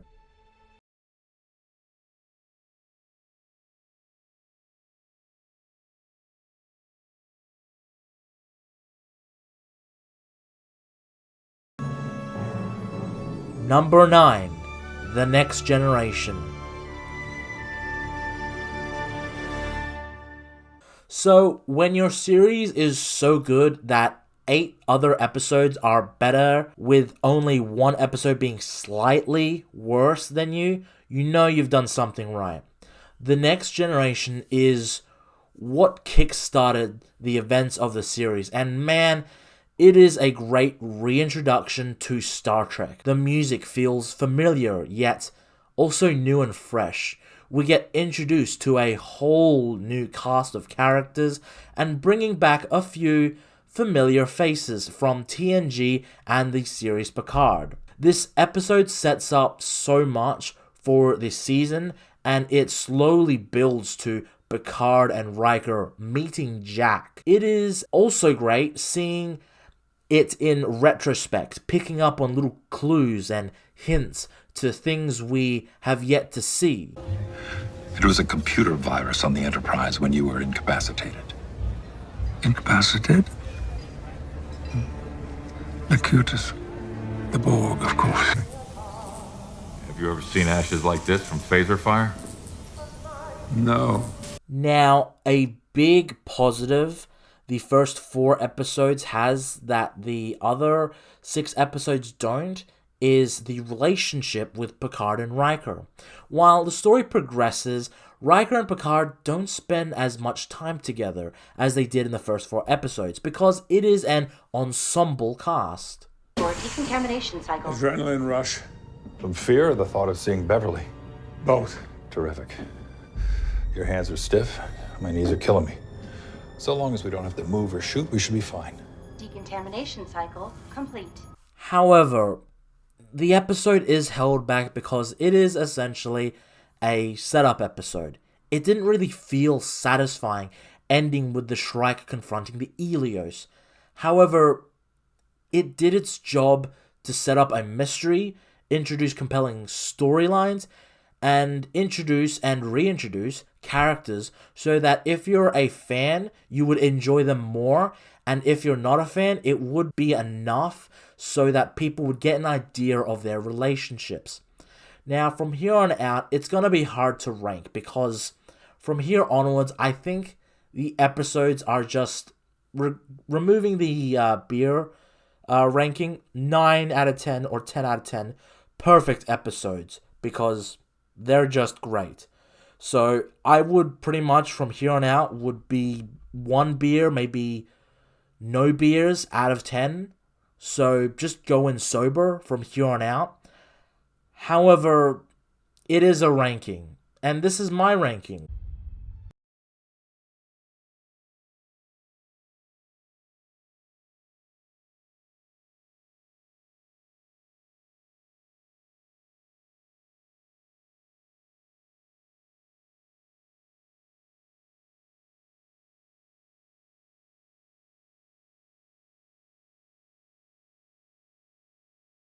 Really great end to the storyline with Vadic, as well as also concluding the second arc in the series.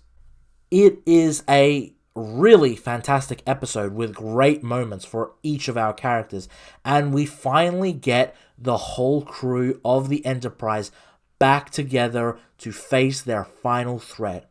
There is only one problem with the episode. We don't find out who Jack is in this episode.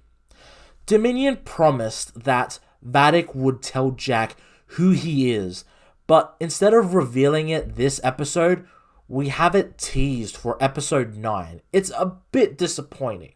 Jack, my dear, if you can hear me, it's time you learned who you truly are. It's time to open the door, Jack. You're a liar! You're a liar! There are great moments in this episode, and we finally get Data back from the dead. But unfortunately, it keeps dangling the carrot on the stick, which is Jack. And when we could have ended with the Borg reveal, and in episode 9 and 10 we get everyone's reaction, and we get more time with every other character, but I'm thinking ahead. However, it's not really a problem. I can live with this episode. It's still a great episode. It's just for that one problem. If they had just ended with the Borg cliffhanger, it would have been, it would probably be above the next episode. Speaking of which,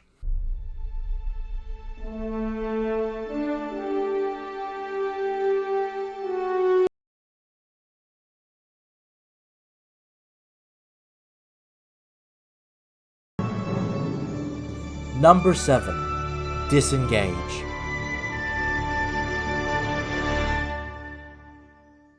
Disengage is another really great episode with a lot of fantastic moments, But the reason why it isn't any higher is because there isn't much going on for a majority of the episode.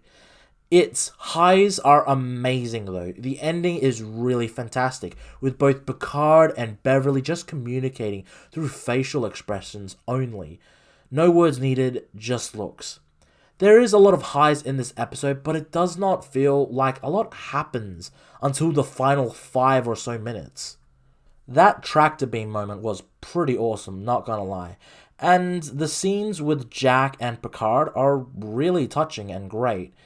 I just feel like this episode, compared to the other episodes, it just didn't feel like amazing levels. It was good. It was a really great episode, I'll say that. But I feel like the other episodes from here on out,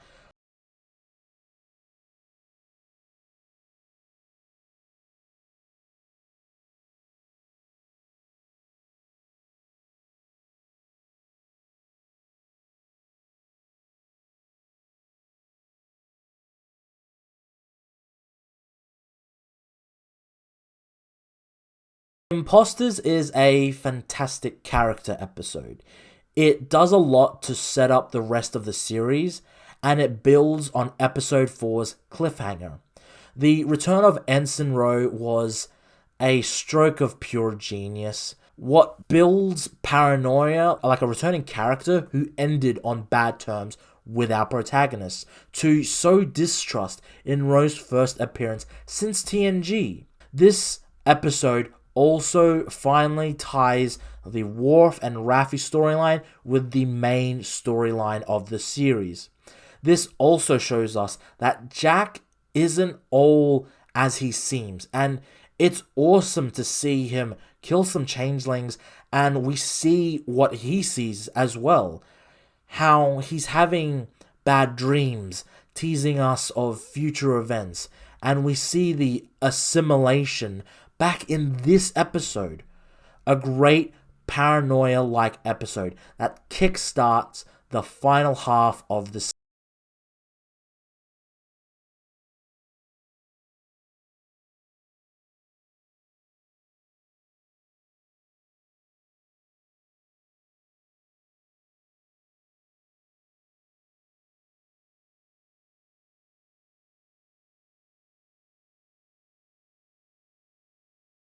episode shouldn't be this high. In fact, I think episode 5 is technically a better and stronger episode. But my god, the fan service worked. I love the references, the reason why they needed to break into Section 31, and the return of Data. This is just a fantastic way of honoring Star Trek, and it also gets a lot of exposition in, but not feeling like a chore or a drag. This episode not just honors TNG, but it also honors the original series and every other series. It's a beautiful way of passing along the torch to this next generation of Star Trek, even though I'm not really a big fan of it. Also, we get the best reference yet. Captain James T. Kirk is alive. Now, some people don't like it, but his death sucked, and I'm happy, so happy Kirk is still alive. Captain Kirk is the best captain. He's the reason we have a franchise, along with Spock, of course, but Captain James T. Kirk's death in Generations was a giant misfire, and I am so happy that Terry Matalas was able to essentially resurrect Captain James T. Kirk. Now, this is there, okay? No, he isn't alive per se, but it's something there so that future writers may be like inclined to be like, oh, okay, the original James T. Kirk is alive. We might just, bring him back or something like that. They don't have to do anything with it. Honestly, I'm just fine with it just being there, but seeing just Captain Kirk be mentioned and alive, not well, but just seeing him alive it was really great to see, and I don't want to say I'm getting emotional talking about it, but Captain Kirk is what made Star Trek great way back when. I mean, if it wasn't for Kirk, Spock, and McCoy, the original series and the original movies, we wouldn't have TNG. We wouldn't have so many Star Trek series. So to honor the original series with Captain Kirk being alive, it was great. Second star to the right. And straight on till morning.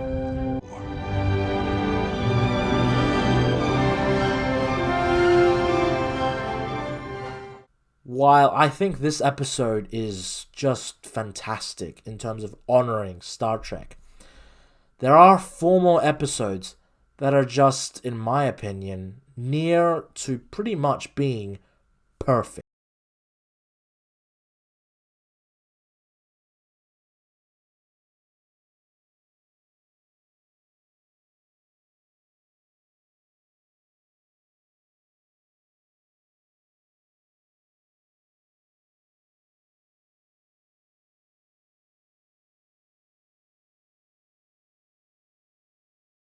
Is a really fabulous episode where everything that has been set up over the last 8 episodes pays off. Questions answered, great characterization, and of course, the beautiful payoff seeing the Enterprise D. It's as satisfying to me as coming is. As having sex with a woman and coming. That's good.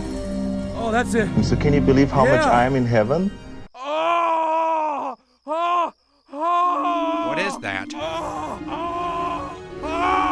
Oh, that's really good. Wow. So I'm coming day and night. I mean, it's terrific, right? So, I'm in heaven. There was a ghost. This ectoplasm. It ran through here. It slimed me. Oh, that wasn't me. That was a spooky ghost. Aside from Picard and Jack having a couple of dum-dum moments, the episode was well-directed, written, and acted. And to see Picard actually take command and have a commanding presence was what we've all been waiting for. Instead of our protagonist being an old, feeble, tortured old man waiting for death to embrace him, we were able to get Jean-Luc Picard take charge, be a badass, and not take any shit from anyone. Also, this episode, while being exposition heavy, I think it needed it, since it had to establish the stakes for the final episode. But yeah, aside from a few moments that could have been cleaned up, this episode was an amazing ride. However, there are just 3 more episodes I think work better than this episode and could be interchangeable. And that brings us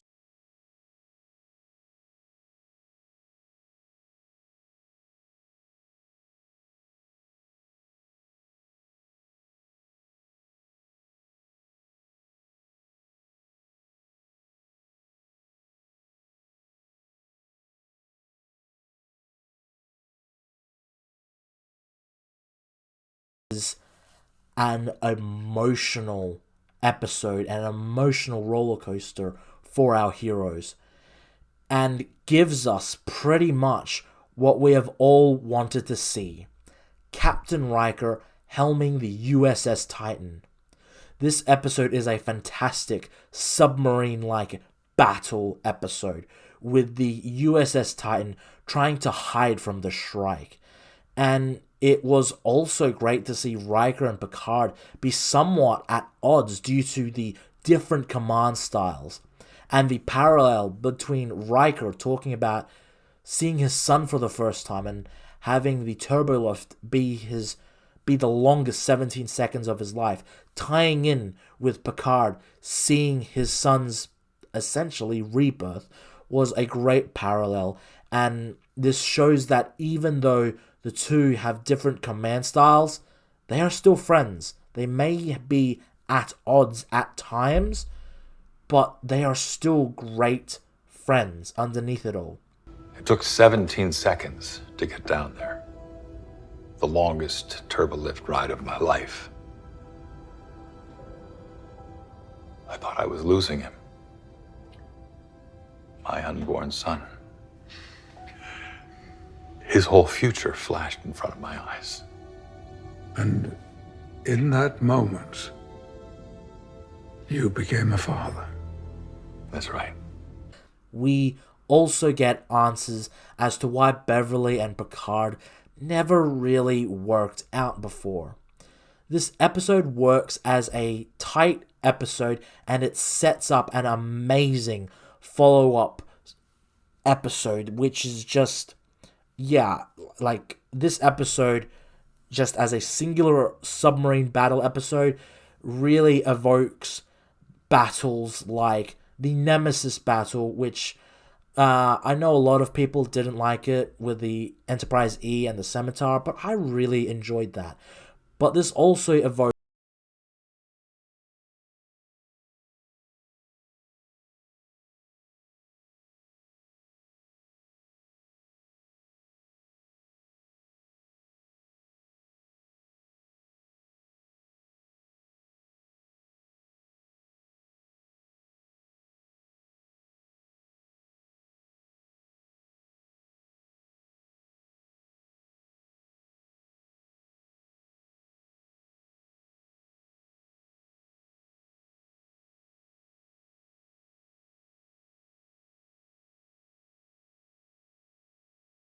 scenario is brilliant.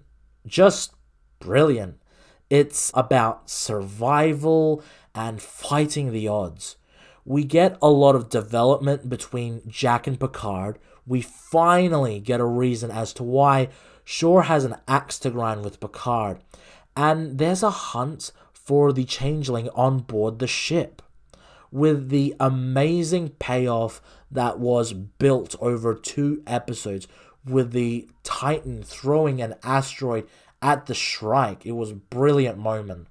However, it is also an episode about rebirth and new beginnings, as Riker is reborn after seeing the Nebula give birth. And even Picard, he tries to begin anew with his son. And with 2 episodes where the crew is faced with impossible odds, staring death in the face, and being in a bleak situation, to coming out and seeing the birth of new life and feeling the sense of optimism. You don't get much from modern Trek, and it is a very moving scene. However, while I think this episode is amazing for concluding the first 4 episodes arc and setting up Jack's storyline, and shows great characterization with the crew of the ship, there is one episode that is, I think, the best episode of the season.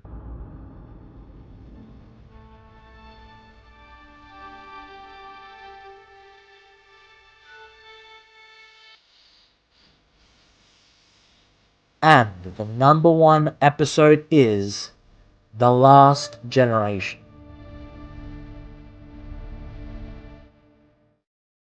What else can you say about this episode besides perfect?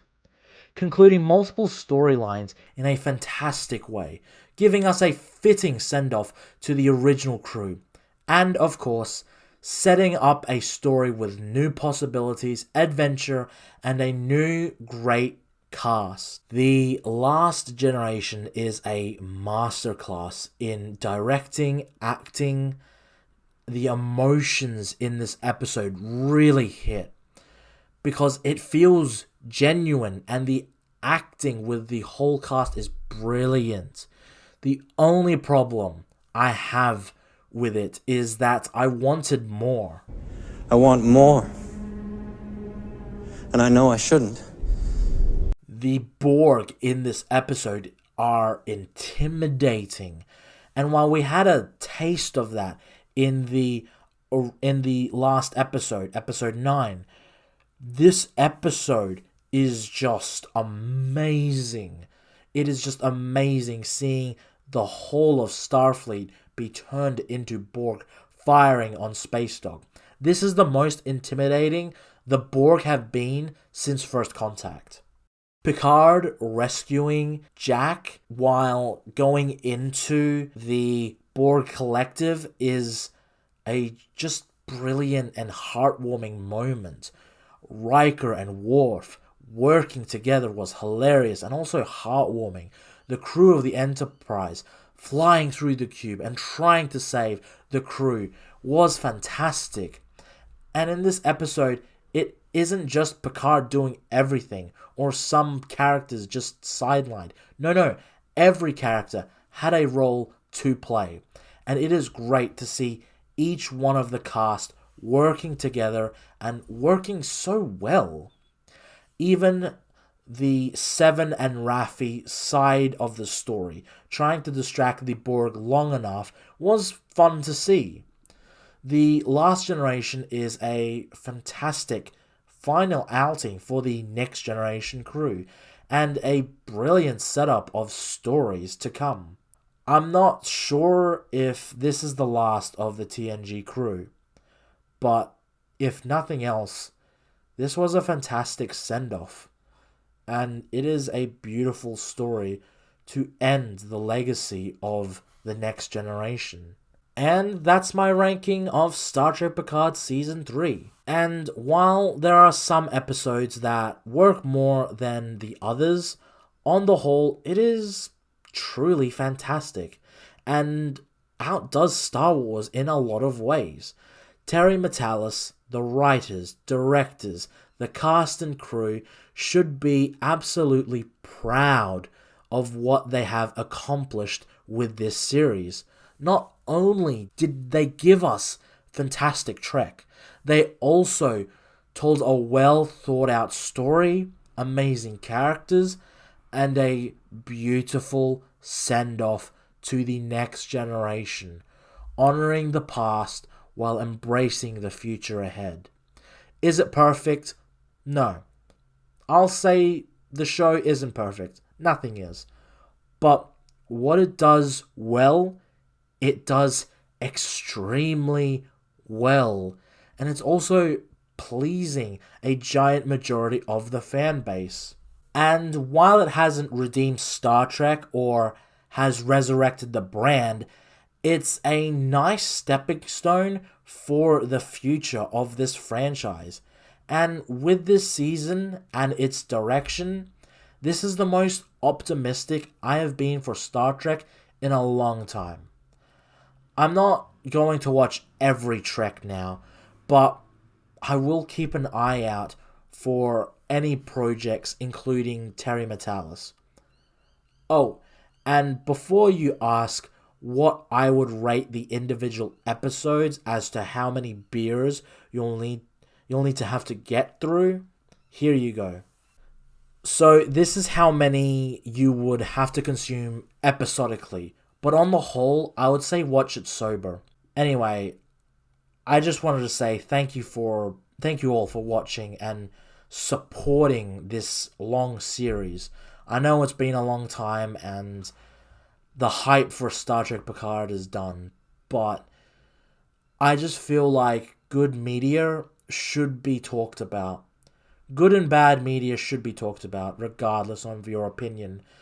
I don't know what else to say. This series really warmed my heart, and it's just great to see characters being shown respect and care, which is something a lot of TV shows and movies don't really do now. Star Trek was and is a fantastic science fiction television franchise and movie franchise to some extent.